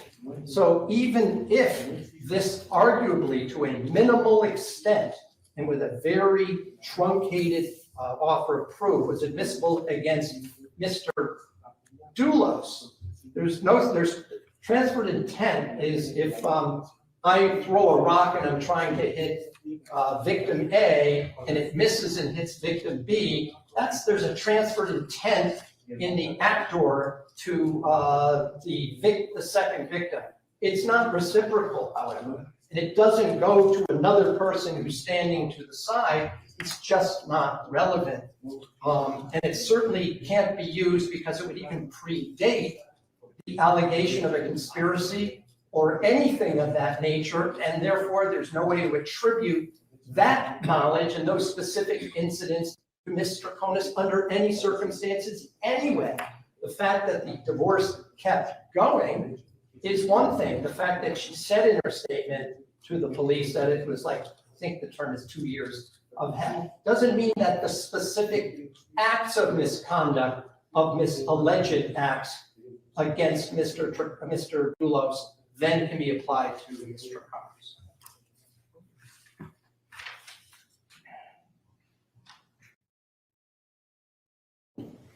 I'll just mention very briefly, there's been some suggestion that it goes to state of mind. Whatever the state of mind is of Jennifer Dulos is not covered in this case under either 8-3 subsection 2 or 8-3 subsection 4. Telling her that I'm going to be taking a certain vehicle to New York, for example, although not particularly prejudicial, is, I'm only raising it because that's not the kind of state of mind that would be relevant to the examination. The fact that she was going to New York might be and then didn't show up. That is relevant, but to suggest that one person said, I'm going to be taking one vehicle and you have a choice of two is not the kind of evidence that goes to the state of mind. It's just not relevant or material in this case. Let me just see if I've make sure I covered everything.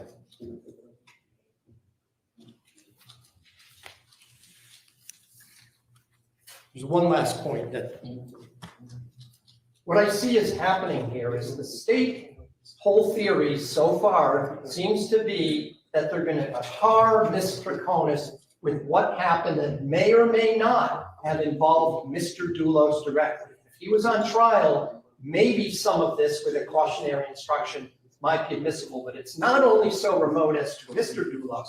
When you try and drag my client into this, we've now gone so far off the playing field. We're out of the stadium. We're not even in the parking lot. We're down the street by the highway exit. And that is what we seem to be doing here. None of this evidence applies to Ms. Troconis. And therefore, it is so highly prejudicial. The state has been allowed a lot of leeway. I would suggest more than I believe. I'm not shy about objecting, which the court probably has noticed. But in any event, that I believe has already gone so far down, given the state leeway to put on evidence that will later not be connected. And so for them to be able to put on such evidence, leave that speculation out there only later on to show it has nothing to do with Ms. Troconis. And some of it, in fact, has nothing to do with Mr. Dulos either, but I'm not objecting on that basis. But here we have a witness who can testify to certain things that occurred. on that week. We're not objecting to any of the stuff that happened during the month of May of 2019, including the fact there were some court proceedings going on. But what happened at them, what the rulings were, what motions were being filed, any of that is both testimonial and therefore it violates the Confrontation Clause of the state and federal constitution, as well as inadmissible hearsay. Based on that, Your Honor, I didn't hear the state separating out its claim. He just made all these things as if he's going to get into all of them. Some of them I might not object to, but since he didn't say 1, 2, 3, or 4, he just said, this is all what we're going to bring in. I'm not going to suggest which ones he might be able to get into that we would object. Attorney McGinnis. Yes, Judge. And I'm mindful of the fact that we have a jury waiting. I did just want to respond to a few things. Firstly, I'm not going to get into, who has a better theory of the case at this point, because as near as I can tell, the defense's theory is that Jennifer Dulos, shortly before disappearing, ran over a squirrel in her garage that was eating a cheeseburger. Okay, so the issue. I'm going to object to such pejorative, sarcastic remarks. Well, before we proceed, there is no jury in the court. The court can understand the cut and thrust of argument. The court is not going to rule on an objection that is not evidentiary. The court can understand that against some comments, counsel, either for the defense or for the state, may take offense.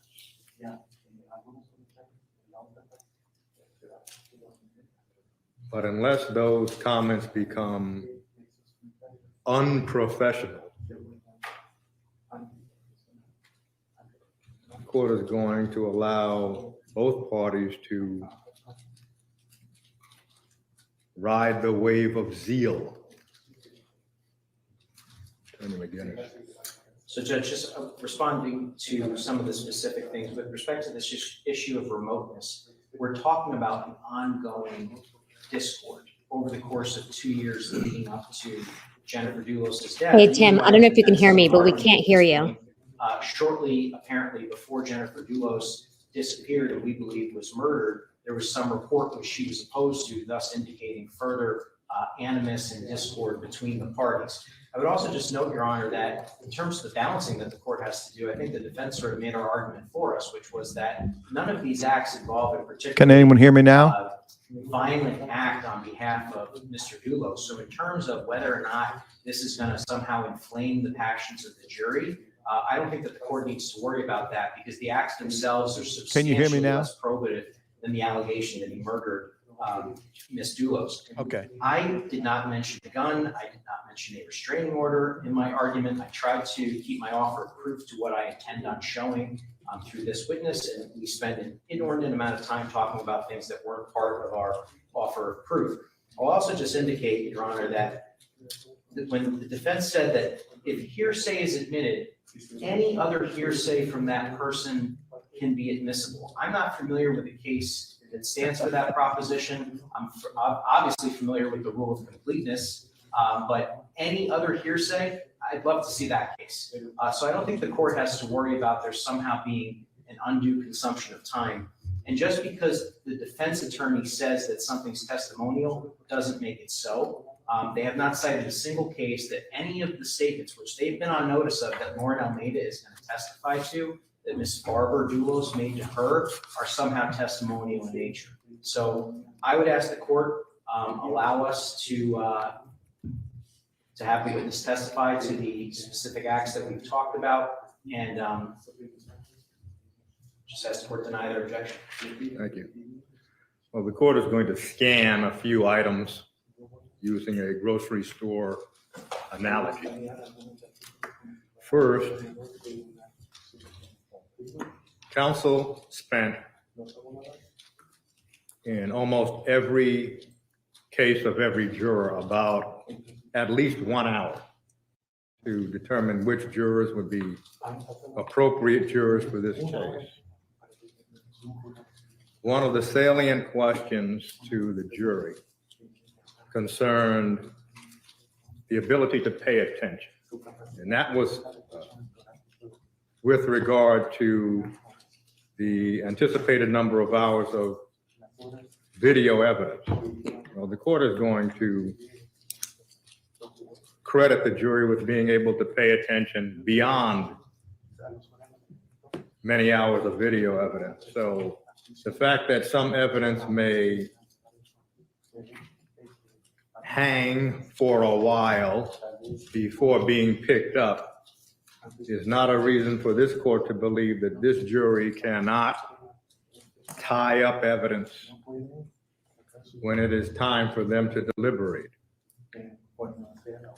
Secondly, there is a discussion between testimonial and non-testimonial hearsay. So the court has to hearken to Crawford v. Washington. If the testimony is if the evidence is non-testimonial, then the rules of evidence would apply. If the evidence is testimonial, then that evidence cannot run afoul of the defense's right under the Sixth Amendment. But we leave that discussion there. It was stated by the defense that this court would have to relitigate the family matter, the dissolution matter. This court in no way litigates the dissolution matter. The dissolution matter involves testimony and rulings concerning alimony, pendente lite and post-judgment, child support, pendente lite, custody, pendente lite, and after dissolution, visitation, health insurance costs, educational costs, exclusive use and possession of the marital home, pendente lite, and post-judgment. This court is not litigating the family matter. So that premise is without merit. Under our rules, prior bad acts may not be admissible to prove bad character, criminal tendencies, or proclivity.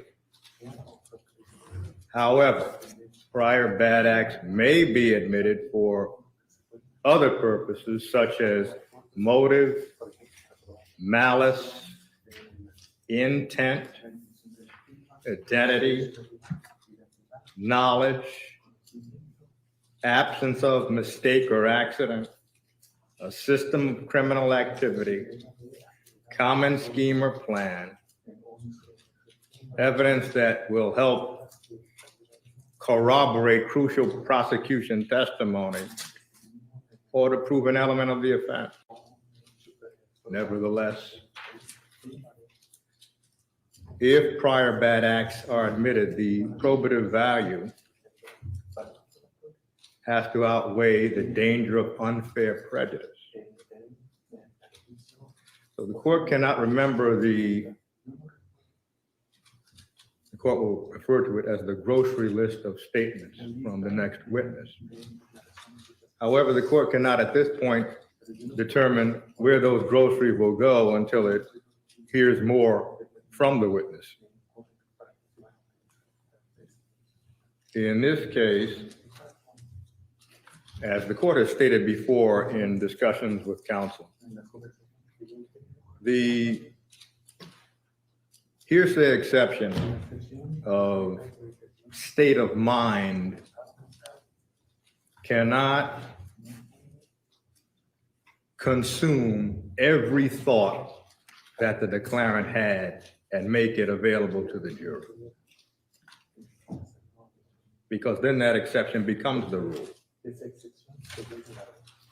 In this court's view, the then existing mental or emotional condition of the declarant has to be focused. In other words, it's not just a matter of what the declarant said under a certain set of circumstances. The exception goes to the mental or emotional state. For example, fear or anxiety or terror. So simply everything that Jennifer Farber Dulos may have said to the housekeeper, from what the court heard from the state, would not fall into that category. But the court would have to hear the testimony.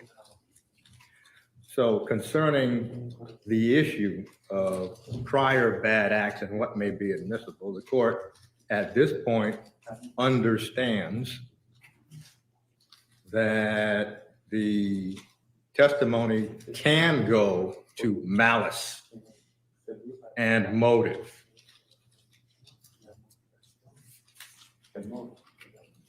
However, everything that is said does not go to malice and motive as expressed from what the court understood the state plans to elicit.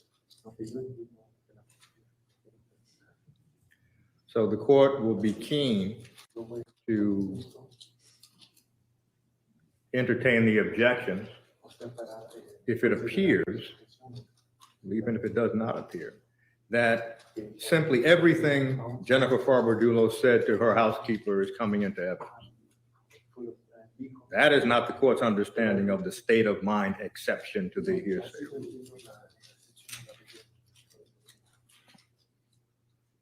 So the court is going to allow testimony of marital discord. However, the fact that there is marital discord in this court's view is not exceedingly probative. It's whether or not the statements by Jennifer Farber Dulos go to motive to murder, her fear, her anxiety, her terror. Not simply whether she did not like something that Fotis Dulos was doing. So the court is going to allow testimony of marital discord, but the court will be keen to essentially use a colander to determine what is relevant and what is not. Do we need to take, the Porter factors and the discussion of Porter is going to take up too much time right now. The jury is out. However, the state's witness is probably not going to be done today. We still have a half hour. That's So what the correct. court would prefer to do is take up the next witness tomorrow morning, take up the Porter arguments. That's fine with the state judge. I'll just note that what we're probably going to do then is not ask the representative from the laboratory to come tomorrow. Depending on the court's ruling, we'd ask that she come on Thursday. Well, the lineup for tomorrow is probably going to be Ms. Almeida, correct? Correct. And after Ms. Almeida. We have Detective Tom Patton. But I don't anticipate his testimony is going to be terribly long. But Ms. Almeida may take a substantial portion of the day. Thank you. So we'll start now with Ms. Almeida. A quick question, Your Honor. If the court is going to allow some of the marital discord testimony, will the court give a cautionary instruction to the jury about the limited nature of that testimony, and specifically in light of the fact that it's only, well, it's relevant to maybe the allegation involving Mr. Dulos, but is even one step further removed from Ms. Troconis in that regard? Well, the court will consider limiting instruction after both the state and the defense have had the opportunity to cross-examine and examine Almeida. Your Honor, I'll wait for the jury, then I'll call this one. So all this should have been done pre-trial. The defense should have filed a motion in limine if he knew it was coming in and possibly coming in. When the judge is talking about testimonial, non-testimonial, if it's testimonial evidence coming into a trial, the defense has guaranteed right to cross-examine testimonial evidence. And that's why the judge was trying to determine, is it testimonial or non-testimonial? Now, the hearsay exceptions, one is present state of mind. If she had a present state of mind that she was scared to death and he was going to kill her, it has to be shown that it's a present sense, how she feels that moment, not something made up. And that's an exception to the hearsay. Counsel stipulate to the presence of all of the jurors. Yes, Judge. But this is just awkward, Your Honor, the awkward state for calls the the one on judge. Maida. And you're going to see a lot of objections, I think, by the defense.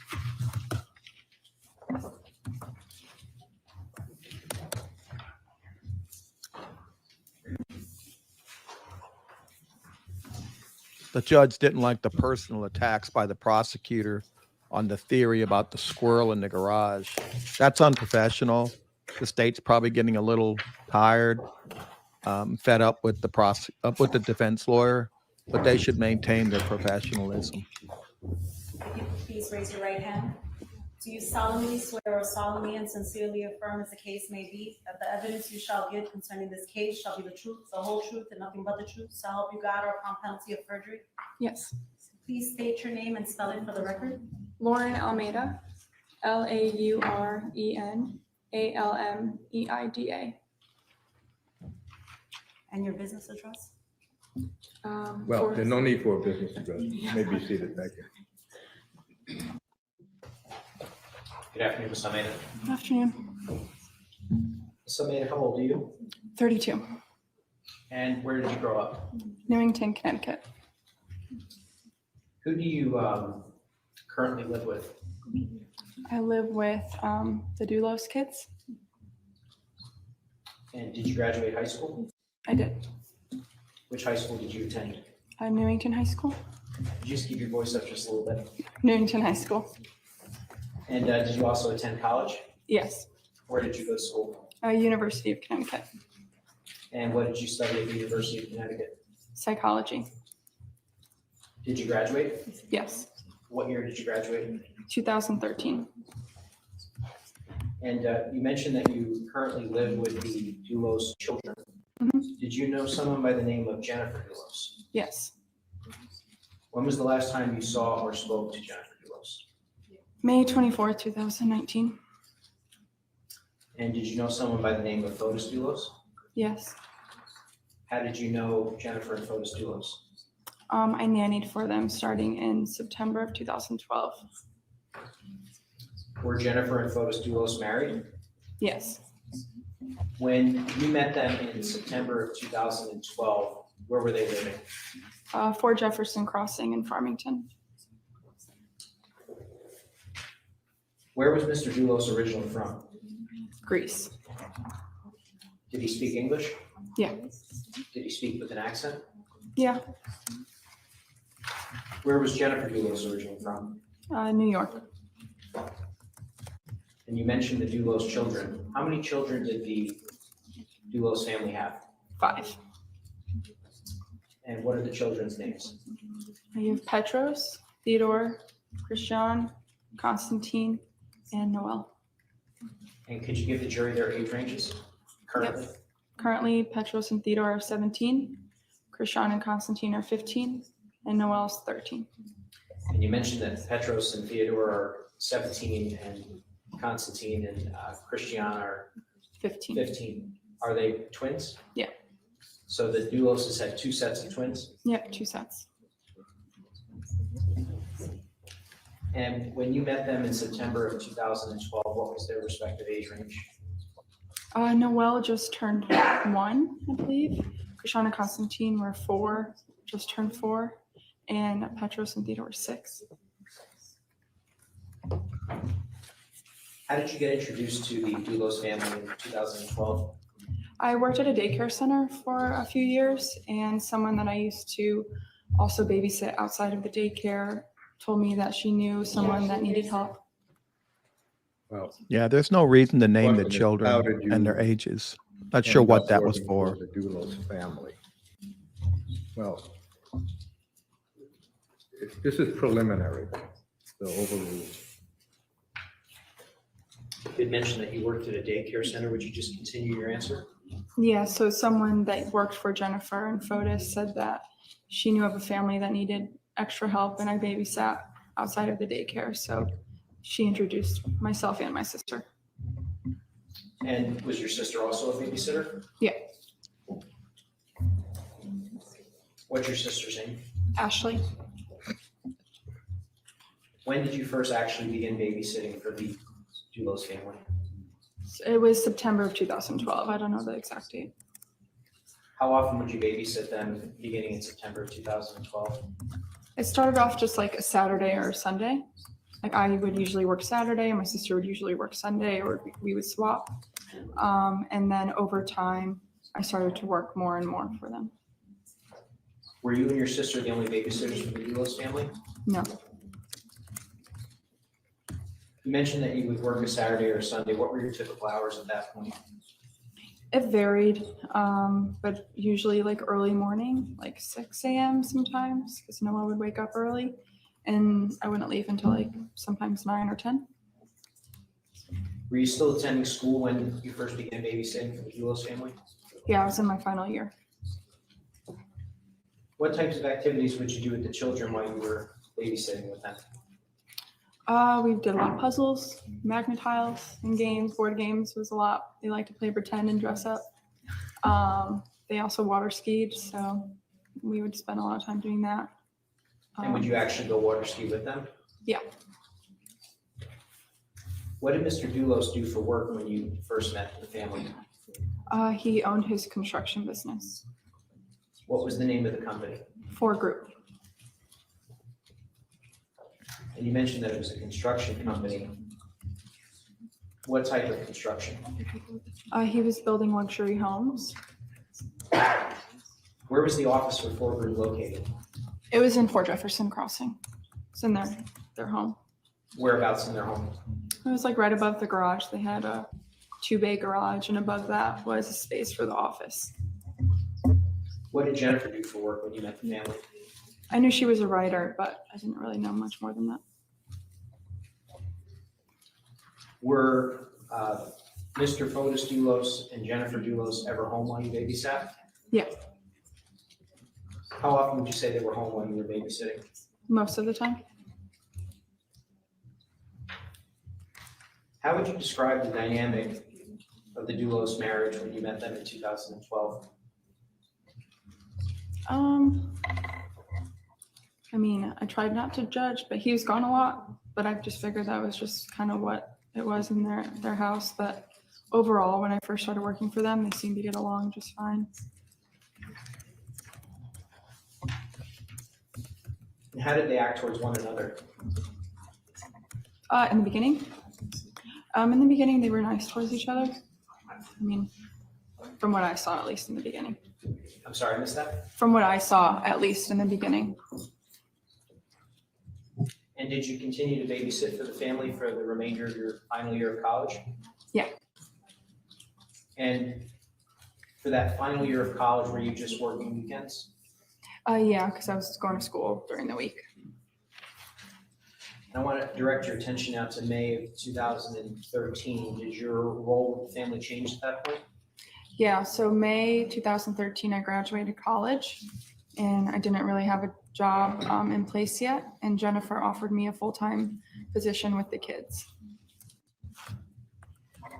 And what days of the week were you, well, I guess I should ask a preliminary question, which is, did you accept the job? Yes. And at that point, did you become the sole babysitter or nanny for the children? I guess I became like the main one, but there were still some people that would come in, or sometimes there would be 2 of us, mostly on the weekends, because the kids were in school, or they were like at least in preschool, so it's easier with just with one. But And what days of the week were you working for the family at this point, now that you're a full-time employee? I think it was like Monday through Saturday, so I always worked a weekend day. but it was like half a day. So I wouldn't go in until like maybe like 11 or 12. And when you say half a day, you're referring to the weekend day? No, the weekend day was like a full day from morning to night. So during the week while the kids were in school, I didn't have to show up like as early as I would on the weekend. And what was a typical work day for you as the nanny? Well, the younger ones, it's like, you know, helping feed them or helping Jennifer if they had like certain activities that day. Just playing with them, keeping them busy, playing outside, giving them baths. I would help with dinner, help with like cleaning up after them. During this time period, did you ever go on vacation with the family? Yes, Where did you go on vacation with the family? all the places. Yes. So I've gone to St. Bart's with them. I've been to Florida. I've been to Greece a few times. I went to Virginia once with Fotis. We went to Colorado. Did both Jennifer and Mr. Dulos attend these vacations? Not all of them. All right. And when you say not all of them, who would not attend? Jennifer. And did Mr. Dulos ever travel without the children or Jennifer? Yeah. Can you describe the dynamic between Mr. Dulos and his children? Yeah, I mean, when they were younger, they kind of just, I mean, they listened to whatever their dad said. They didn't get a lot of time with their dad, so their time was mostly on the weekend. And I was with them most of the time on the weekend. So they did whatever Fotis asked them to do. But yeah, that was like the main time that he spent with the kids. How often would Mr. Dulos travel without the family? A lot, where I don't know the exact days, but enough where it was, you could tell it was a little odd how often he was traveling. Could you describe the dynamic between Jennifer and the children? Yeah, it was very silly, her relationship with the kids. They always wanted to be next to mommy. It was just kind of what it was. And she would sing to them and laugh at them. And she never raised her voice. She was like so soft spoken and never got angry. And she was just like incredibly nurturing.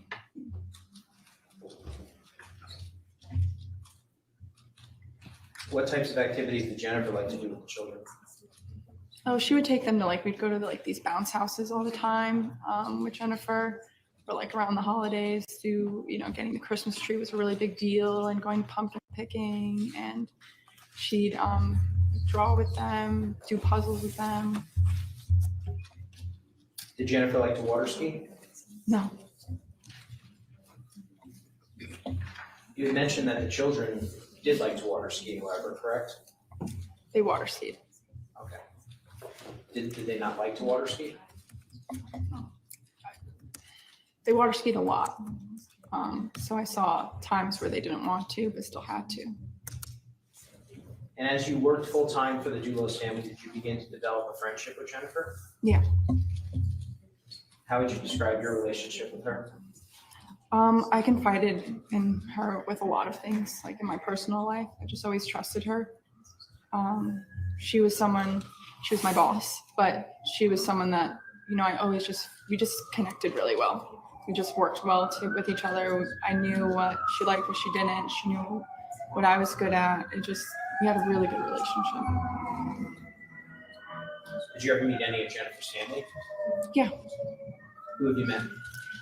Her mom, Gloria, her father, Hilly, when he was alive, her sister, Melissa. I've met her cousins. And you mentioned your father. Has he passed away? Yeah. What year did he pass away? I think it was February of 2018, I think. And is Gloria still alive? Yeah. How old is Gloria? No, I think she's 88 or 89, but I don't want to get that wrong. But she's great. Did there come a point in time when Jennifer began confiding in you things about her relationship with Mr. Dulos? Yeah. Did Jennifer ever express to you her feelings on whether Mr. Dulos was paying enough attention to her? Objection, Your Honor. Sustained. Yeah, that's got nothing to do with fear or present sense.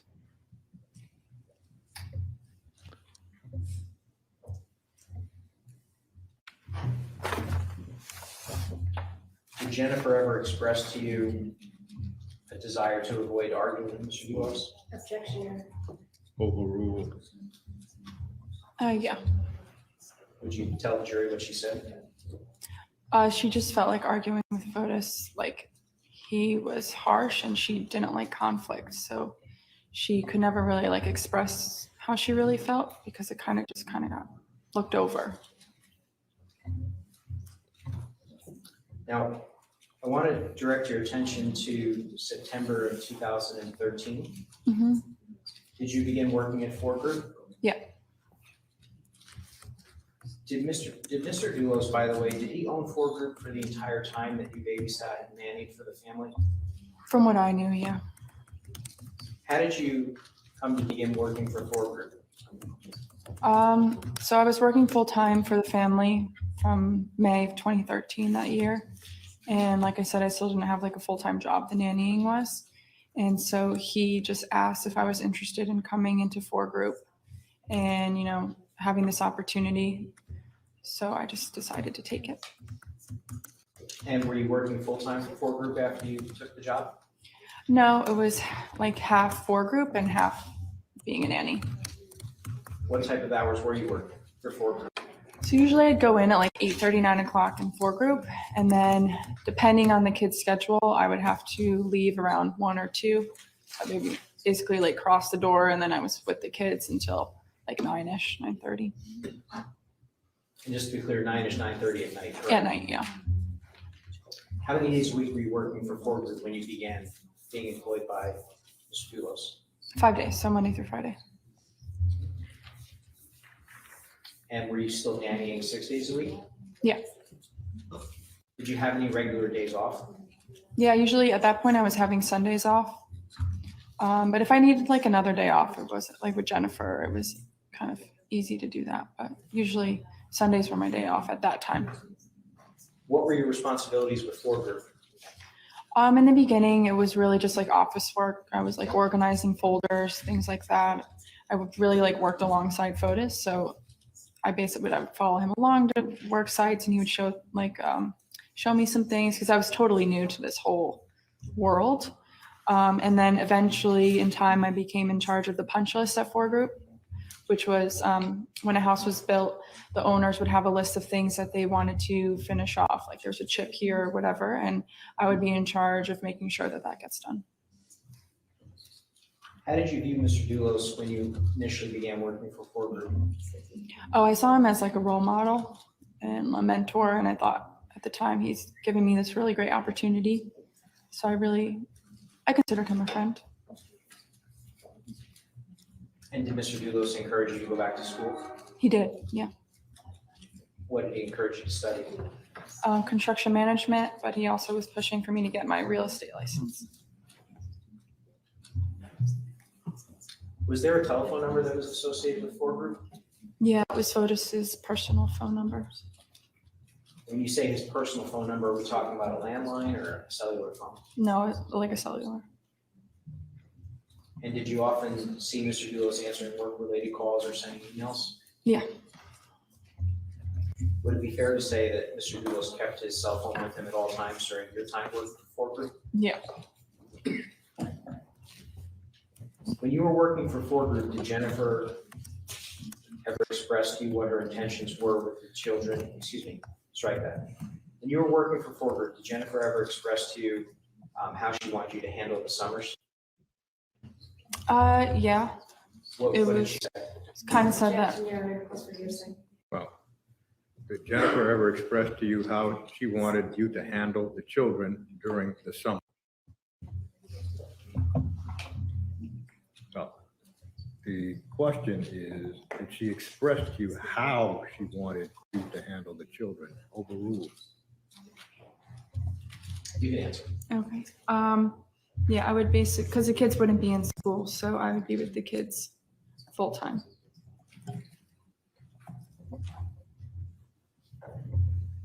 And how many employees did Ford Group have when you began working for them?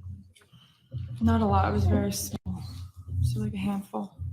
When you say a handful, can you just be a little bit more specific for the members? Yes, I would, I guess we have to count. I would say like 5 or 6, maybe. Was Pavel Gumiani one of the employees? Yep. What was his role with, actually, before I ask that, when did he begin working for Ford Group to your knowledge? Oh, to my knowledge, I don't know. He was there when I started, even just babysitting before I ever even worked for Ford Group, but I don't know when he started. But Okay. and he knew the family for a while. That's all I knew. So by the time you began working for Ford Group, he was already working for the Ford Group, is that correct? Yes. And what was his role with the company? He was a project manager. He kind of did everything, to be honest. Did Jennifer know Mr. Gumiani as well? Yep. Would he assist her around the house? Yeah. How would he assist her around the house? He would change out the light bulbs when they went out. He would build, I know he built they had this very beautiful playscape in the backyard. I know he built that. He would even sometimes help pick us up from the airport after a trip. Did Jennifer ever work for Ford Group? Not that I know of.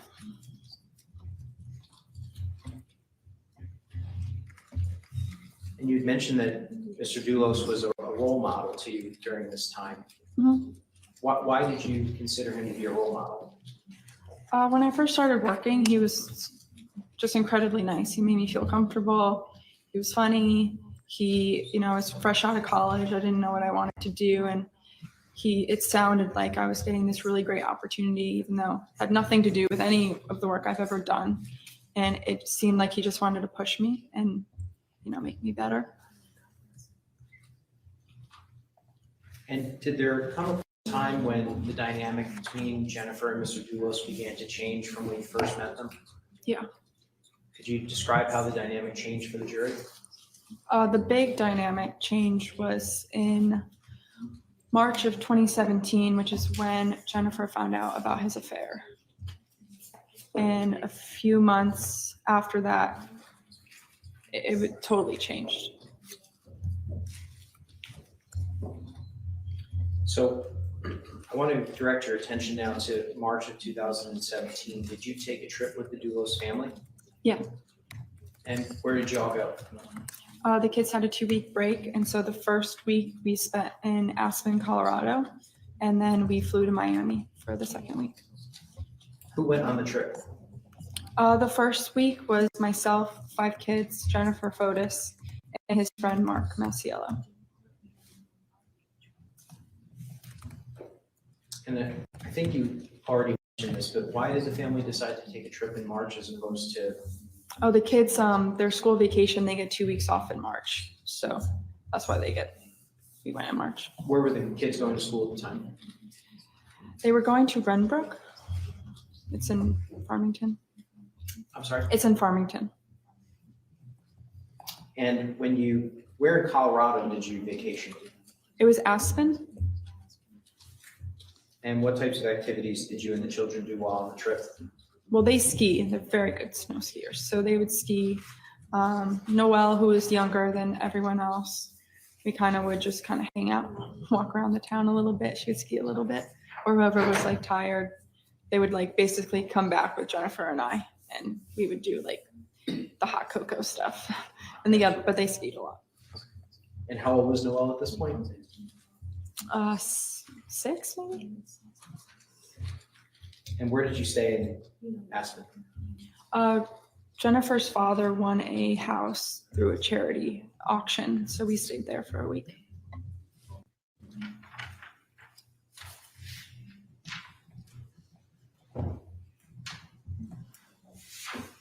And did there come a point in time during the trip where Mr. Dulos told the group he had taken the children to an adult club? Yeah, Who was present for this conversation? myself and Jennifer. How did Jennifer react upon hearing this? She shocked because they were little and they were going to a day club. And so she was we were both disgusted, I guess is the word. And what was Mr. Dulos' demeanor like as he was relaying this information? He was excited that he paid off the people to let his kids into this day club where Yeah. He seemed really happy about it. And approximately how long did you guys stay in Colorado? It was about a week. And at some point, did you travel to Miami? Yep. And I assume you flew? We flew, yeah. And who went to Miami? So myself, the 5 kids, Jennifer, Fotis, and then Jennifer's mom, Gloria, met us in Miami. And where did you stay in Miami initially? Initially, we stayed at the W hotel there. And describe some of your daily activities in Miami. I assume you're not skiing Yeah, anymore. no snow skiing, but there was water skiing. So they went from snow skiing and they went to Miami to water ski. So really, that was the activity. And where would the family ski? It's a Miami ski club. And who would go to the ski club? Myself, the kids. Sometimes Noelle would stay back with Jennifer. Jennifer would not go, and Fotis would go. And during this trip, did Jennifer discuss her relationship with Mr. Dulos with you? She did. Well, at this time, did Jennifer discuss her relationship with Mr. Dulos with you? The answer is either yes or no. Right. That's not a hearsay. Is that a yes? It's Yes. it's a simple yes or no answer. That's why. Well, what did she tell you about the relationship? I'll rephrase. What did she tell you about the relationship? Well, that question is very broad. All calls for an answer that could be Hearsay. a narrative. So the court is going to sustain the objection, but allow you to pursue the line. You mentioned earlier that Jennifer had found out about the affair. Do you recall testifying to that? Yes. What did Jennifer say to you about the affair when you were in Miami? Objection. Well, that's going to be overruled. You may answer. She told me she believed that Fotis was having an affair. And did she say why she believed that? She just said she had this feeling he's been acting weird, and I didn't really believe her at first. I mean, you say you didn't really believe her. What do you mean by that? At that time, I had a good relationship with Fotis, and I believed him to be an honest guy, and I couldn't imagine him having an affair where there's 5 little kids involved. So what did you say to her? I said, no. Ground. But what this witness said is not hearsay. What the witness said is not hearsay because she can be cross-examined. What she said. What the not wife said is what the hearsay. parents said. It's an out-of-court statement now. But she's subject to cross-examination. It's an out-of-court statement, but this witness is the declarant. Right. The witness is telling the jury what she told Jennifer. That's certainly admissible. She has personal knowledge about what she told Jennifer. Overruled. What did you say to Jennifer? I told her I don't think that's true. What was her demeanor like during this conversation? She was very anxious, like kind of tight, and she seemed upset. Was anyone else present for this conversation? Yeah, her mom, Gloria. She's a good witness, very good witness. Now, during this trip, did you meet someone named Michelle Troconis? Yep. Do you see Michelle Troconis in the courtroom? Yep. Would you just point her out and tell us what color shirt she has on? Beige. Judge, she identified the defendant. Thank you. The record will reflect. Where did Well, you? before you proceed, you have about 2 minutes perhaps.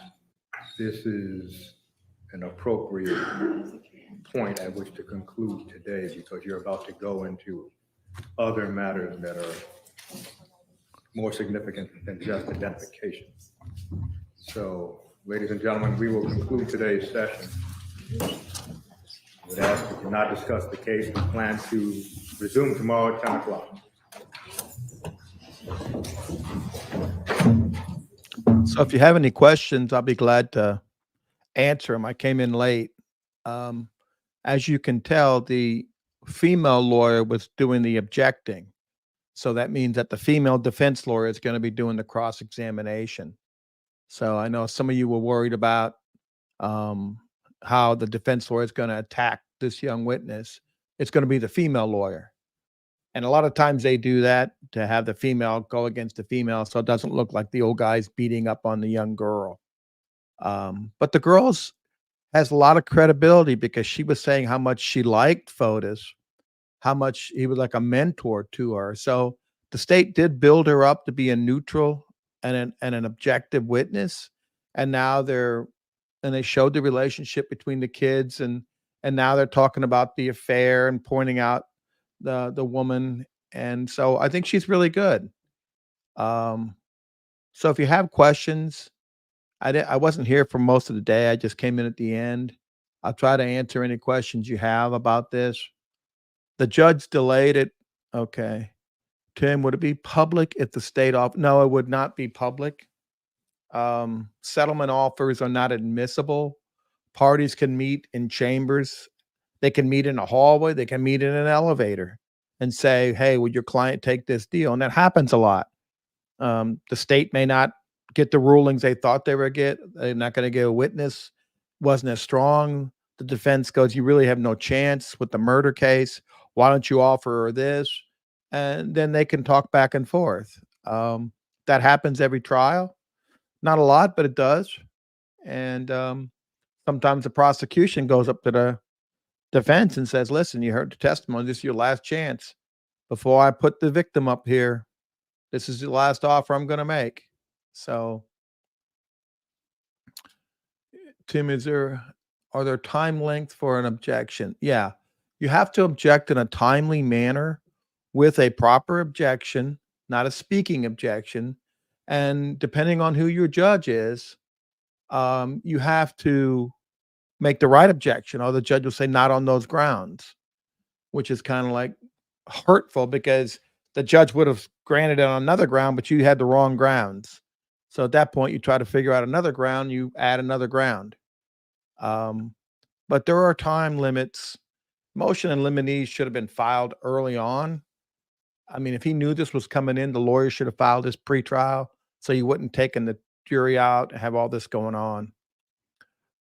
He should not be mentioning the names and ages.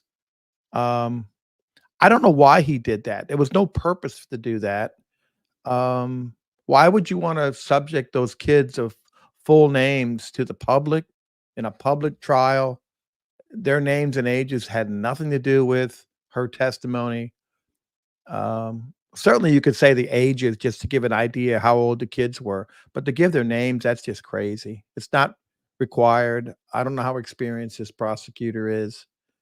Was the defense actually saying, Jennifer, did I hear? I missed that. I heard someone say that.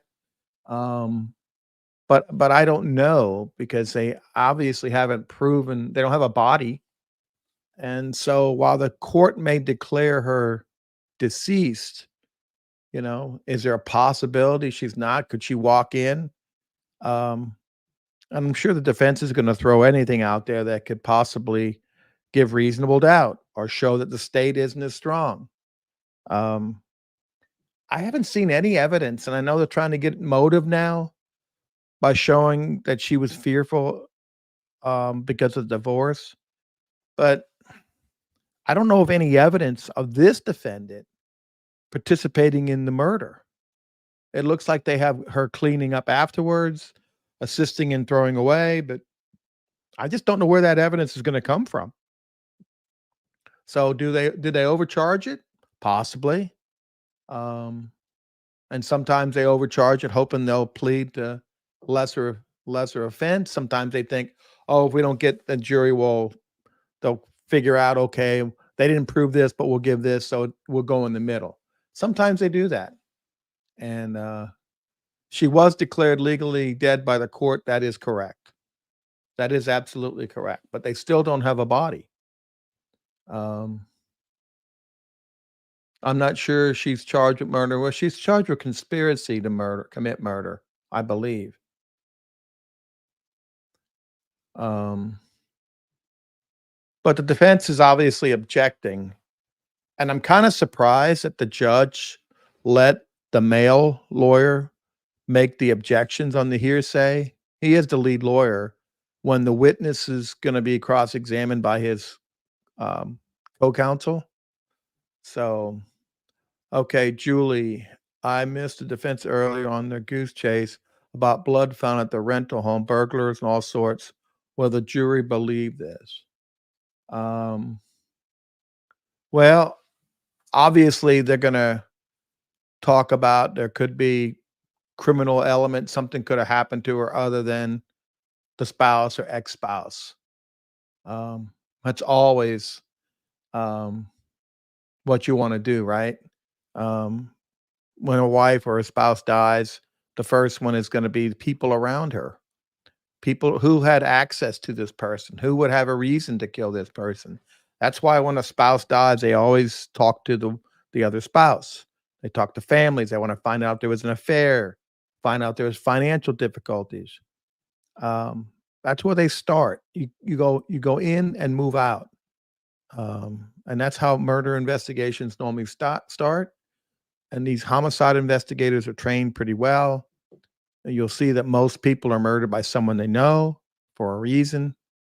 You don't normally have a serial murderer, even though STS and shows have been doing serial murderers. Most people are killed or murdered by someone they know. And it usually gets back to the basics of divorce, child custody, money. Um, so that's where they start. I don't know the odds and percentages, but I'll bet it's probably 85% of the people who are murdered by someone that they know. Why didn't they charge accessory after at least add that? Well, she was charged, and I don't have it in front of me with I think obstruction, interfering with an investigation. And I thought there was obstructing with evidence. And I thought there was accessory charge. Could the defense declare a mistrial on grounds of insufficient? No, what they don't do what's called a mistrial. Mistrial means that the trial was conducted in an improper fashion, that improper evidence came in or was left out, and that my client can't get a fair trial. And a mistrial means we need to stop the trial right now and start all over. If there's insufficient evidence to convict, they'll move for what's called a judgment of acquittal, saying that the state has not proven the evidence, they finished their case, and all the evidence that they have, and even viewed in the light most favorable to the state, they cannot find her guilty beyond a reasonable doubt. So, tampering with physical evidence, that's correct. Thank you so much for Frankie Figs. Yeah, she's charged with tampering with physical evidence. That could be obstruction, but did she tamper, possibly help move blood, move body parts, move crime scene, move evidence? That is tampering. But the defense seemed obsessed with the blood not being blood. Well, it is important if they think that she was taken in the garage and there was a bloody incident and they covered it up. If that blood is not human blood, or that blood is not hers, of course you would want to keep that out. And from what I've seen so far, I don't think they have a witness that can say that that was her blood, because otherwise all these earlier objections that we had would be moot, because the whole preliminary test for blood, if it came back her blood, then it's her blood. So it's clear to me that they don't have her blood anywhere to tie to his car or tie to the garage. And remember, just because someone's blood is there doesn't say how long it's been there. You know, it's like a fingerprint. Yeah, a fingerprint is there, but you can't say how long it's been there. That's like when someone lives in a house and they move out and then a crime occurs and someone's prints are there. Well, yeah, the guy used to live there, so his prints may still be there on an object where it didn't get degraded. So blood in a garage of a woman who's lived there for a long time is probably not unusual. I guess we all probably have blood somewhere in our homes, or certainly in a garage. You wouldn't clean up a garage, maybe. But I think it is important to know if it's blood, human blood, animal blood, or her blood, or his blood. This is coming later. Her blood was indeed foolproof. Maureen, I'm not sure what you mean by that, foolproof. My best guess is that they're not going to convict her on count one. Depending on her testimony, they may convict her on obstructing or tampering with the evidence, tampering with an investigation. But I haven't heard all the evidence yet. I'm curious to see what kind of witness she will be. The one day I was watching, she was getting earplugs and translating for her. So I'm curious if she's going to testify, and if she testifies, is she going to speak in clear English? Is she going to be able to answer the questions from her lawyer in English? Then it looks funny why she's wearing the interpretation, or what you would call that, the ability to interpret to her native language. Don't trust me. The jury knows she's wearing some kind of a headset to interpret. And if she gets up there and she's answering questions from her lawyer in English without any kind of interpreter, the jury will catch on. So let's see. Her demeanor really changed when MT was mentioned, and they wanted her to point MT out. That's never a good thing, especially when you have a young woman. I'm guessing she's probably in her late 20s, because she said she was a senior in college and then she worked. So she may be late 20s, early 30s, probably not used to being in a courtroom. I thought they prepared her, but then some of the questioning, I was like, maybe they didn't prepare her, because it wouldn't think you'd have to prepare this person too long, because she's smart, she's well-spoken, she gives a good presentation. So wasn't Michelle's fingerprints found in a paper towel? The challenge to blood evidence was meant to confuse and smoke and absolutely. It's a red herring. Get them to go down the rabbit hill. That's the defense job. I wouldn't say it's their job, but right. So you can be found guilty by lack of evidence, a conflict in the evidence. You know, those are the two things they're looking for: a lack of evidence or a conflict in the evidence. And that's what they want, reasonable doubt. And the defense may not be hoping to get an acquittal all across the board, because obstruction, tampering with a witness in a murder case can be very significant prison time. And if the judge feels that she did that, judge can give her a lot of jail time. I'm sure she wants to win outright.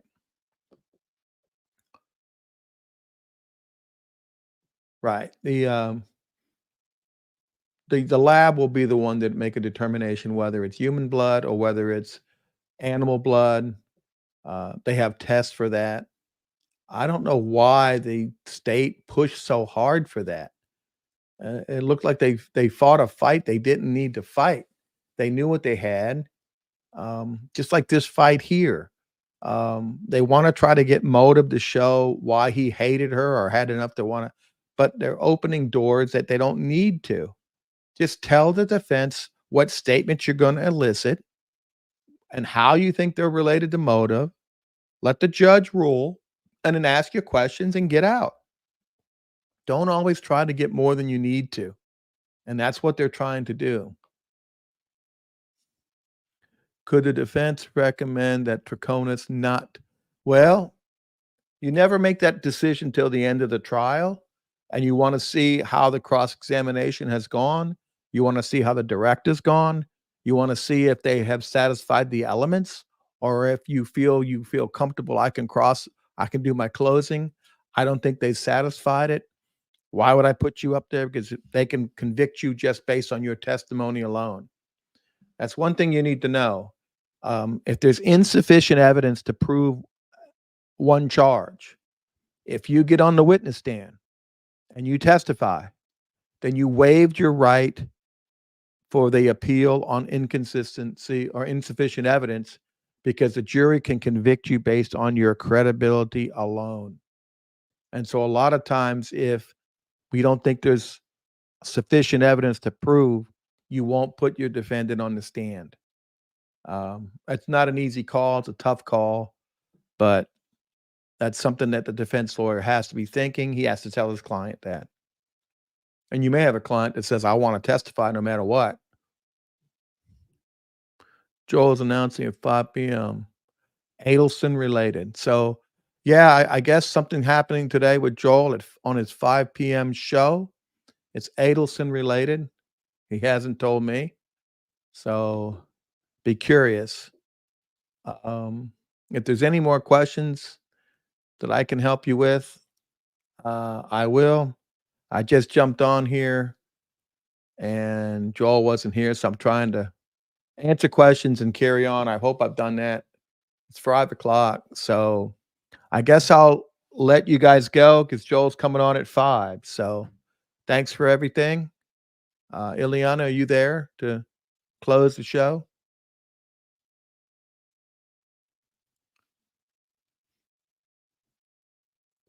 Before you go. Thanks, Tim. Oh, well, thank you.